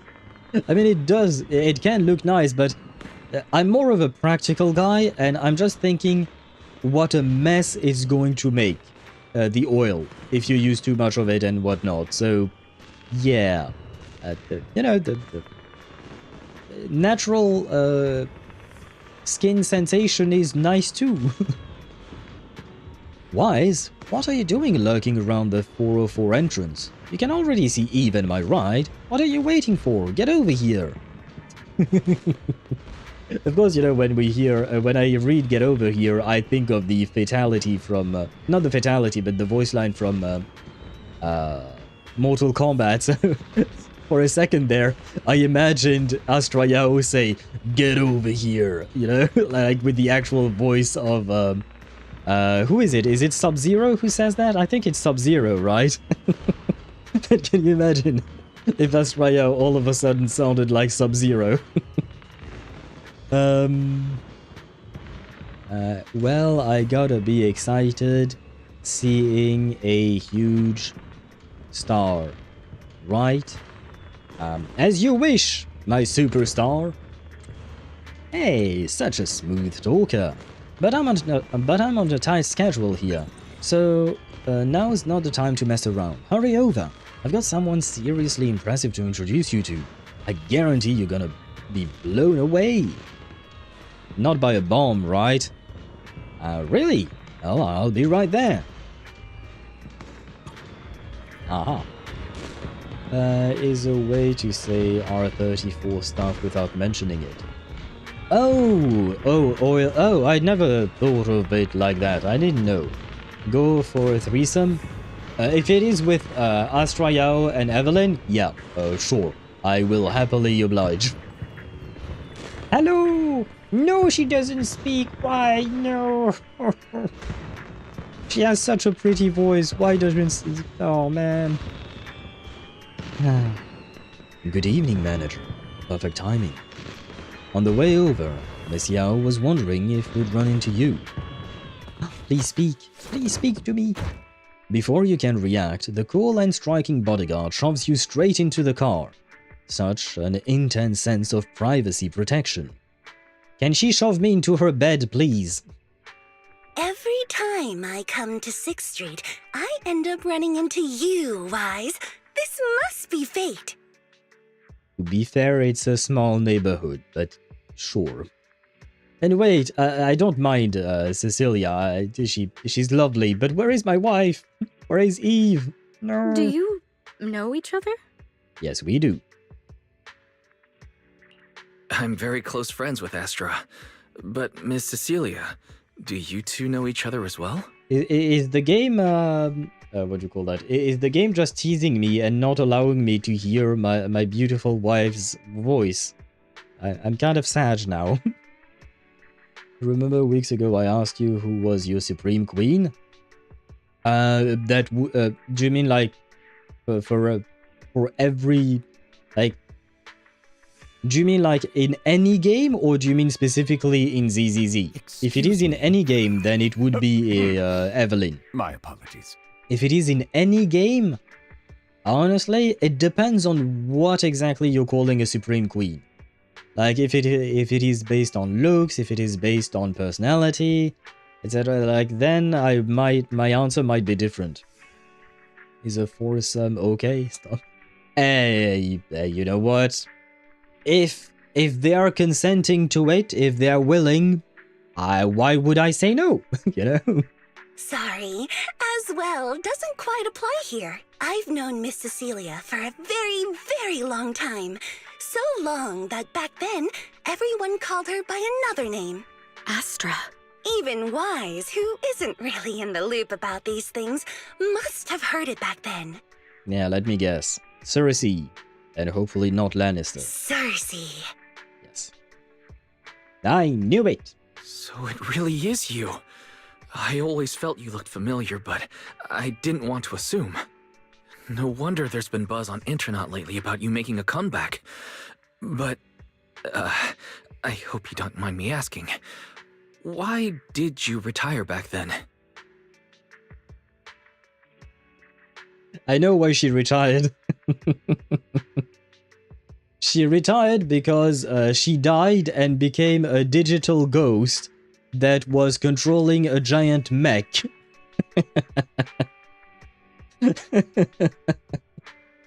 And she changed her name to Amet for a quick second there. You can't tell me it doesn't sound somewhat similar, you know? A singer who suddenly stopped singing for unknown reasons. All your games, it has to be a Supreme Queen. Yeah, but what do you mean by Supreme Queen exactly? Because I don't really know. Because technically speaking, as much as I love all of my of these main characters that I use and all of that, they all have some caveats.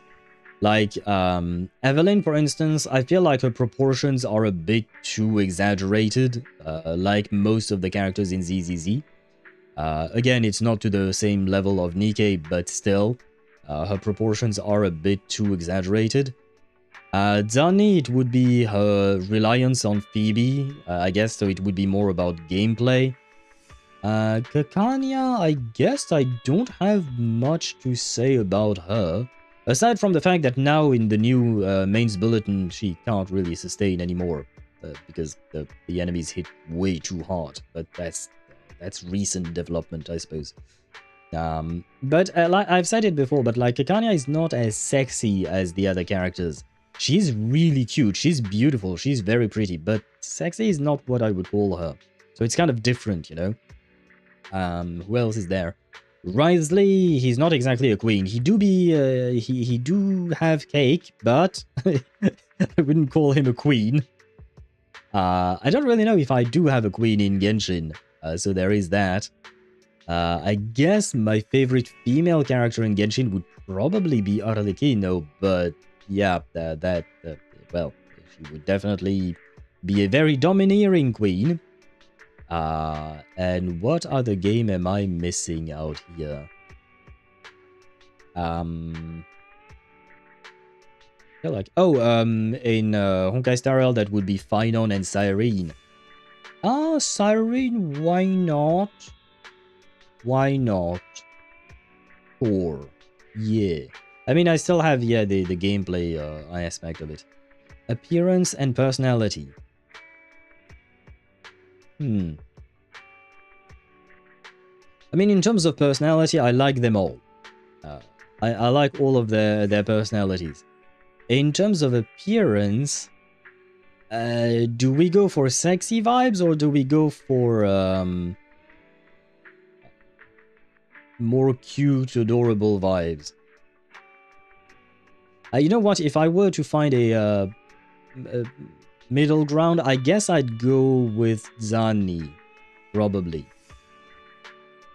Yeah, because she does have both the sexy aspect. Oh yeah, especially because she has her second form, where she burns off her clothes. So yeah, she has both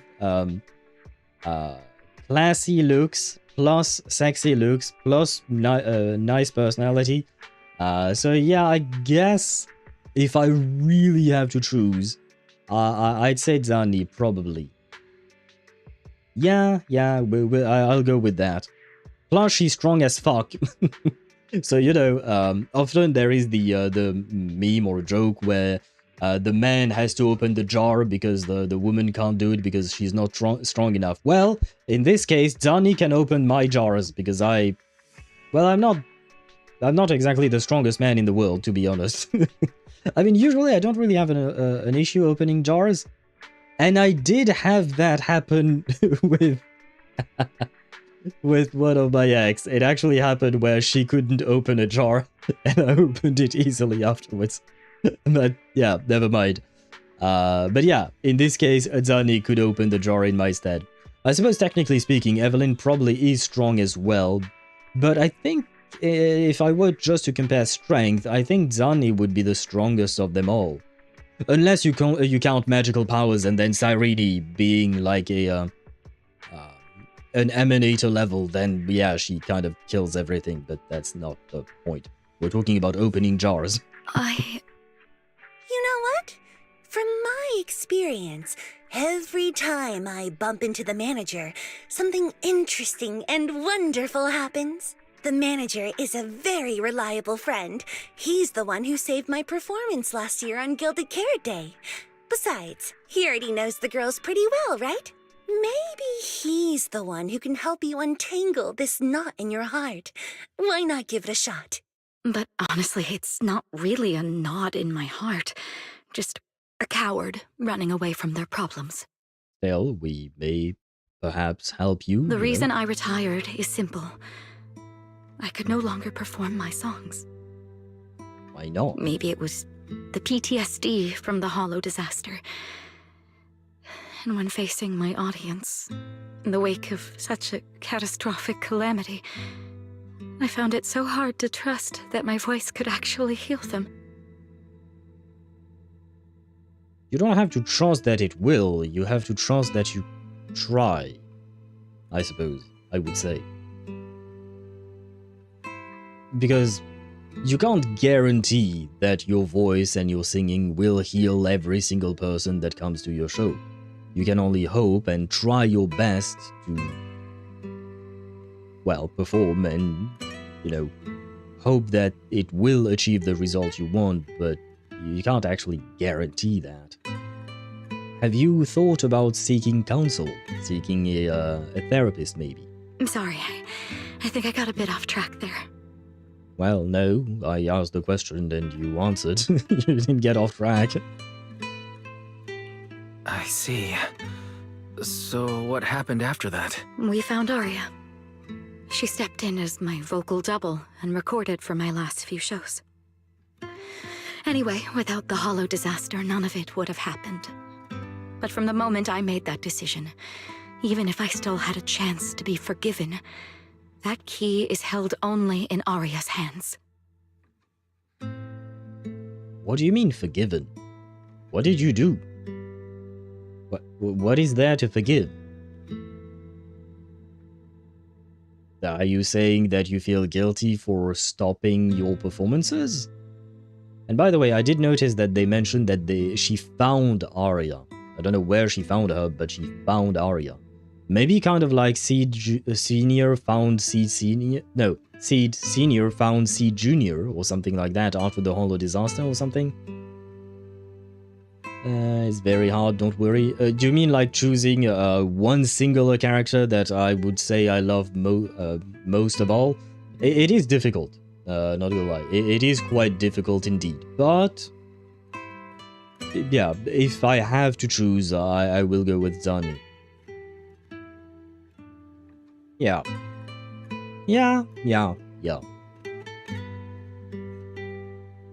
But if I recall correctly, she does like pizza with pineapple on it, so... I'm just kidding, I don't give a shit about that. New Eridu does not need a disgraced singer who once used a vocal double, even if she was lucky enough not to be exposed. Nor does it need a coward who fled the stage, even if she was once praised far beyond what she deserved. I think you're just putting way too much pressure on yourself. Well, if you ask me, instead of blaming yourself, you should be asking for her forgiveness.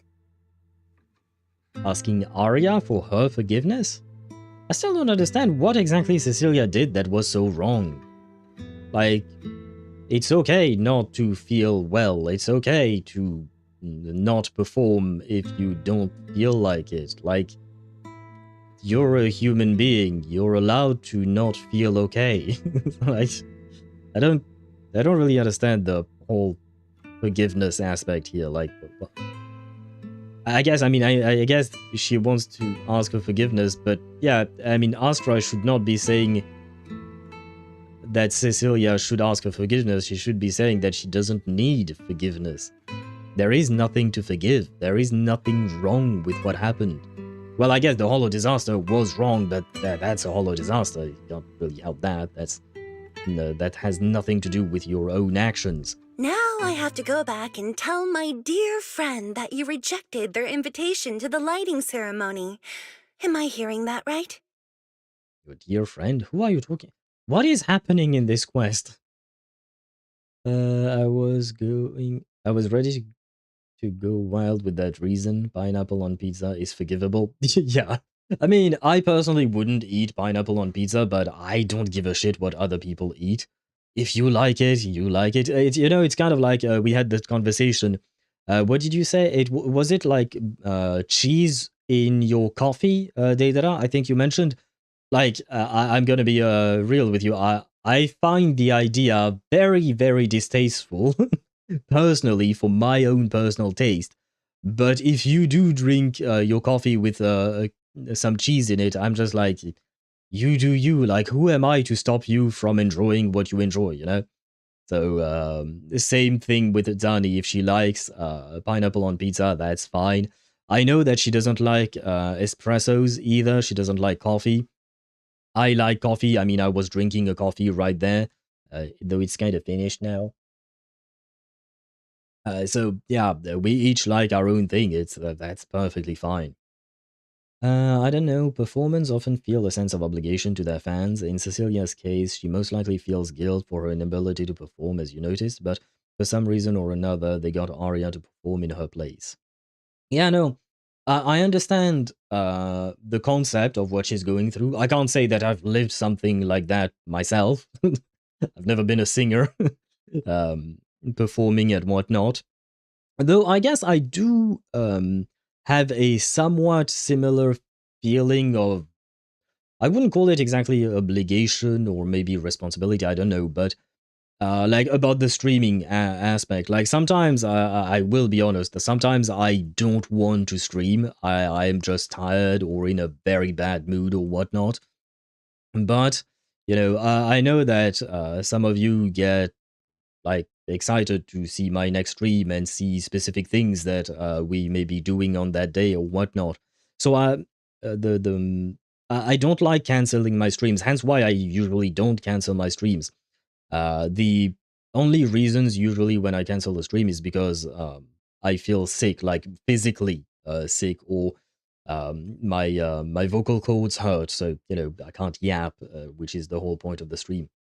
So I do understand the idea of a sense of responsibility, although obviously in my case it's on a much smaller scale compared to Cecilia, I would assume.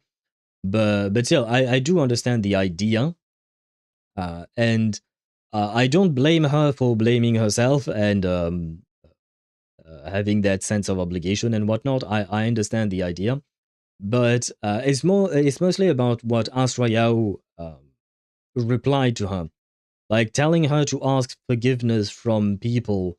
I'm just like, she shouldn't have to. She should, like I said before, like it's okay not to feel okay.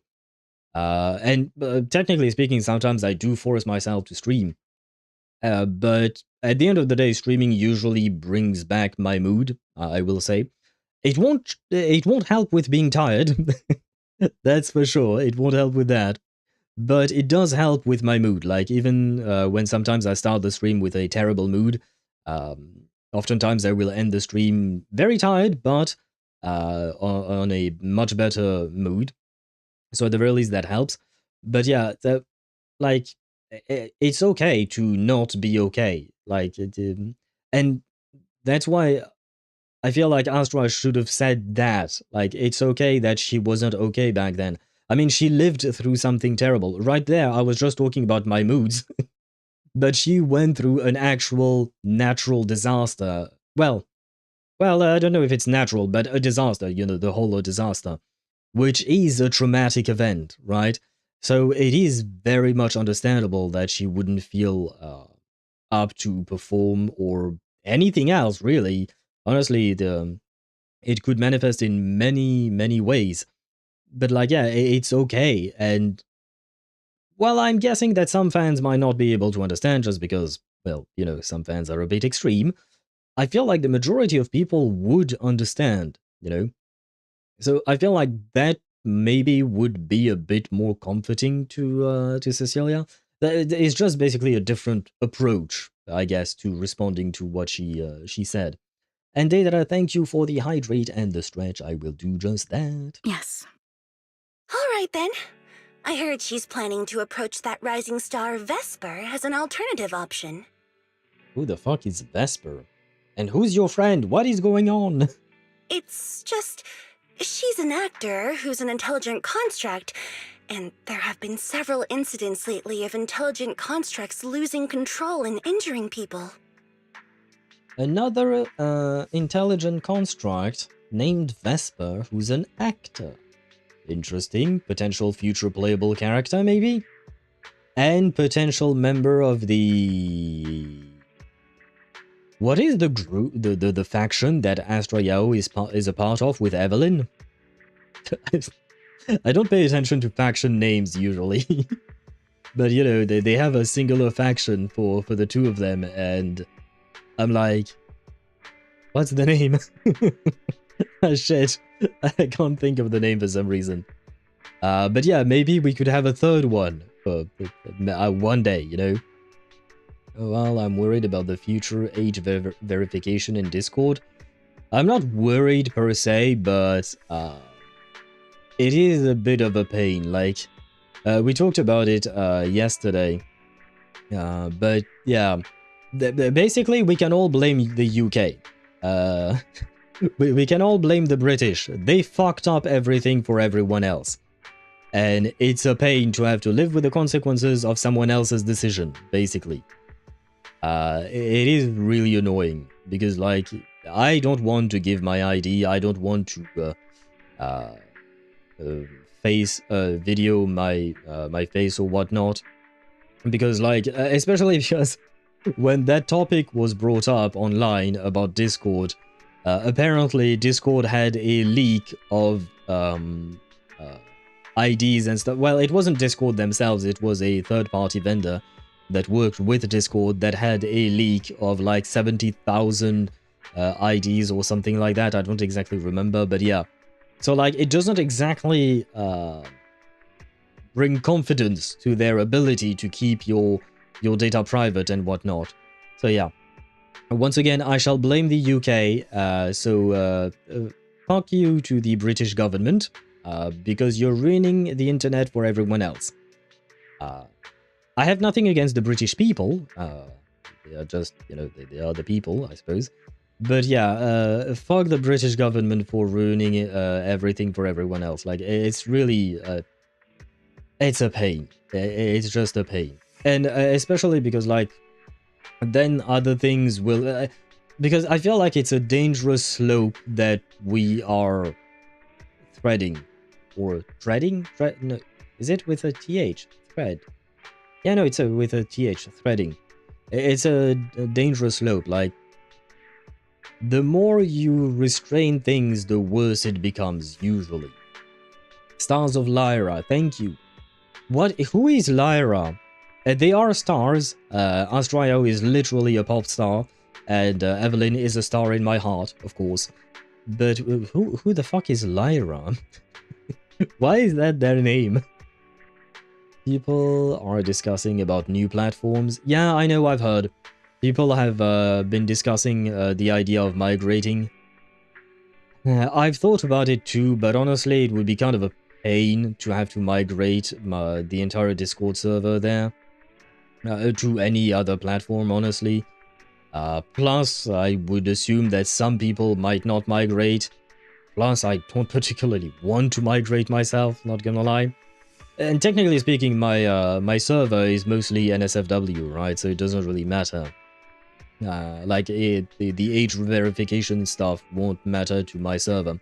Because from my understanding, Discord issued a statement saying that it was basically just... it was mostly about accessing NSFW servers and specific age settings in servers and whatnot. Given the fact that I don't use Discord for NSFW stuff or anything like that, I mean, other than the occasional NSFW artwork that one of you guys sent me, other than that, my Discord is pretty much safe for work, and my server is definitely safe for work. There is a rule for that. So, you know, technically speaking, it shouldn't affect me and the server. So yeah. And just like Swivy said, I'm too lazy to migrate. Yeah, same, man. Same.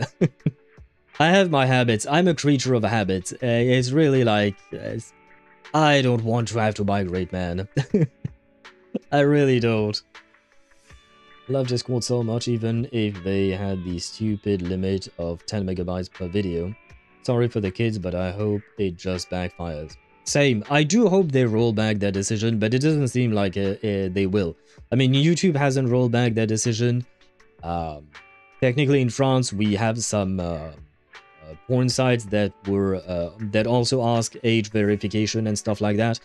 And I myself am not sorry for the kids, because, like, what I'm I am mad at the parents. I'm not sorry for the kids, I'm mad at the parents. Like I've said before, it is not up to the rest of the world to carry the responsibility of parenting your child. If you have a child, you are responsible for what the child does online. Yes, it is difficult, but that is the choice you make when you decided to have a child. It's as simple as that. For instance, when you decide to get a child, you decide as well to pay for its food, right? You're not just going to all of a sudden say, oh no, I don't want to pay for the food, so I'm going to ask someone else to pay for the food. No, you pay for the food for your child. So, in the same vein, you have to monitor what they do online. You have to monitor what they do outside. You have to monitor what they do in class. Or you don't go inside of the class or whatnot, but you have to take responsibility for the creature you have created and put into this world. It's not up to the rest of the world to protect them. It is up to you. It is your job. So it does piss me off that the responsibility that parents have are increasingly put on others. Like, there is this thing about about Discord, YouTube, and the internet in general, but there is also the fact that I have noticed as well that somehow teachers are expected to not educate the children, but not educate the children in an academic sense, but educate them like in a behavioral sense. That's the job of a parent. Like, the teacher can maybe help here and there, or like a teacher can, have sprinkle like some words of wisdom to help the child. But the actual job of parenting is the parents, not teachers. So every time, the people want children, but they don't want to accept the responsibility that comes with a child. A child is a huge responsibility. If you don't want that responsibility, don't make a baby. Use condoms or whatnot. Anyway, it is a topic that pisses me off. Because, I feel like a lot of people don't seem to realize what it entails to have a child. And then they are unhappy. Well, it was your choice to bring a child to this world, not mine. I chose not to have children. I mean, maybe I'll change my mind later down the line, but even when I will have a child, I will assume that responsibility. It is mine. I decided that. With my partner, of course. It will be a joint responsibility, but still. I won't be expecting others to do my job as a parent. Speaking of that, I sent you one I want you to look at. Wait, what do you mean you sent me one what?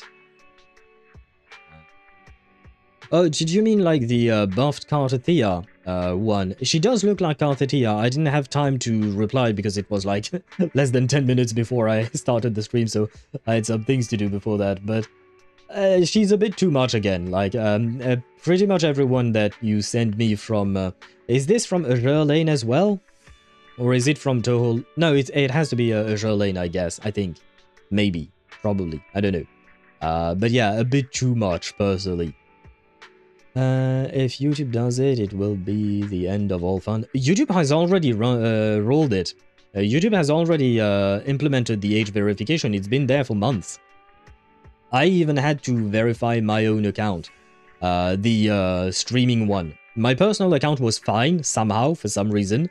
But I had to verify my personal account. So I sent them a video of my face just because I was too lazy to try and fight it off. Even though, I mean, technically speaking, it doesn't really change much because my face is literally on my channel. There are literally hundreds of hours of my face on the channel. So, like, they could have just looked at my channel, you know, they didn't need me to, to send them a video to prove that I am, over 18. I didn't send them my ID. That I refuse. But I did send them a video of my face because to me that didn't matter since, you know, my face is already plastered all over my channel, so it's just like, yeah, fuck it. But it's already been implemented there. But she looks like her. Yeah. I do agree with you, Dedra. The character you sent me does look like Carthethia, but a bit chubbier, I will say. A bit chubbier and with bigger boobs. which is hard to believe given the fact that Cartathea already has big boobs. Well, Fleur de Lis, specifically. We're just gamer losing our place. That is super sad. It is. It is sad. It's not just about gamers, it's just in general. Like, we should have the freedom to look at whatever we want, and specifically for the children, the parents should be the one dictating what the children are allowed to watch or not. It shouldn't be up to the rest of the world to parent the children. Daily 20, and you rolled a 10. Didn't you roll a 10 yesterday as well, Chip? By the way, welcome back. I'm assuming you woke up after sleeping. But welcome back, good morning to you. And you rolled a 10 yesterday as well, I think. Cartwheel, what are you doing in Azure Lane? Yes, but we're just random people wanting to see, I don't know, a dog spinning around. I mean, yeah, to be fair, I do watch NSFW stuff online. I am an adult, and even when I wasn't an adult, I had seen some NSFW stuff. Like, I'm not going to pretend. I do watch it, not through Discord, certainly not through YouTube, but still, I should be allowed to watch whatever the fuck I want. Like I said, for me it's up to the parents to put up some restrictions to make it so that the child, what do you call that, actually is protected. It's the job of the parent to protect the child. I assume there are some limitations, but specifically for online, I feel like you could probably find some kind of software to set up to block specific websites or whatnot. I'm fairly certain. Well, no, I know it exists because schools have such systems. I don't know if they can be bypassed, probably, but like most children won't actually try to bypass it. Let's be honest about that too. Usually when someone puts a restriction, most people are too lazy to go around that restriction. Some of them will, but not all of them. And certainly not most of them. Yes, but not in YouTube. Let YouTube out of this. It's not an adult platform. Yeah, but it does, like I said, it does have the age verification. It did not happen on my personal account. I'm guessing it's because my personal account is not extremely old, but is like 10 years plus old, whereas my stream account is like, well, about 2, 3, oh, maybe 4 or 5 years old, not much more. But it doesn't have that much activity, so they couldn't really analyze my activity to see whether or not I was an adult on my streaming account. But again, like I said, they could have just analyzed my actual channel, and they could have, you know, seen the fact that it was that I was indeed an adult. I think I do look pretty much like an adult, don't I? I know people tell me I look younger than I actually am, but I don't think I look like a child, come on. I don't think I look like I'm older than 13, I think. Yeah, I just woke up pretty tired from yesterday from taking pictures in our closing ceremony, touring the exchange students, going to thrift shops and making a weekly lesson plan. Ah, I see. How was it? Did you enjoy your time during the closing ceremony? And should I congratulate you? Is this a time for congratulations, Chip? If that is the case, then congratulations to you on your closing ceremony and your, well, the end of the year, basically, and the end of your studies soon, right? I think. My country is not implemented yet. Okay. I hope it does. I hope for your sake as well that it doesn't. It's not exactly something that we can do much about. I mean, we can complain, but it doesn't seem like YouTube listens. It doesn't seem like Discord listens either. So, technically speaking, the best way to protest about this would be to migrate and stop using. But the thing is, both of these platforms are probably too big to really see a difference, honestly. Intelligent construct citizens injuring people after going out of control? I've heard a few things that might be connected to a rogue intelligent entity, but I don't really know the details. Yeah, will be transferred to public school now. When does it start? Does it start next week or this week? Or maybe you have a bit of time before the transfer actually happens? Whoa, so that's what's really going on. I knew you'd have all kinds of juicy gossip. No, since the victims from those incidents have more or less recovered, and public security doesn't want to cause a panic right before Gilded Carrot Day, none of this has attracted much attention. Well, I mean, it does make sense. Though I disagree with making any assumptions. As the host of the Yearlight ceremony, my friend is doing her best to rule out any possible risks. It's only natural for her to be cautious. They wouldn't really take the singer off the program over such a vague reason, would they? No, they wouldn't. After all, she's an extremely talented singer and an outstanding employee of Topps Entertainment. And you know how it is. These things always have to take the sponsor's opinion into account. You know what? Worst case scenario, if Vesper goes haywire or whatnot, you just send Evelyn. Send Evelyn to the place, and if Vesper goes haywire, Evelyn can restrain her. Boom, problem solved. You know? So it's that easy. Girl is capable. She can do it, I believe. I very much believe. Astrayo, yep.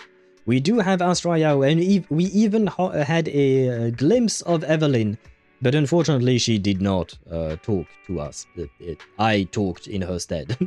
I read the voice lines. Well, they are not voice lines, they're just dialogue lines, I guess.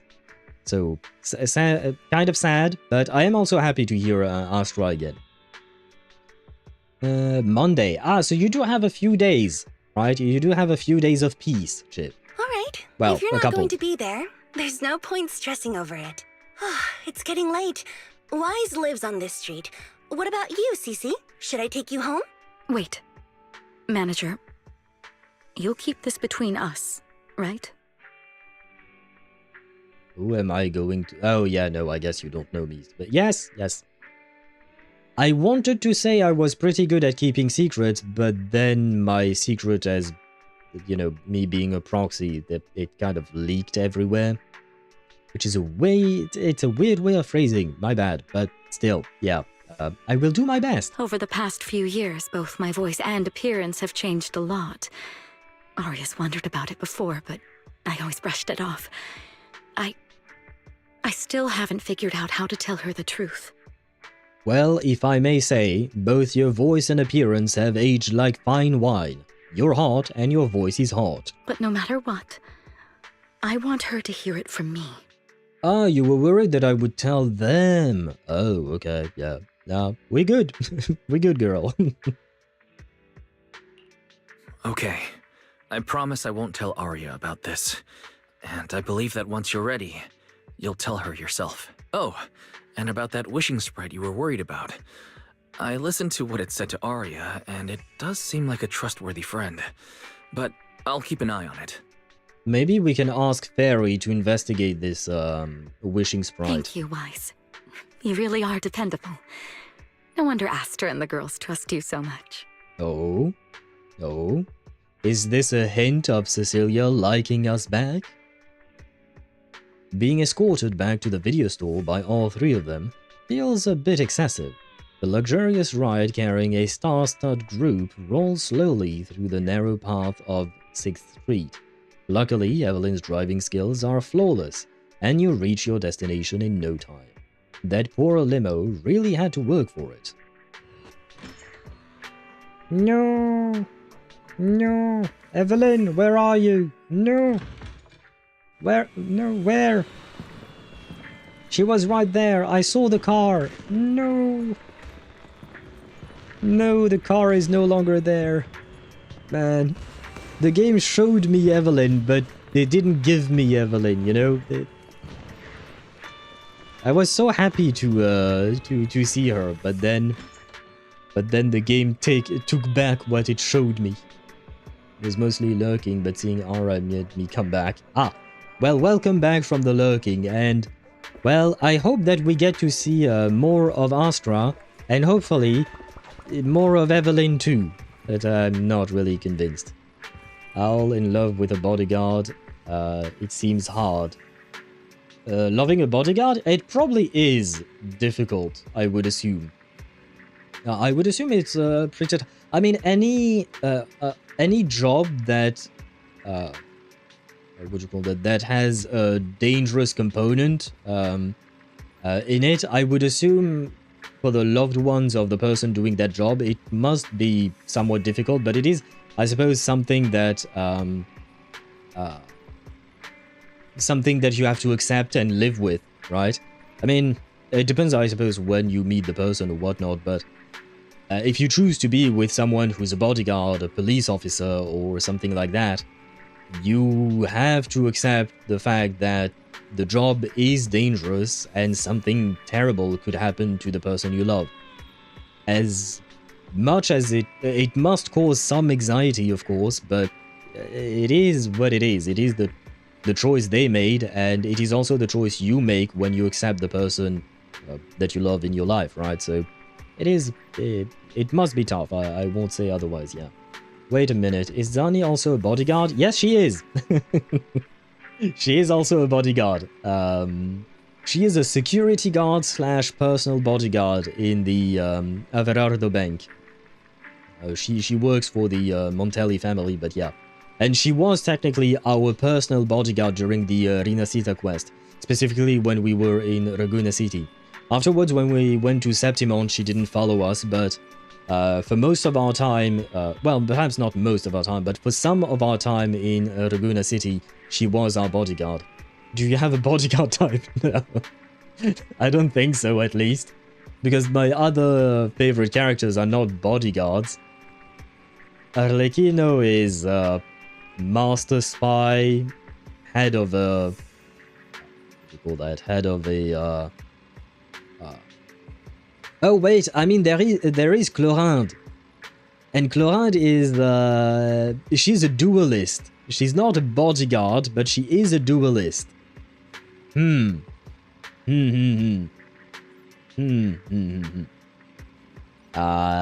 is that. Cyrene is not, right? Cyrene is not a bodyguard. I mean, you could say that technically speaking, she is a guardian of Emporius, if you want to stretch it. You could say that she is the guardian of Emporius. Emporius only exists thanks to Cyrene's efforts now. Well, I mean, other people have contributed, but right now she's the one maintaining its existence. Who else is there? I feel like I'm missing a game. No, we talked about Genshin, we talked about HSR, we talked about ZZZ and Wuthering Waves. Oh, Reverse 1999. Kakanya is definitely not a bodyguard. I don't think we have bodyguards in Reverse 1999 as far as I can tell. Or if you again want to stretch it, Kakanya is the guardian of your soul, a guardian of your mind, because, you know, she's a psychiatrist and all that. Damn, Evelyn, but Astra, hell yeah. Yeah, I am also very happy to see Astra. Honestly, I missed Astra. I missed our chaotic fried rice. Really pretty and beautiful voice. Both of them, yeah. I do prefer Evelyn's voice. You know, it sounds more... somewhat sultry, I would say, but also just more... it's a deeper voice, right? But yeah, I do like both of their voices. Do you have... oh, I read that. Well, she is kind of Nuvi's bodyguard. Oh, you mean Clorinde? Yeah! You're kind of right. Yeah, I suppose we could say it like that, yeah. So it does, what do you call that? It does make sense. We could see it that way, yeah. Especially in the Fontaine trailer, the first one. I think I know what you're talking about, but I'm not sure. No, Sarani is more than a writer. Yeah, she is more than a writer because she does bring, you know, she does maintain the existence of Emporius through her writing for sure, but technically speaking, her work is to keep Emporius existing. We help, of course, by spreading the word, but still. Unless you also count Sentinel. Sentinel is a soldier, but she's not among my favorite. I will be honest. Sentinel is not among my favorite. I do like her. I do like Sentinel, but she's not among my favorite. And when you said Car, Chip, were you going to mention Karlach in Baldur's Gate 3? Yeah, but in all honesty, for Karlach, it's not about the bodyguard or even the fact that she's a muscle mommy. The muscle mommy bit is mostly because, you know, I play a muscle mage and all that. But for Karlach, it's just because of her personality. She really, truly has a sweet personality. But Evelyn doesn't sing. Fair enough. It was a question we asked earlier. I think you probably were lurking at that point, but we asked the question whether or not the voice actors sing. And technically, yeah, like I said before, we did hear Evelyn humming at some point. She wasn't outright singing, but she was humming. Not today, but in a previous quest, during the Astra Yao quest with Evelyn. A moment when Nuvi appears, Clorinde walks right behind him. Oh, that! Okay, yeah, the first teaser for, yeah, okay, I see which video you're talking about, yeah. Although, I guess at that point, Clorinde was not exactly Nuvelette's bodyguard, she was mostly, like, at the service of Fiorina. Just like a bodyguard. Yeah, but still, technically speaking, back then she was working directly for Fiorina, if I'm not mistaken. I guess, though, technically, Nuvelette could have, you know, used her services as well, probably. Although nowadays, given the story, you know, I don't think Nuvelette really needs a bodyguard. You know? Bro is good, I think, being a dragon and all that. You know, I mean, even back then, but now even worse because now he has his full power. So yeah, he should be fine without a bodyguard.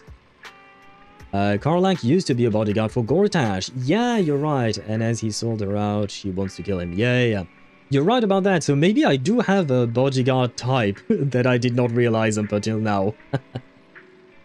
And in a way, this is not true, this is not fact, but in a way I do see Clorinde as not exactly a bodyguard to Navia, but I do feel like Clorinde is very protective of Navia, in a way.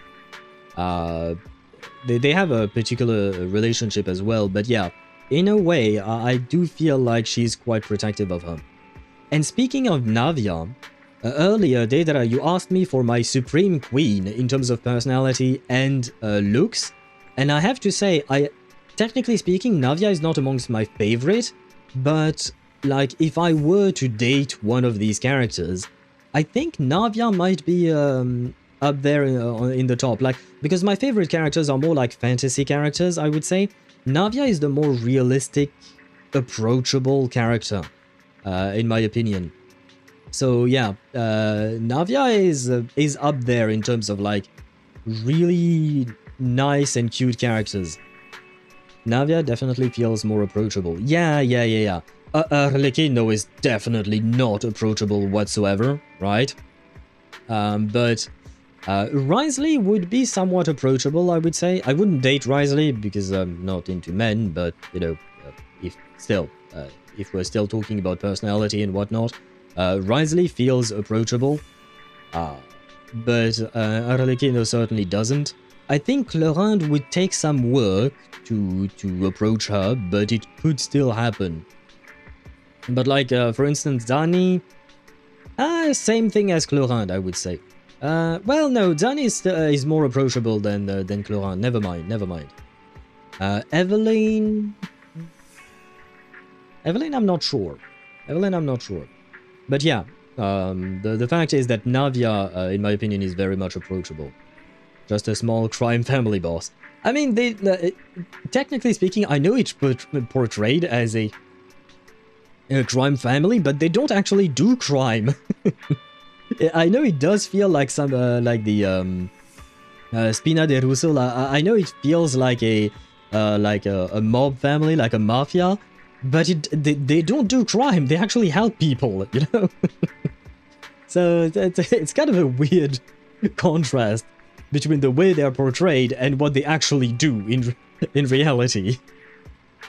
Date is a bit tame, a queen is to live. You're forgetting Carlecchini. What is Carlecini? I'm assuming it has something to do with Arlecchino, but I'm not sure. What is Carlecini? Is that a ship, like the mix of two names? But I don't know what those names are. Hello? Wise, why are you back so late? It's almost time for the meetup with Jane. I thought Sunna and the others had kidnapped you and turned you into 404 staff. No. Sister, listen. I met my wife. I needed to spend time with my wife's wife. Never mind. You left me to take care of everything alone, and now you're complaining that I'm slow? Seriously? But about the wishing sprite, Aria was actually very honest. I only took a little longer because I ran into Astra on my way back. You know what? I just thought about something. I want someday to see a conflict between Belle and Wise. Just, you know, because so far they've been pretty tight together. They've been, they have a little bit of a banter and all of that. It's really awesome. But just out of curiosity, I would want to see how a conflict between the two of them would be handled. It's just for curiosity's sake in terms of, like, you know, character writing and whatnot. Oh, you meant Carlecchino. Oh, right, I forgot. Right. You mean Arlecchino with the cat ears. Right, I forgot about that. She does seem more approachable in that particular instance. But you can't tell me that most of the time, I think a woman like her would scare me. Most of the time. When she's not wearing her cat ears, I think she would kind of scare me. Yeah, I don't think I would approach a woman like her. That doesn't mean that she's not nice. I'm sure she can be nice when she wants to. But yeah, in real life, I don't think I would approach her. You ran into Astra? You spend quite a bit of time recounting everything to Belle. Cecilia, Aria, the Wishing Sprite, Astra, and the Gilded Carrot Day lighting ceremony. How dare you, ZZZ devs? How dare you not mention Evelyn's presence? You mentioned everyone but Evelyn. Now I'm angry at the game. How dare you? As expected, she ends up wearing the same expression Fairy gets when she's processing a data overload. Does that mean my sister is an intelligent construct? I see. Looks like Cecilia and Aria will have to deal with that voice double incident on their own. Oh, she kind of looks sad. But this wishing sprite, it almost sounds like... You and Belle both turn a suspicious gaze toward Fairy.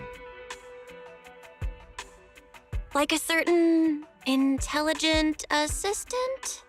Maybe the intelligent assistant has something to tell us? Affirmative. What do you mean affirmative? Is that you? Wait, what?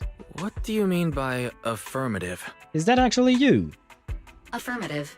Based on the speaking style in the conversation Master relayed, there is a decent probability that the wishing sprite is, in fact, an advanced intelligent data entity. Yes, but the true question is it you? Because it sounds suspiciously like you. Technically speaking, I'm sure that another AI can use the exact same voice, of course, but, you know, you're not confirming nor denying the allegations, and that is what I'm asking out of you. So, what you're saying is that powerful intelligent entities all talk like that, Fairy? Then, if the wishing sprite really is an advanced intelligent entity, do you have any relevant information or suspects worth looking into? Even if you don't have anything for now, with your capabilities, it should be easy to look into, right? Negative.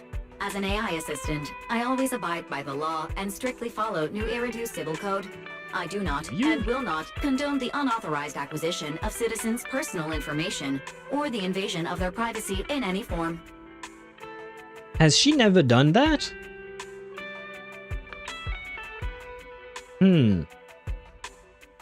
I guess maybe she hasn't. She's been mostly used for, holo navigation, I guess, huh? Yeah. I'm trying to think of something criminal she might have done on our behalf, but I can't think of one off the top of my head. Phone went off. Ah, welcome to YouTube side, Deidara. That's quite an irrefutable privacy protection statement. If it hadn't come from Very, it might have sounded a little more convincing. Okay, so no, there were instances where she broke the law, right? Yeah. Why don't you tell that to the HDD's previous firewall program? But as her master, I've decided to respect Fairy's choice. All right then. As the assistant manager, I'll respect the manager's decision. Great, we're all respectful all around. That's awesome. But counting the highly intelligent data entity Fairy sensed in Lockspring before, plus the wishing sprite, and PubSec suspect, there have been way too many incidents involving intelligent entities lately. Is there even a connection between them? Or should we wait for Jane to get here and hear her out before we start analyzing? Speaking of which, Fairy is being unusually strict about the rules today. Could it be because a public security officer is visiting? You hear something outside the door. Is Jane here? Sorry, customer. We're closed for the day. Little guy, are you really gonna say no to your top VIP customer? I mean, yeah, she topped up 500,000 Denny's, you know, so we can make an exception. Hello. Long time no see, managers. Hello, Windy. She has very pretty eyes now that that I actually look at them. I mean, I probably said that before, but you know, she has other assets that I tend to look at, like the stab on her on her sleeves, of course, or the rover from Wuthering Waves being on her boob for some reason. I already gave you the rundown over the phone. To spare you any surprises, the client asked me to stop by and introduce you to this friend. Friend? What kind of friend could possibly surprise Belle? Wait!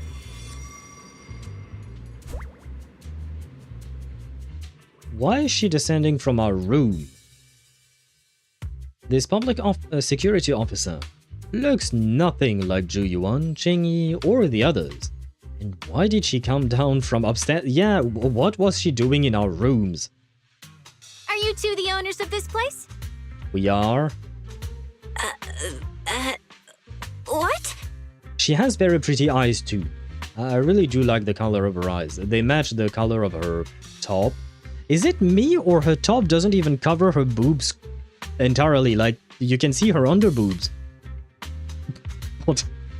That is not how police officers tend to, you know, dress. At least the police officers in France, you know. They don't... I've seen some hot police officers, but they don't dress like that. Just saying. Yep, underboob. Sweet, sweet underboob. Yeah, I guess so, yeah. Can't see? Ah, yeah, let me hide my cam for a second. There you go. Right there underneath, technically her top is not actually covering the bottom portion of her boobs. Which is impressive, I guess. Quite impressive. Wait, I lost my chat. And there we go. She has a shock collar and cuffs on. I'll leave you to interpret as you will. Oh, you're right. I didn't see the shock collar, but I saw the cuffs, which say NEPS on them. So maybe she's a criminal that somehow ended up working for NEPS? Is she part of the Suicide Squad? Without the suicide part, so she's just part of the squad? Let's get down to business, Cecilia. Huh? Oh! Oh, I was going to ask, is the snake real? But the snake is real because I saw its tongue moving. Because it kind of looked... Not gonna lie, the snake didn't quite look real to me. But again, you can't see the snake because I'm hiding it. There you go. Come on, little snake, do your thing, please. There you go. I think you probably could have seen the snake playing around. It's not playing around, but you know, it's putting its tongue out. So it does seem to be alive, probably. And strangely enough, I noticed that the snake goes around one of her boobs and the tail end goes between them. It shows her a nice place to be, I suppose. Now I understand why Ktosh said that he wanted to be the snake. The odd case specialist snaps out of her loop of spacing out and looking around, and makes a phone call. Clearly, this new public security officer is a little scared of Jane, but from a Thyron's point of view, shouldn't the food chain between these two be the other way around? Ah, so I was right! I said it! Snakes and rats. It's mostly the rats usually who are a bit more scared, right? Sir, someone here apparently can't understand your very straightforward commission request. And that someone isn't me. Well, you never actually said what the commission was. So it's easy not to understand what you don't say anything. Is this the mayor? Greetings, Phaethon. Never mind, this is not the mayor. I trust that Miss Jane Doe has already brought both my commission and my inept subordinate to you. Oh, is this the white-haired, Thyron person with very long white hair that we briefly see in the trailer? I don't remember whose brother it's supposed to be. I remember reading online that it was supposed to be someone's brother. Is it Seth's brother? I think it might be Seth's brother, but I'm not sure. Recently, there have been several incidents in the city where intelligent constructs have gone out of control and injured others. The culprit is suspected to be an unregistered illegal intelligent entity. A few days ago, an intelligent construct public security officer was taken over by viral code and delivered a criminal threat to me, declaring that this year will be an unprecedented lighting ceremony for new Eridu. I don't suppose it wasn't a threat and just, you know, a way to say that it would be a great ceremony? Yeah, never mind. From what you've relayed, these incidents don't have a definite connection. Why did public security decide to merge them into one case? Good question. The construct citizens who lost control earlier had almost no connection to one another. But we discovered that while they were hijacked, they all displayed the same arrogant, mocking attitude, and their eyes showed an abnormal violet glow. I don't remember the abnormal violet glow, but I do remember the arrogant, mocking attitude. That is Yokai. Like I said, he sounded like a brat during the last patch at the end when he was teased a bit. He sounded like a brat. This sounds to me an arrogant, mocking attitude. That sounds like a brat. So, yeah. I feel like this is, for me at the very least, confirmation that we are dealing with Yokai indeed. Illegal immigrant intelligence construct being the cause of all our issues. No way. The construct is trying to cause a race war. You may be right. Technically, it would be a war between human beings and intelligent constructs, aka robots. So that would be like the movie iRobot, you know, with Will Smith. Something like that. Not exactly the best movie. Interesting concept, but not the best movie out there. It was nice enough. No, sad but hot. I guess Seth is just kinda cute. Why not? I mean, the thing is, in the trailer, we only saw the dude from the back, so we don't really know much of what he looks like. But he certainly looked nice from the back.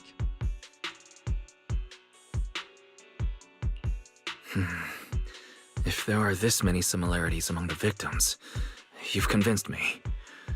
But this villain persona the intelligent entity suspect is showing, isn't it a bit too stereotypical? Judging by its personality traits, that's true.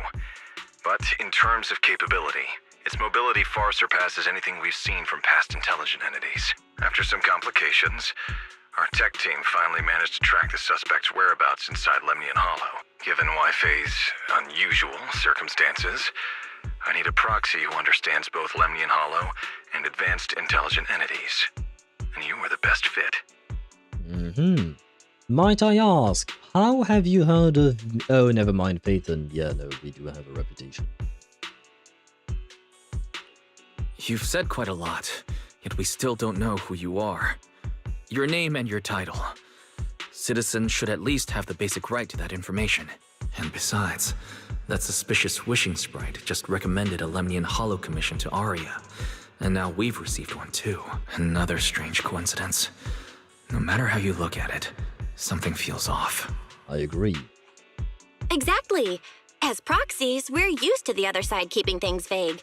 But since the client is an honorable public official, that shouldn't be the case here, right? According to regulations, I won't refuse a lawful request from a citizen. But for the sake of your sleep tonight, I suggest we discuss it when we meet. Oh, we actually are going to meet the guy. Gilded Carrot Day is just around the corner, and time is tight.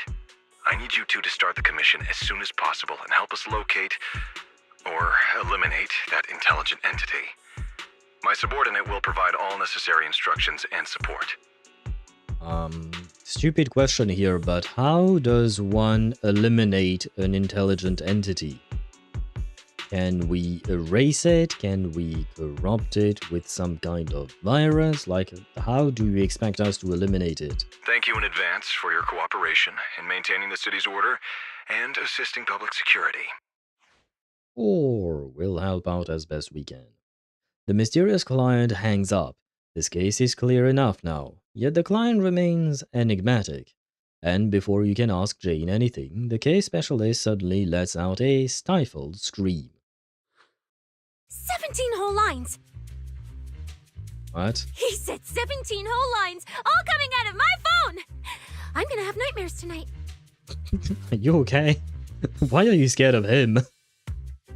The case specialist, who had just been volunteered to offer the necessary instructions and support, suddenly takes off running. Jane is left behind, and just like the client earlier, she takes a deep breath.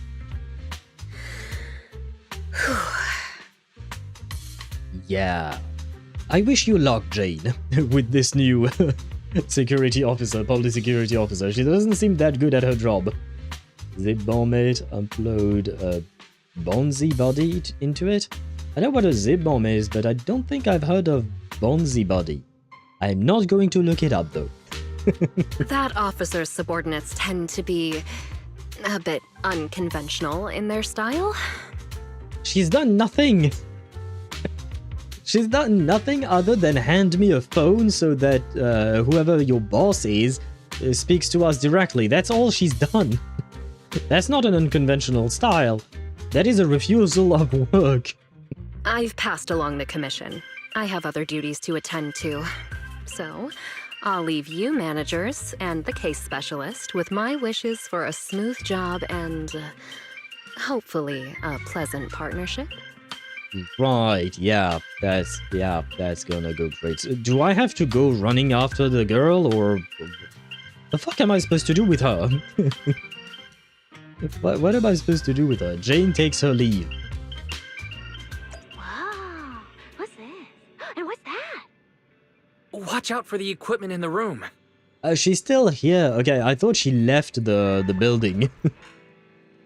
Search up Bonzi buddy. Wait. Yeah, but the problem is that she looks really good. Cecia, yeah, she does look really good. Welcome to the world of Bonzi Body. He will explore the internet with you as your very own friend. It's supposed to be a... Oh, it's a virtual assistant. And it looks like a purple monkey. Uh-huh. The fuck is that thing, man?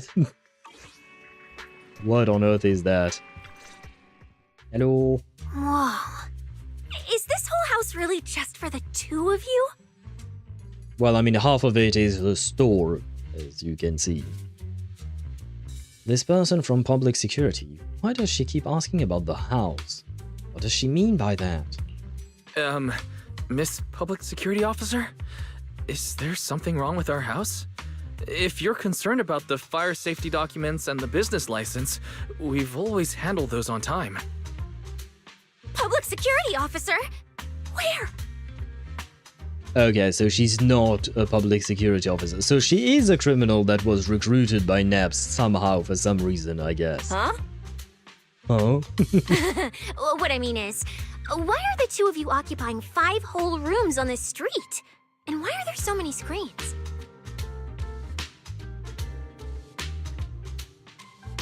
Why are you asking? But with that many rooms, you really do need all these screens to keep an eye on everything.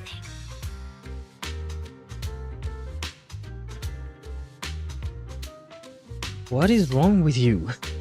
This case specialist. What is going on with her? She doesn't seem aware at all that she's a public security officer. Does she not see NAPS written on the cuffs she wears or even on her left boob? Sorry about that, Miss Specialist. Are you staying because there's something else we should know? Well, here's the thing. As the case specialist responsible for this commission, I must confirm your level of cooperation and offer guidance you need. So, now, go make the best bed in the house ready for me. If the commission gets delayed, you two unregistered proxies won't be able to handle the consequences. Are you trying to threaten us when we are trying to help you? This girl is lacking brain cells, isn't she? You mean you're staying here tonight? It's completely baffling, yet somehow not surprising at all. And by the way, I'm mad at Jane for leaving this special case. She's not a case specialist, she's a special case. I'm mad at Jane for leaving that on our hands. But our place can't really fit more people. We only have 2 bedrooms. Well, I mean, if you insist, you can sleep in my bed. But I'm not going anywhere. Please? I'm begging you. Are you just actually homeless? Do you just need a place to crash?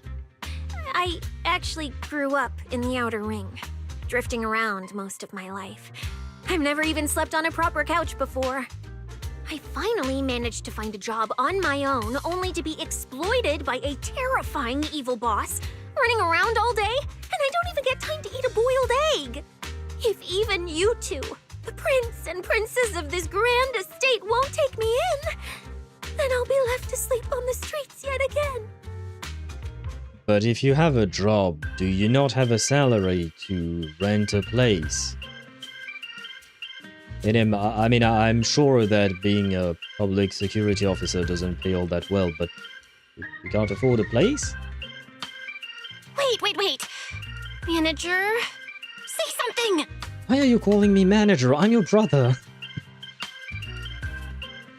She just wants once again for me to assume all the responsibility here. Ah, fuck me. You lock eyes with Belle in a fierce stare down, and just like always, you end up losing again. Soft, tidy, warm little bed. Farewell for tonight. What do you want me to say? What do you want me to say? Well, since we're hosting a public security case specialist, let's free up a bedroom and let her stay for tonight. Since Cecia's a girl, she should stay in your room. Belle, take my bedroom, and I'll make do in the workshop for the night. Ah, fuck me. I have to sleep on the couch. That could work, I guess. Thank you. You two kind souls. So the room upstairs on the left is mine now? Of course, yeah. Then you two follow the plan we settled on and get some rest. The specialist will now retire to her own room. Except it ain't yours. We're just lending it to you, but sure. You swiftly catch Cecia before she can sprint upstairs and arrange an early departure time with her for tomorrow. For now, you'll make do in the workshop for the night. It really has been a while. Why are these public security officers so strange? An aloof, enigmatic boss suddenly issue a commission, while their subordinate, who acts like some kind of drifter, insists on staying at an innocent civilian's place. This is like something from a movie. That Cecia is exceptionally suspicious. What if Jane's got the wrong person, Wise? I don't think Jane would get the wrong person. I have full confidence in her ability. But how about... never mind. Fairy, for some reason, decided that she wouldn't invade privacy. But she doesn't have to invade the privacy if she just looks up whatever information is available online, right? Like, I don't know, a Facebook page or something like that. You could probably find that, and it's not an invasion of privacy, but because everything you put online is technically speaking public. Well, ish. More complicated than that, but you know what I mean. It's accessible by anyone.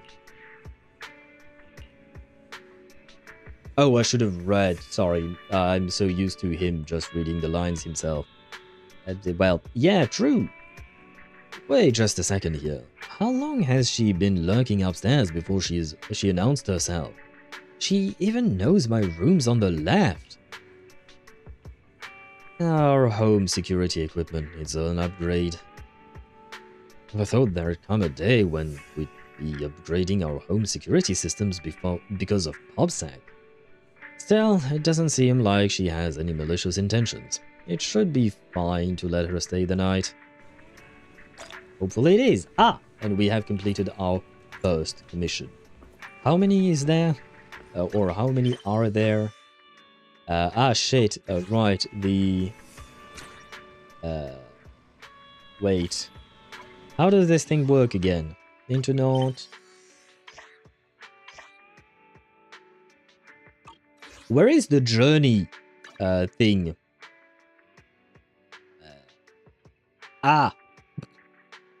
Where is the journey menu? They moved it.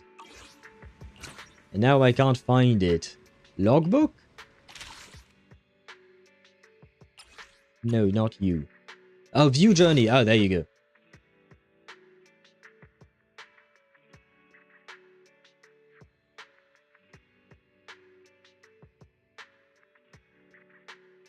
You're telling me that in the past 5 hours and 33 minutes, well, technically less because, you know, we yap for about an hour, we've only done one commission. One.